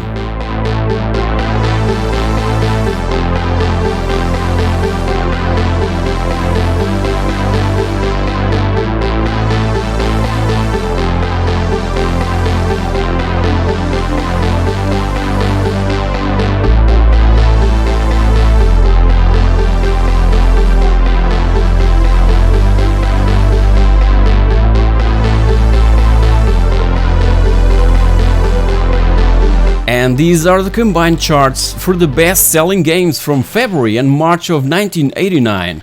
On 8-bit home computers, Navy Moves from Dynamic Software, Operation Wolf from Ocean Software,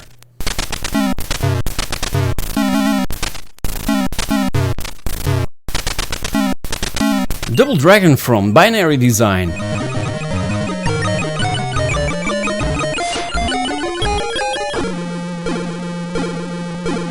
Afterburner from Software Studios,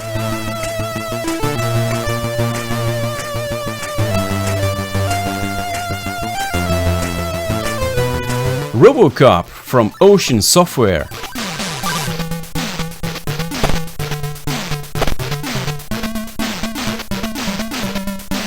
on 16-bit home computers, Speedball by the Bitmap Brothers,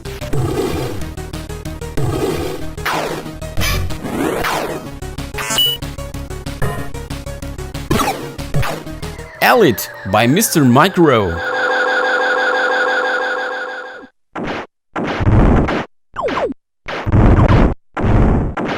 Lombard Rack Rally by Red Rat Software,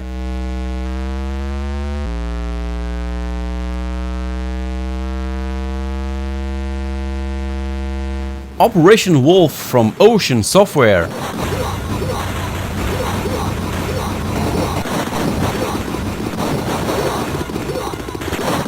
and Thunderblade by TRTX.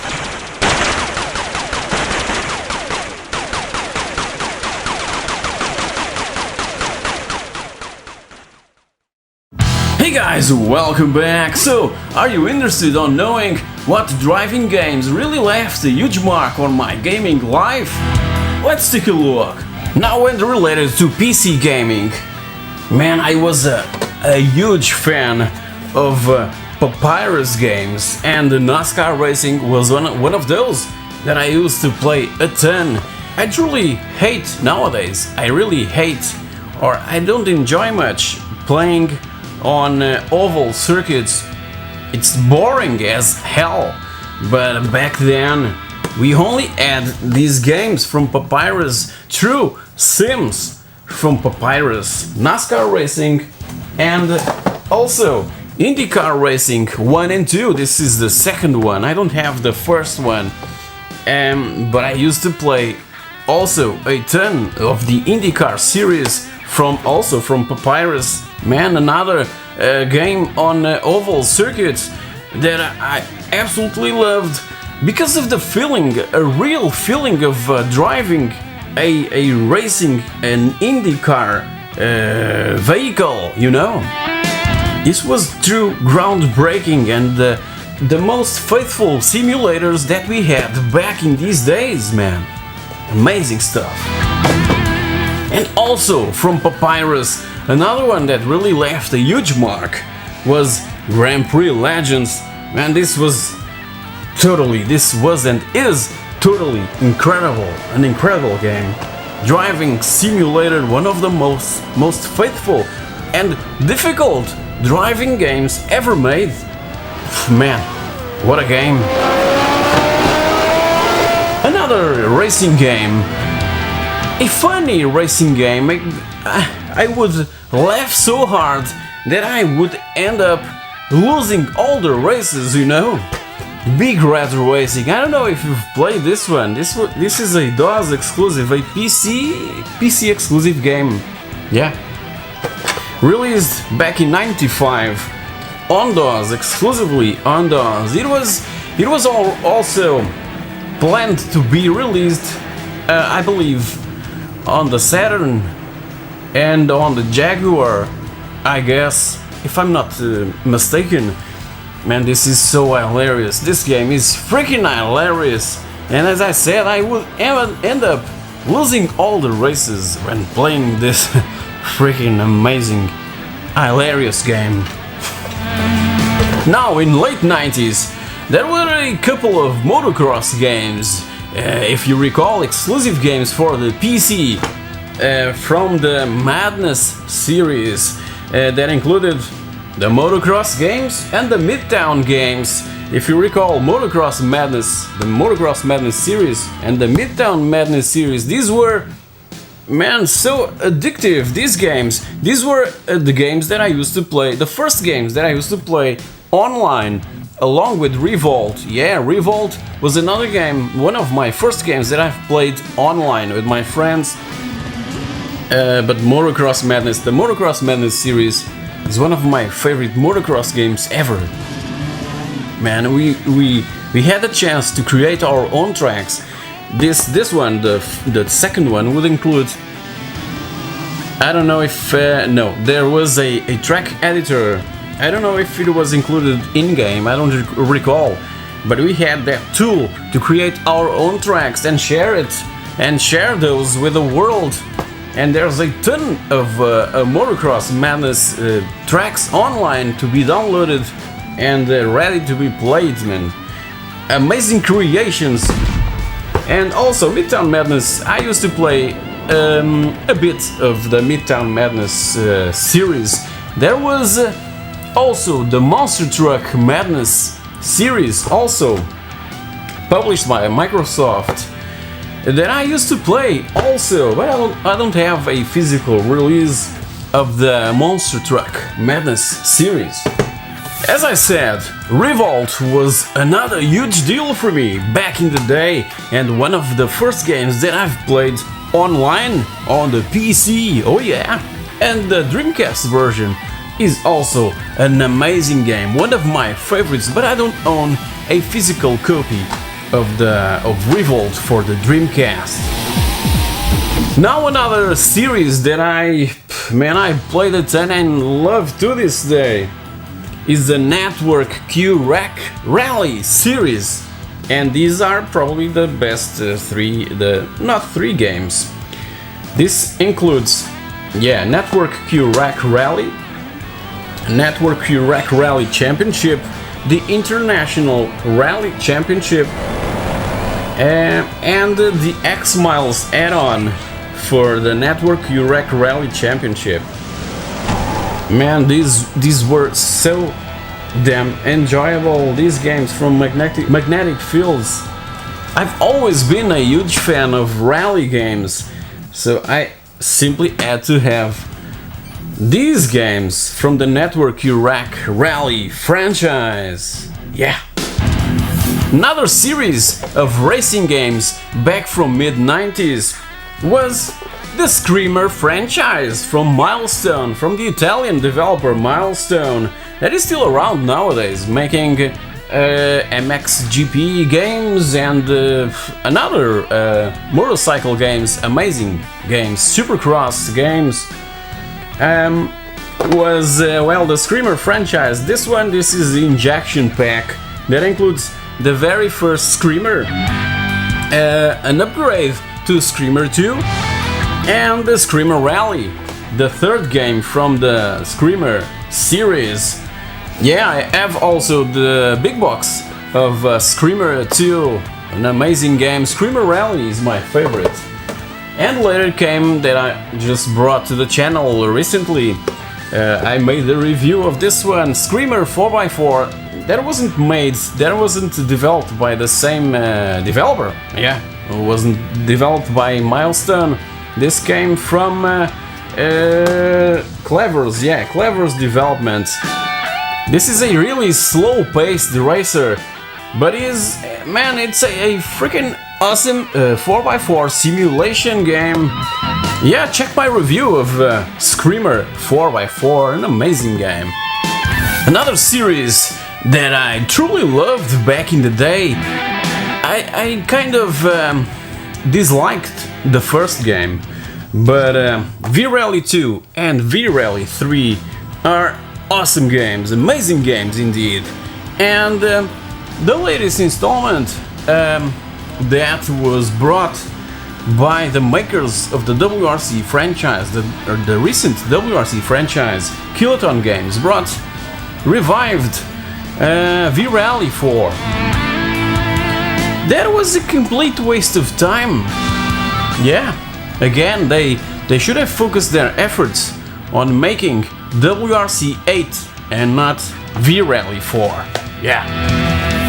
Another series that started in early 90s was the Grand Prix series from Geoff Crammond. Do you recall this series of racing, of Formula 1 racing games?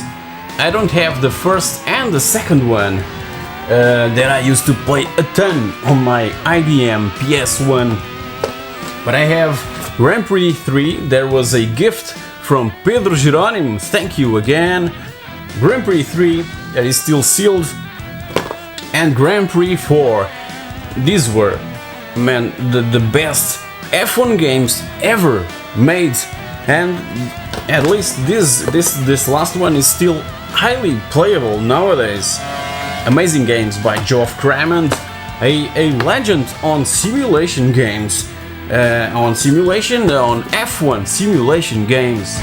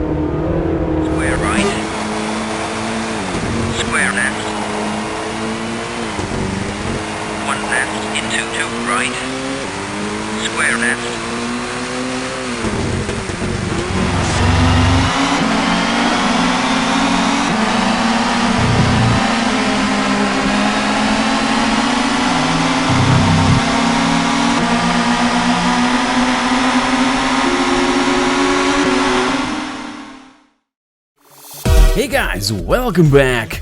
The Amiga has a ton of hidden gems, most of those released when Commodore was already in trouble and fighting to stay in the game. This week I bring you 10 titles that, in my opinion, are quite underrated and should be given a second chance. Let's take a look. Banshee. Let's begin with Banshee, exclusive to AGA Amigas like the A1200 and the CD32. This is one of the best vertical scrolling shoot-'em-ups ever made.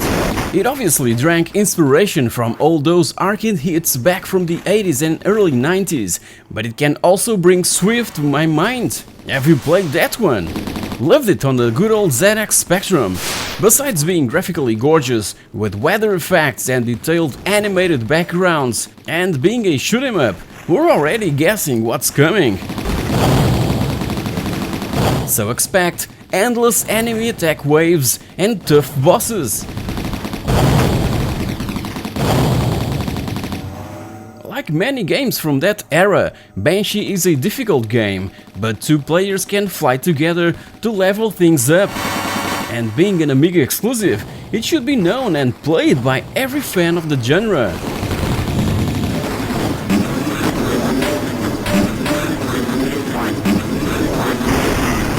Rough and Tumble. Another of my favorite exclusives for the Amiga, and another one released in 1994, is Rough and Tumble, this run-and-gun frenetic platformer with that Turrican, Gunstar Heroes and Metal Slug flavor. We play the role of Rough Rogers that, while playing around with his marbles, loses one down a rabbit hole. That supposed rabbit hole ends up teleporting Ruff to an alien planet. Isn't this an original plot or what? As said, action is frenetic and gameplay is extremely fluid. It's graphically gorgeous and the enemy characters have this awesome metallic look. There are big bosses, some nice weapons and great music and sound effects. Again, if you're a run-and-gun fanatic, you have to play this one. I've also mentioned it recently in a video related to my 10 favorite run-and-gun video games. Check it out if you've missed it.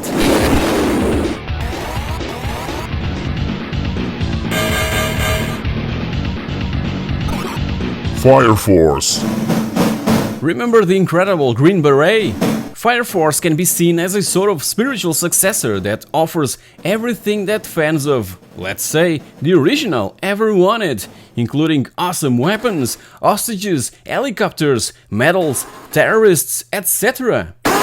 It obviously drank huge amounts of influence in Vietnam movies from the 80s, and we can see that cinematic influence when, for instance, we blew up a watchtower with an anti-tank weapon, Rambo style.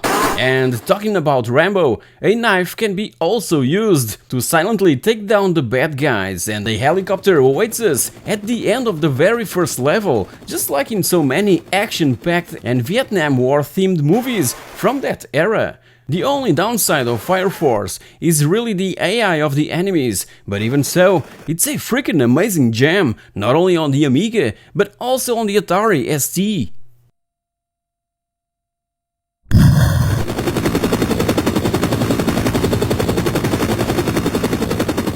Fly Harder.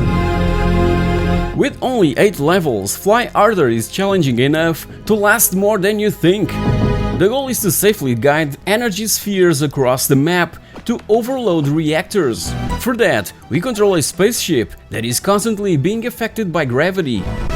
As you might imagine, controlling the ship is a true challenge, so imagine when one of those spheres is attached. Its inertia will bring an even greater challenge. Keyboard control remapping was common on 8-bit home computers like the ZX Spectrum, but on the Amiga was quite an unusual feature. And a year later, there was also a CD32 edition, but just like practically all releases for that console, the CD version differs little from the floppy release.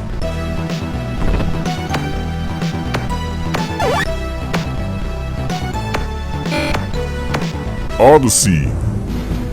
By 1995, everyone was already playing Doom 2 and all clones available, but that didn't stop Audiogenic to bring this 2D game named Odyssey, a platformer with a twist.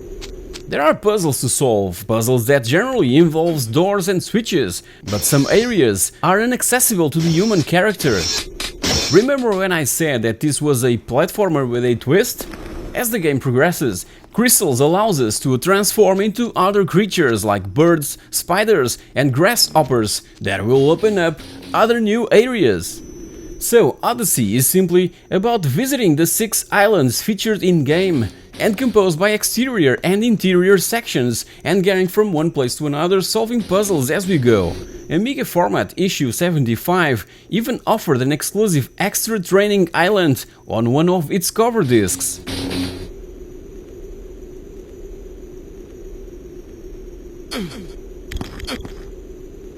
Deliverance. Deliverance is a sequel to Stormlord and was originally intended to be a straight port from the C64 version. But the developers had something special in store for the Amiga game, which involved larger levels, massive sprites and incredibly detailed graphics, similar to what we could find in Gods from the Bitmap brothers. It's nothing more than a hack-and-slash action platformer in where we control this mighty warrior known as the Stormlord, fighting his way through these levels, killing weird monsters, bats and spiders crawling up the walls and along the ceilings.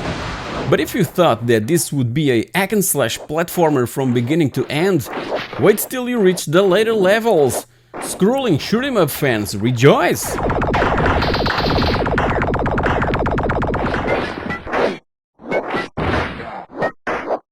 Virocop. If you've played Uridium and Paradroid back in the 8-bit glory days of home computing, you're obviously familiar with GraphGold's amazing work, so it was with no surprise that the 16-bit technology would be a gift from the gods for such a talented developer. Their Amiga catalog would include games like Fire and Ice and Rainbow Islands, but there was this one gem that would pass under the radar for many players, mainly because it arrived a bit late by 1995, by a time when few were still playing around with the system. Virocop was supposed to be a sort of shoot-em-up with tanks, but rapidly evolved to a virtual world in where we take control of Dave, our digital armored virus exterminator that floats around these maze-like levels destroying viruses. And as a side note, this Dave unit was based on GraphGold's own KLP2 that appeared in their Spectrum game Quasitron. Remember that one? It was initially developed for the Amiga 500, but there was also an enhanced AGA version for the Amiga 1200, which included a whole new world. It was GraphGold's final and exclusive game for the Amiga.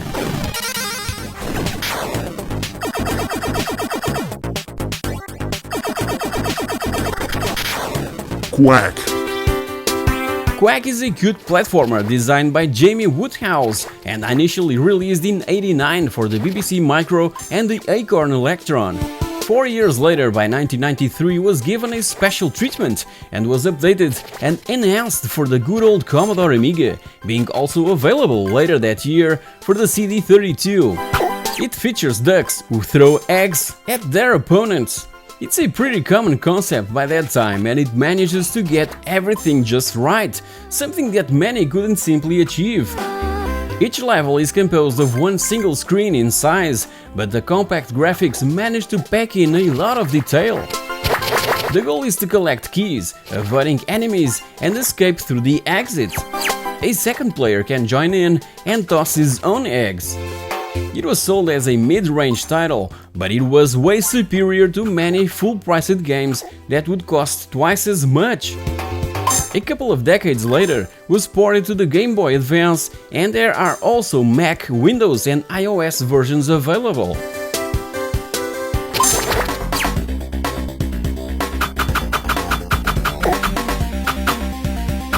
Flood. Bullfrog is normally associated with names like Populous, Syndicate, Powermonger and Theme Park, but from Peter Molyneux's company also came by 1990 Flood, this curious platform game that also saw a simultaneous Atari ST release.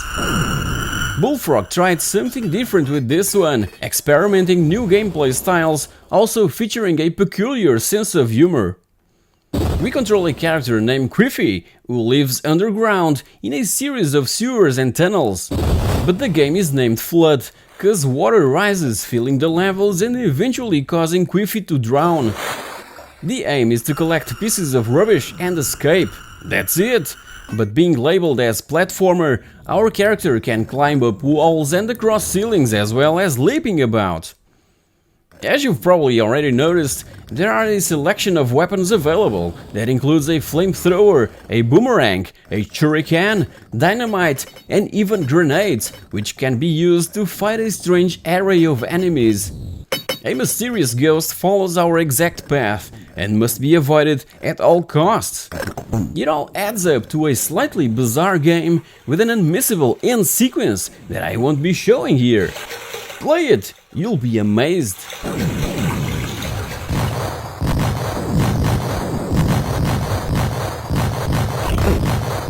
Stardust. And to conclude, a game that I played firstly on DOS. Stardust came from a Finnish developer, Bloodhouse, and despite high review scores for the Amiga version, it wasn't a big success. I've discovered the Amiga version back in 1994. It was an enhanced AGA sequel to the original, named Super Stardust, that was also ported to the PC under the title Super Stardust 96, and over 10 years later, the PlayStation 3 and the PSP also got their own enhanced remake, Super Stardust HD, later also spawning another sequel, Super Stardust Delta, exclusively for the Vita. With all these ports and sequels, the original must be fairly good, right? It's nothing more than a clone of Asteroids, with power-ups, shields, bosses, an amazing techno module soundtrack, and ray-traced graphics. There are even thrust-style levels, where the ship must navigate caverns. The most impressive and memorable section is seen in the tunnel sequences. The ship flies into the screen, avoiding incoming obstacles in this spectacular frenetic action.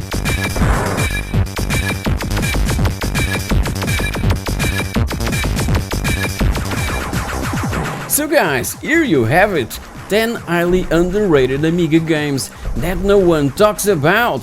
And let's face it, besides these, every single Amiga exclusive is also a totally underrated piece of software. So don't forget to check my videos related to Amiga exclusives, and obviously you're free to share your thoughts and point out a few more games down in the comment section below. Also, and if you've enjoyed this particular video, please like, share, subscribe and click on that notification bell to grab all my upcoming content. Thank you very much for watching, and I'll see you all in my next video. Cheers!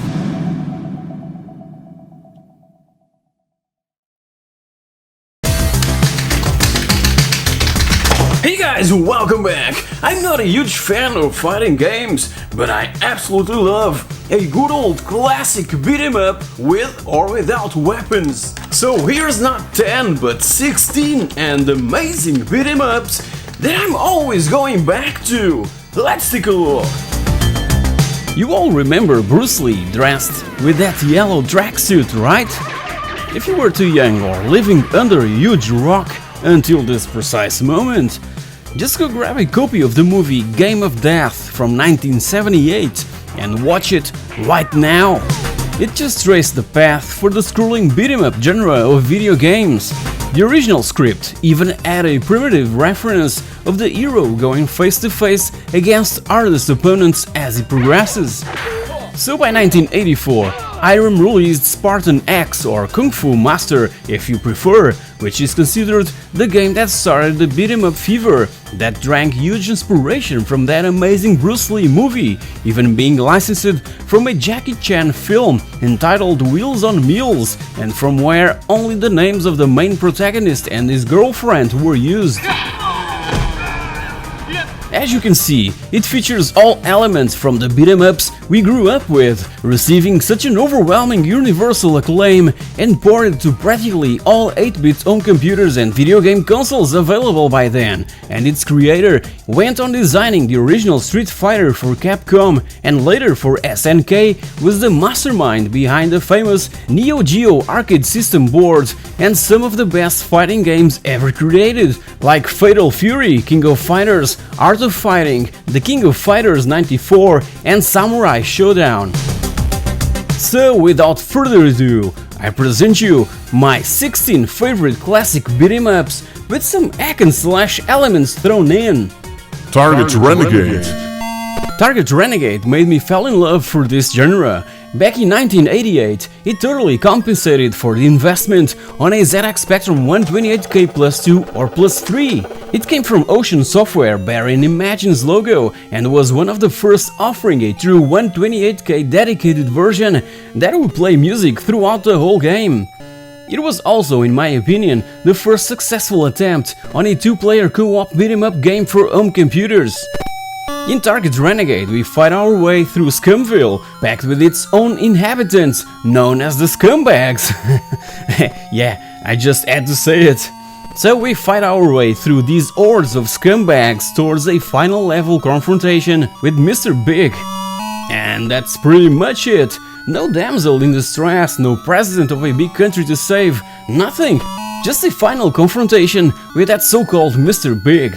But let me tell you, playing Target Renegade on the ZX Spectrum back in '88 at home felt like the arcade in town had just moved inside my own house. Yeah, brilliant!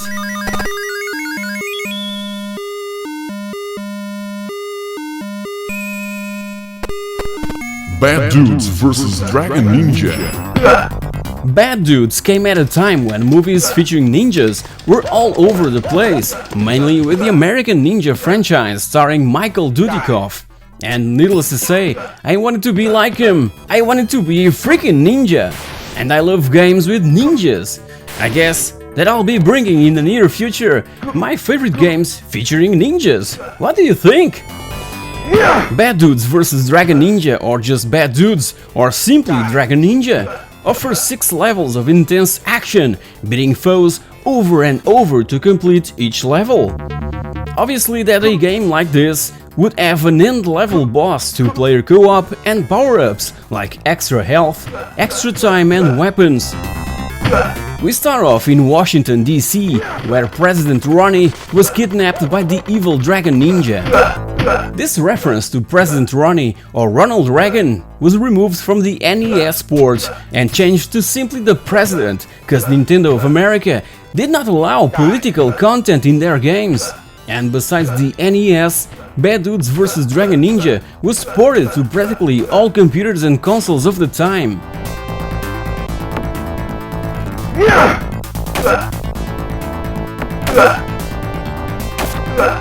Shadow Warriors. Shadow Warriors was Ninja Gaiden's European title, released back in 1988, and was curiously and almost simultaneously developed and released alongside its home console counterpart for the NES. Even so, the two are distinct versions of the game with just a few similarities. I only managed to play the NES version over at a friend's house and found it extremely difficult, so I've always preferred the arcade version. Also played the ZX Spectrum and the Amiga ports back in the day, and the latter is a pretty solid one that obviously came from the masters in arcade conversions, Ocean Software. The game takes place in United States locations such as Las Vegas, Los Angeles, the Grand Canyon, North Carolina and Brooklyn, and there is a boss fight at the end of each one. We play as Ryu Hayabusa, whose mission is to avenge the death of his father. He soon discovers an evil and supernatural conspiracy intended to unleash a terrifying evil upon the earth. The attract mode from the arcade cabinet is iconic, but even more iconic is the continue screen, where our character is tied to a table while a circular saw is being lowered towards him, begging for more coins to be inserted. Ryu's life is in our hands. This arcade version is also included as an hidden bonus game in Ninja Gaiden Black, exclusive to the original Xbox and released back in 2005.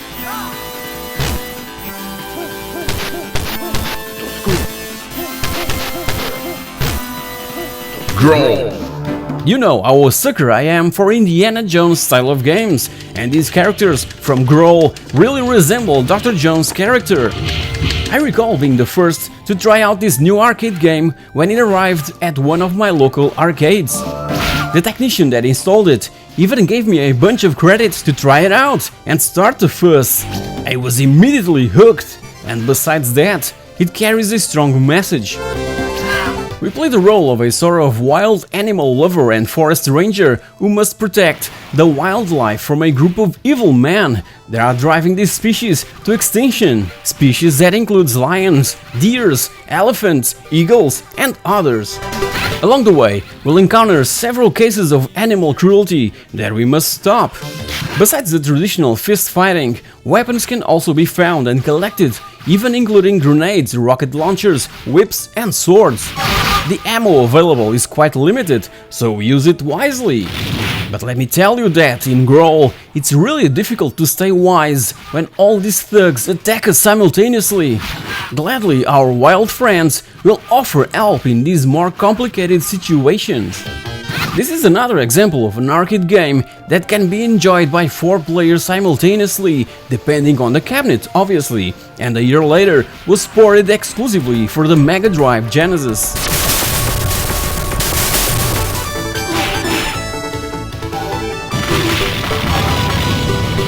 Battletoads Arcade. The Battletoads franchise came about due to the overwhelming success of Teenage Mutant Ninja Turtles on the NES, so instead of Turtles, Rare offered NES fans the chance to play with Toads. Needless to say that it also became an instant success. So the Battletoads franchise ended up having one last installment on the arcades back in 1994 that we couldn't play anywhere else. At least till 2015, time when it was included in the Rare Replay compilation available for the Xbox One. As you might know, a new Toads game will arrive soon, as teased on Microsoft's E3 press conference back in June of 2018. This game is packed with humor, frenetic beat-em-up action, a bit more violence than normal for a Toads game, and even voice-overs. Another huge hit from the Stamper Brothers that could have been ported to the powerful consoles of the time, like the PlayStation, the Saturn, or the N64. By then, it seemed that everyone was contaminated with horrible full-motion video stuff and primitive 3D gaming.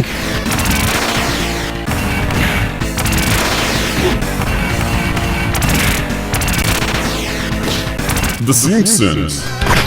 With The Simpsons, Konami captured brilliantly the quirky feel of the TV show in which it is obviously based. The characters, their own particular styles and sounds, the iconic locations like Moe's Tavern, Krusty Land, and the nuclear power plant, everything is in this amazing arcade game that came after the successful Bart vs. the Space Mutants, exclusive to home video game systems, and that I've played to exhaustion on my ZX Spectrum. Up to 4 players can control the Simpsons family, fighting various enemies in order to rescue little baby Maggie. The Simpsons family witnessed a robbery and one of the stolen diamonds accidentally landed in Maggie's mouth. So baby Maggie started using it as a makeshift pacifier, and the robbers had no choice other than take her with them. Yeah, that's right. This is nothing more than a Simpsons interactive episode in where we can take control of all the action and fate of the Simpsons family. Isn't this awesome? I absolutely love it, cause I'm a huge fan of the animated series. Curiously, it was only ported to the Commodore 64 and MS-DOS soon after its launch in the arcades.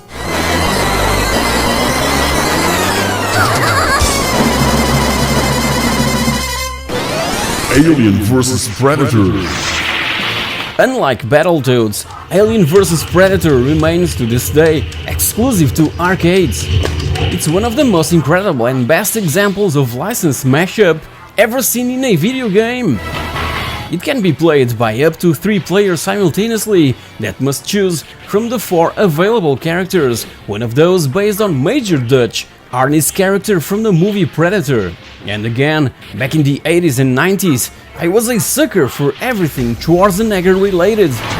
Upon release, back in 1994, it was an instant success. Players would pile up and peek over each other's shoulders just to have a glimpse of the amazing gameplay that this game provided.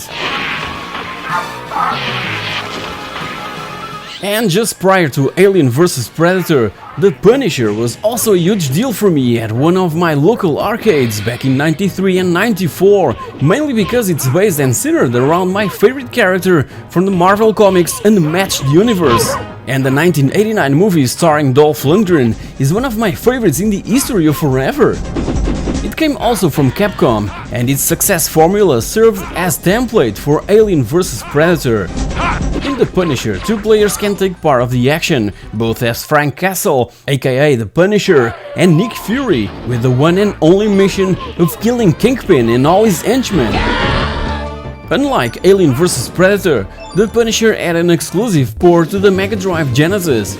It was kind of a weak achievement from Sculptured Software, and that's probably why AVP never got a home version of its own.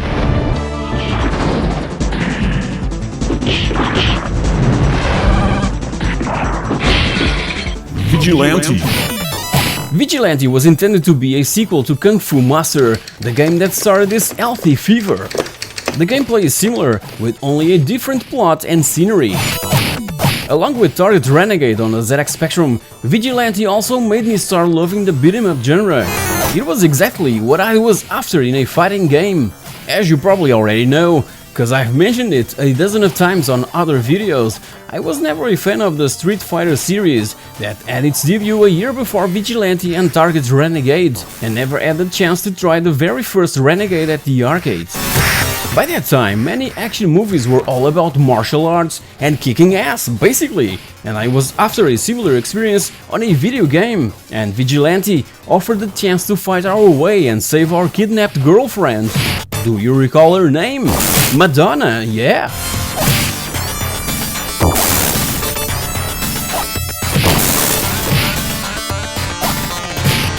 Cadillacs and dinosaurs. What Cadillacs have to do with dinosaurs, you may ask? What I know is that it was based on a rather successful comic book named Xenozoic Tales, set in a post-apocalyptic future that spawned a not as successful animated series from CBS. And alongside with the animated series, Capcom released an arcade video game that glued players to the screen with so much simultaneous action through these beautifully detailed scenarios. And 3 players could join in and beat the hell out of enemies and also engage the dinosaurs that inhabit this hostile alternative future. Sadly, it remained an arcade-exclusive game that I would have loved to play back in the day on a Nintendo or Sega console.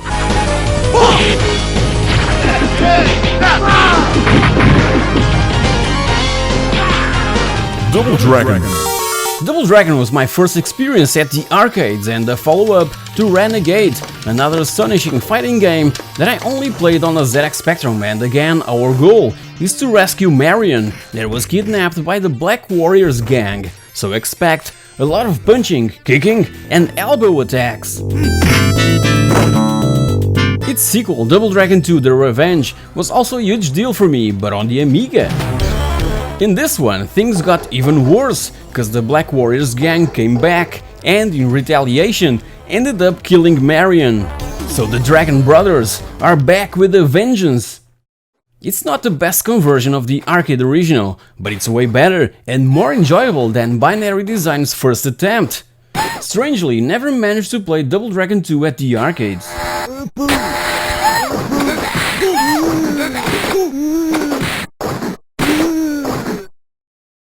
Streets of Rage. The first Streets of Rage was the real deal for me when talking about this franchise, because back in the day, this was one of my most played cards on the system.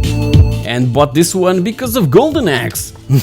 Nothing more. The iconic intro, the astonishing music, the arcade-like colorful graphics, man, this blew me away the first time I tried it. It offered a 2-player co-op, with a choice of 3 characters: Axel, Blaze and Adam. Each had his or her own strengths and weaknesses, and I bet that many of you would choose Blaze, right? Many years before Lars Short's, Blaze's red skirt was like a magnet, yeah. It's one hell of an amazing beat-em up, but probably the most iconic special move ever in the history of video games was this special attack that saw a police car arriving at the far left of the screen, followed by an officer that would climb out of the vehicle and fire this huge weapon that shoots explosives everywhere that surprisingly only kills the bad guys. Amazing stuff to say the least.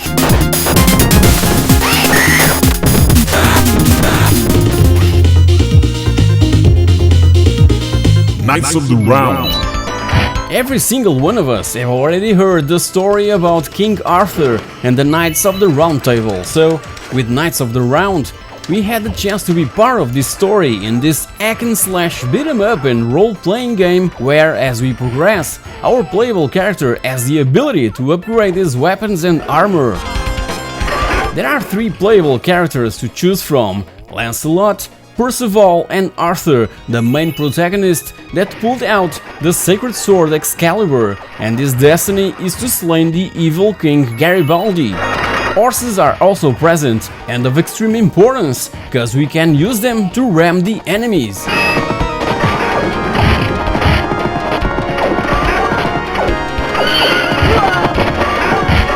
Teenage Mutant Ninja or Hero Turtles.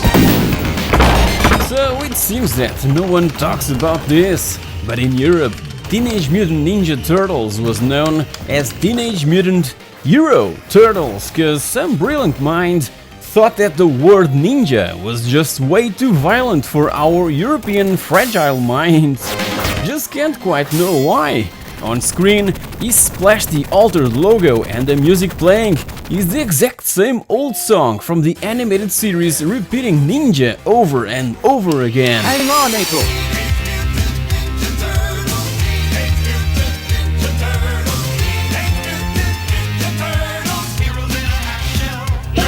But never mind, it was my first experience with a 4-player arcade video game, and that's not just one more video game, it's one of the greatest titles ever made for arcades, and seeing all 4 turtles in action is so overwhelming that it looks like if we're part of an episode of the Teenage Mutant Ninja Turtles animated series in which the game is based.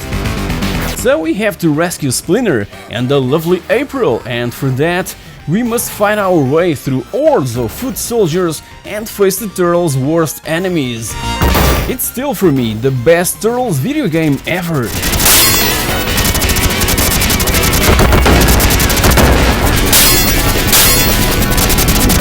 Golden Axe. I guess that everyone on Earth played Golden Axe. It's one of the most fondly remembered video games ever, and also one of my first experiences on a DOS machine equipped with VGA graphics back in 1990 at school. With this amazing artwork and backstory that somewhat reminds me of the fantasy medieval scenario of Conan the Barbarian, from where the game was in fact inspired, we must guide our heroes across the besieged land of Uria, slaughter the main villain Death Adder, free the king and his daughter, and gain possession of the Golden Axe. Sounds simple, but Death Adder's foes are tough and have some of their own moves up their sleeves. Except these skeletons. And this Uria spot must be a very odd place, cause both Tyrese Flare, the Amazon chick, and Axe Battler, the Barbarian, spend the entire game walking around in their underwear. Yeah? Okay, jokes apart, I can simply recall other video game available till that time, in where we could cast magic spells, ride dragons and fight skeletons, all this on the backs of a giant turtle and of an eagle. Brilliant stuff!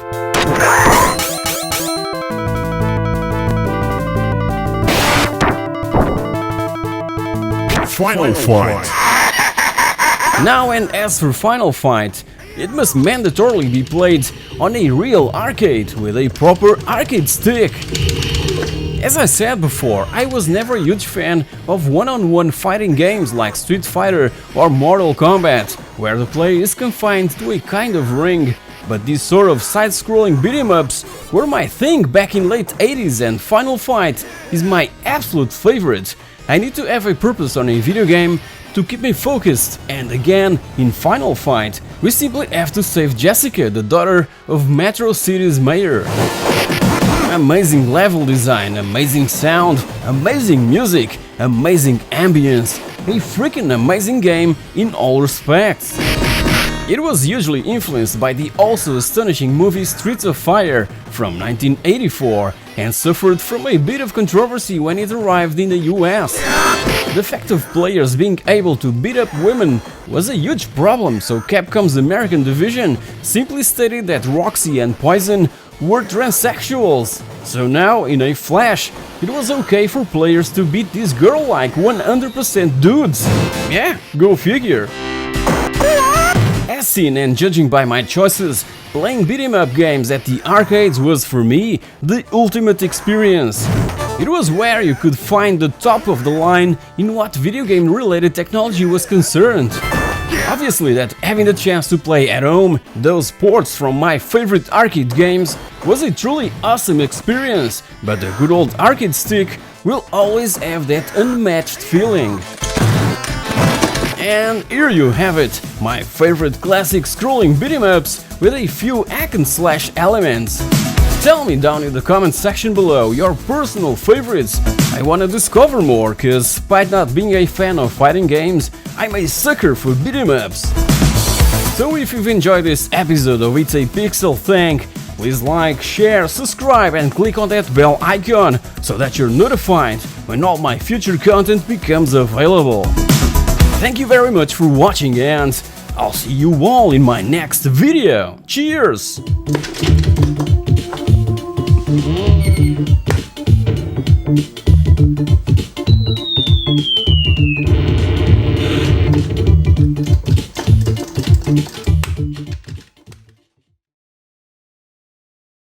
Hey guys, welcome back! Indiana Jones related video games were always priorities to me. I was always attracted by the unknown, exploring exotic locations. So, Indiana Jones and the Fate of Atlantis was all that, packed in one single and overwhelming experience. As you've witnessed on my video related to my favorite point-and-click graphic adventures, this one is right at the top. So, let's explore it a bit more and dive deep into its origins and how it came to be. Let's take a look. The sequel to Indiana Jones and the Last Crusade arrived in June of 1992, and it was just what every indie fan wanted. The perfect adventure that should really be turned into a full-length feature film and even remastered for the current-gen systems like Day of the Tentacle was. I even consider it the true fourth indie's adventure and not the disaster that was the Kingdom of the Crystal Skull. They just don't make him like this anymore. The game's multipath approach inspired players to replay it over and over.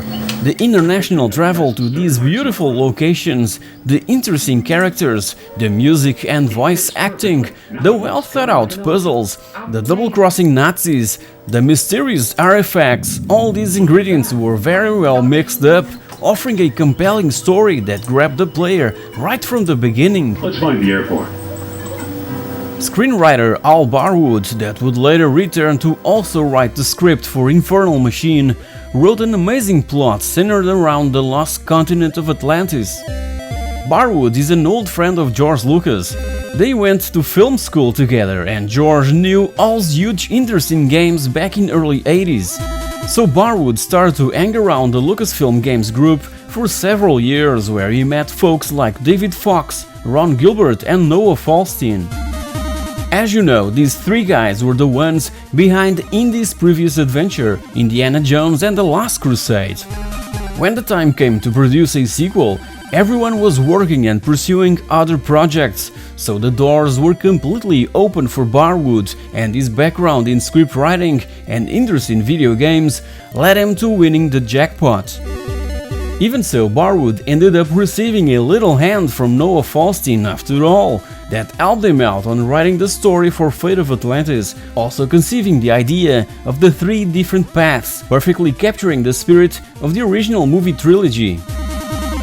I've forever been intrigued with Plato's amazing Atlantis dialogue, so The Last Crusade was indeed begging for a sequel that eventually arrived firstly in June of 1992 with a floppy disk original release, and a year later, by May of 1993, on an announced Talkie CD-ROM edition which included amazing voice acting and digitized sound effects. It features over 8,000 lines of spoken dialogue, and Indy's voice was masterfully provided by actor Doug Lee. This Talkie version was the one that I played back then, right when I bought my first PC, my beloved IBM PS1 486DX2, running at 66 MHz, playing and replaying it over and over. Needless to say that I would, many years later, also grab the GOG and Steam versions to play again, and again, and again. Damn, I completely lost the count of how many times I've played and finished the Fate of Atlantis. It still has the power to hold my attention hostage like if there was no tomorrow. Socrates. That's it. It offered an overwhelming and original story that can rival the ones from all 3 first movies. As said, the 4th one is quite forgettable, so Nazis, a sort of mythological and supernatural flavor, and a beautiful and somewhat annoying female character were the perfect ingredients for an Indiana Jones adventure. To mince with you. Sophia Hapgood would return later for Indy's first 3D action adventure, Indiana Jones and the Infernal Machine, released in 1999, and that I've also reviewed in the past. Sophia Hapgood. She used to tag along with Indy in many previous adventures from this fictional universe, but in the meanwhile, she decided to leave archaeology to become a psychic. Wonderful party. In Fate of Atlantis, she possesses a valuable necklace with this powerful medallion through where, when invoked, the spirit of the Atlantean king Nur-Ab-Sal telepathically communicates.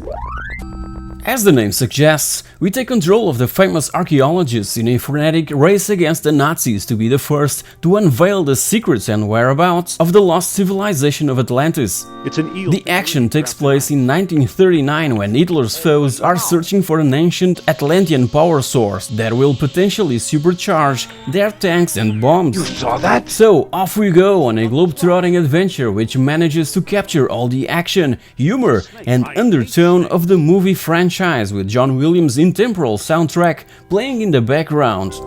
A variety of compositions were arranged by the iMuse team, Michael Land, Clint Bajakian and Peter McConnell, and the fact of not being based on any of Indy's previous movies gave loose rein to Al Barwood and his team to create this unique, inspiring and original story. Look at that! It was on development for around 2 years, and it all began in George Lucas' research library at the Skywalker Ranch.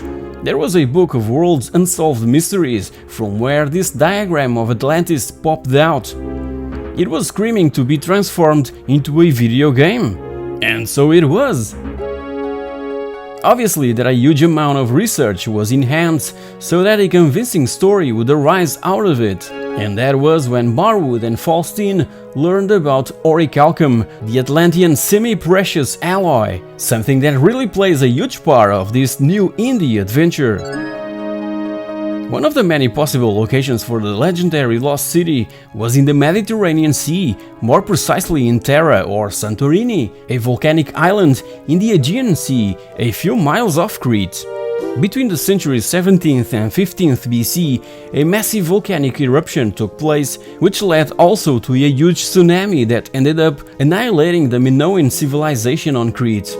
The aftermath of this catastrophic event can even be seen nowadays. The Fate of Atlantis is very much inspired in this particular theory, with its Mediterranean setting. Speaking about the title of the game, during the development, long meetings were held at the Skywalker Ranch, trying to come up with a better name than Fate of Atlantis.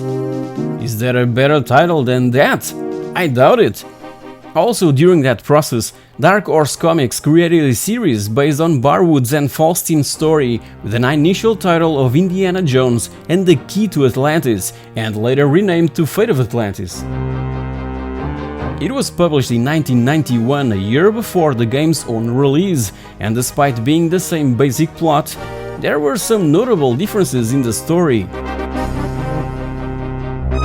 As told, Fate of Atlantis offers a choice of 3 paths: teams, fists or wits, being Sophia's company throughout, a lighter or more action movie-like experience, or a solo puzzle-solving journey, respectively. It depended on how you see the character Indiana Jones, a lover, a fighter, or a true scholar and archaeologist. So different ways of approaching obstacles and puzzles will present themselves, with the in-game dialogue and storyline being cleverly adapted to each situation. Now, my dear, there's nothing to be afraid of. The IQ score returns from the Last Crusade, so if we're after the maximum score, we must complete each of these 3 paths. The paths will converge upon arrival in Atlantis, but it sure was a tremendous and arduous task to implement in-game. As I've mentioned many times before, the visual design of Fate of Atlantis is sublime, thanks in particular to Bill Eakin and his team, who also drawn the game's cover that drank huge inspiration on Drew Struzan's amazing posters from the most iconic movies from the 80s. This outstanding pixel art is something to behold, with its many different and beautiful locations, around 120 to be more precise. Like this particular one in the Azores that was captured from a real location. It makes this game so epic in scale, cause they were mouse-drawn right into the computer using deluxe paint. Digital scanners were kind on the expensive side, around $5,000, so by the time the right deal was finally made, the game was practically finished. Only just around 10% were paintings scanned at the very end of development. Fate of Atlantis was the last pixel paint project at LucasArts for PCs and one of the largest graphic adventures ever to arrive from George Lucas' company. It was also the first fully voiced game coming from LucasArts that sold over 1 million copies, one of the company's most successful graphic adventure. Besides all that, Fate of Atlantis was also the first LucasArts game to feature rotoscoped in-game character animation. Him too. Steve Purcell, the creator of Sam and Max and the artist behind the incredible box art of Secret of Monkey Island, posed as Indy, while Scarlett Michaud acted as Sophia. Funny enough, they ended up married later down the road. Just like The Last Crusade, the Fate of Atlantis had also an action game, a quite forgettable one. The graphic adventure was so good that practically no one played the action game designed by attention to detail that loosely follows the plot of its point-and-click counterpart. Besides the PC, Indiana Jones and the Fate of Atlantis was released also for the Amiga, Mac and FM towns. The Sega CD was supposed to also have its own enhanced edition, but was eventually cancelled due to the commercial failure of The Secret of Monkey Island on that system. 2 concepts for a sequel were conceived, Indiana Jones and the Iron Phoenix and Indiana Jones and the Spear of Destiny, but both ended up cancelled due to problems during development. Even so, those were reworked and transformed into a couple of Dark Horses comic series. I'm not sure what the future holds in relation to video games based on Indiana Jones' character. As you know, Indy's last adventure was released back in 2009, Indiana Jones and the Staff of Kings, and it carries a quite sad story in relation to its development. Just when LucasArts was preparing to create the most spectacular Indiana Jones video game ever for the brand new HD consoles from Sony and Microsoft, Naughty Dog released Uncharted, that was all that the new Dr. Jones game was meant to be. Everyone at LucasArts just stood petrified looking at Nathan Drake and thinking that they've completely missed the chance of making something great. The Staff of Kings was finally placed on store shelves 2 years after the release of Uncharted in a completely unrecognizable way. The HD versions were nowhere to be seen. These were cancelled due to obvious reasons, and only the Wii, PS2, PSP and Nintendo DS versions saw the light of day. The only cool thing about this title is the inclusion of Indiana Jones and the Fate of Atlantis as an unlockable extra exclusively in the Wii version to take advantage of the real point-and-click mechanics, also offering an improved MIDI version of the soundtrack. Indiana Jones and the Fate of Atlantis succeeds where movies based on the series have failed, and it still is a playable and glorious tribute to a character that is simply my favorite in filmmaking history. What do you know? A secret door. 27 years later, the Fate of Atlantis refuses to die, and I truly hope that somewhere in the near future we'll receive another suitable adventure worthy of the presence of the man in the hat himself. Thought Mr. Otis invented. On cinemas, it's already guaranteed his presence with the 5th installment in the series. As for video games, and as said, I'm not sure what the future holds. Where do you think you're going? Hope you've enjoyed this episode of It's a Pixel Thing, and if you did, don't forget to like, to share, to comment, to subscribe and to click on that bell icon so that you're notified when all my future content becomes available. Thank you very much for watching, and I'll catch you all in my next video. Cheers!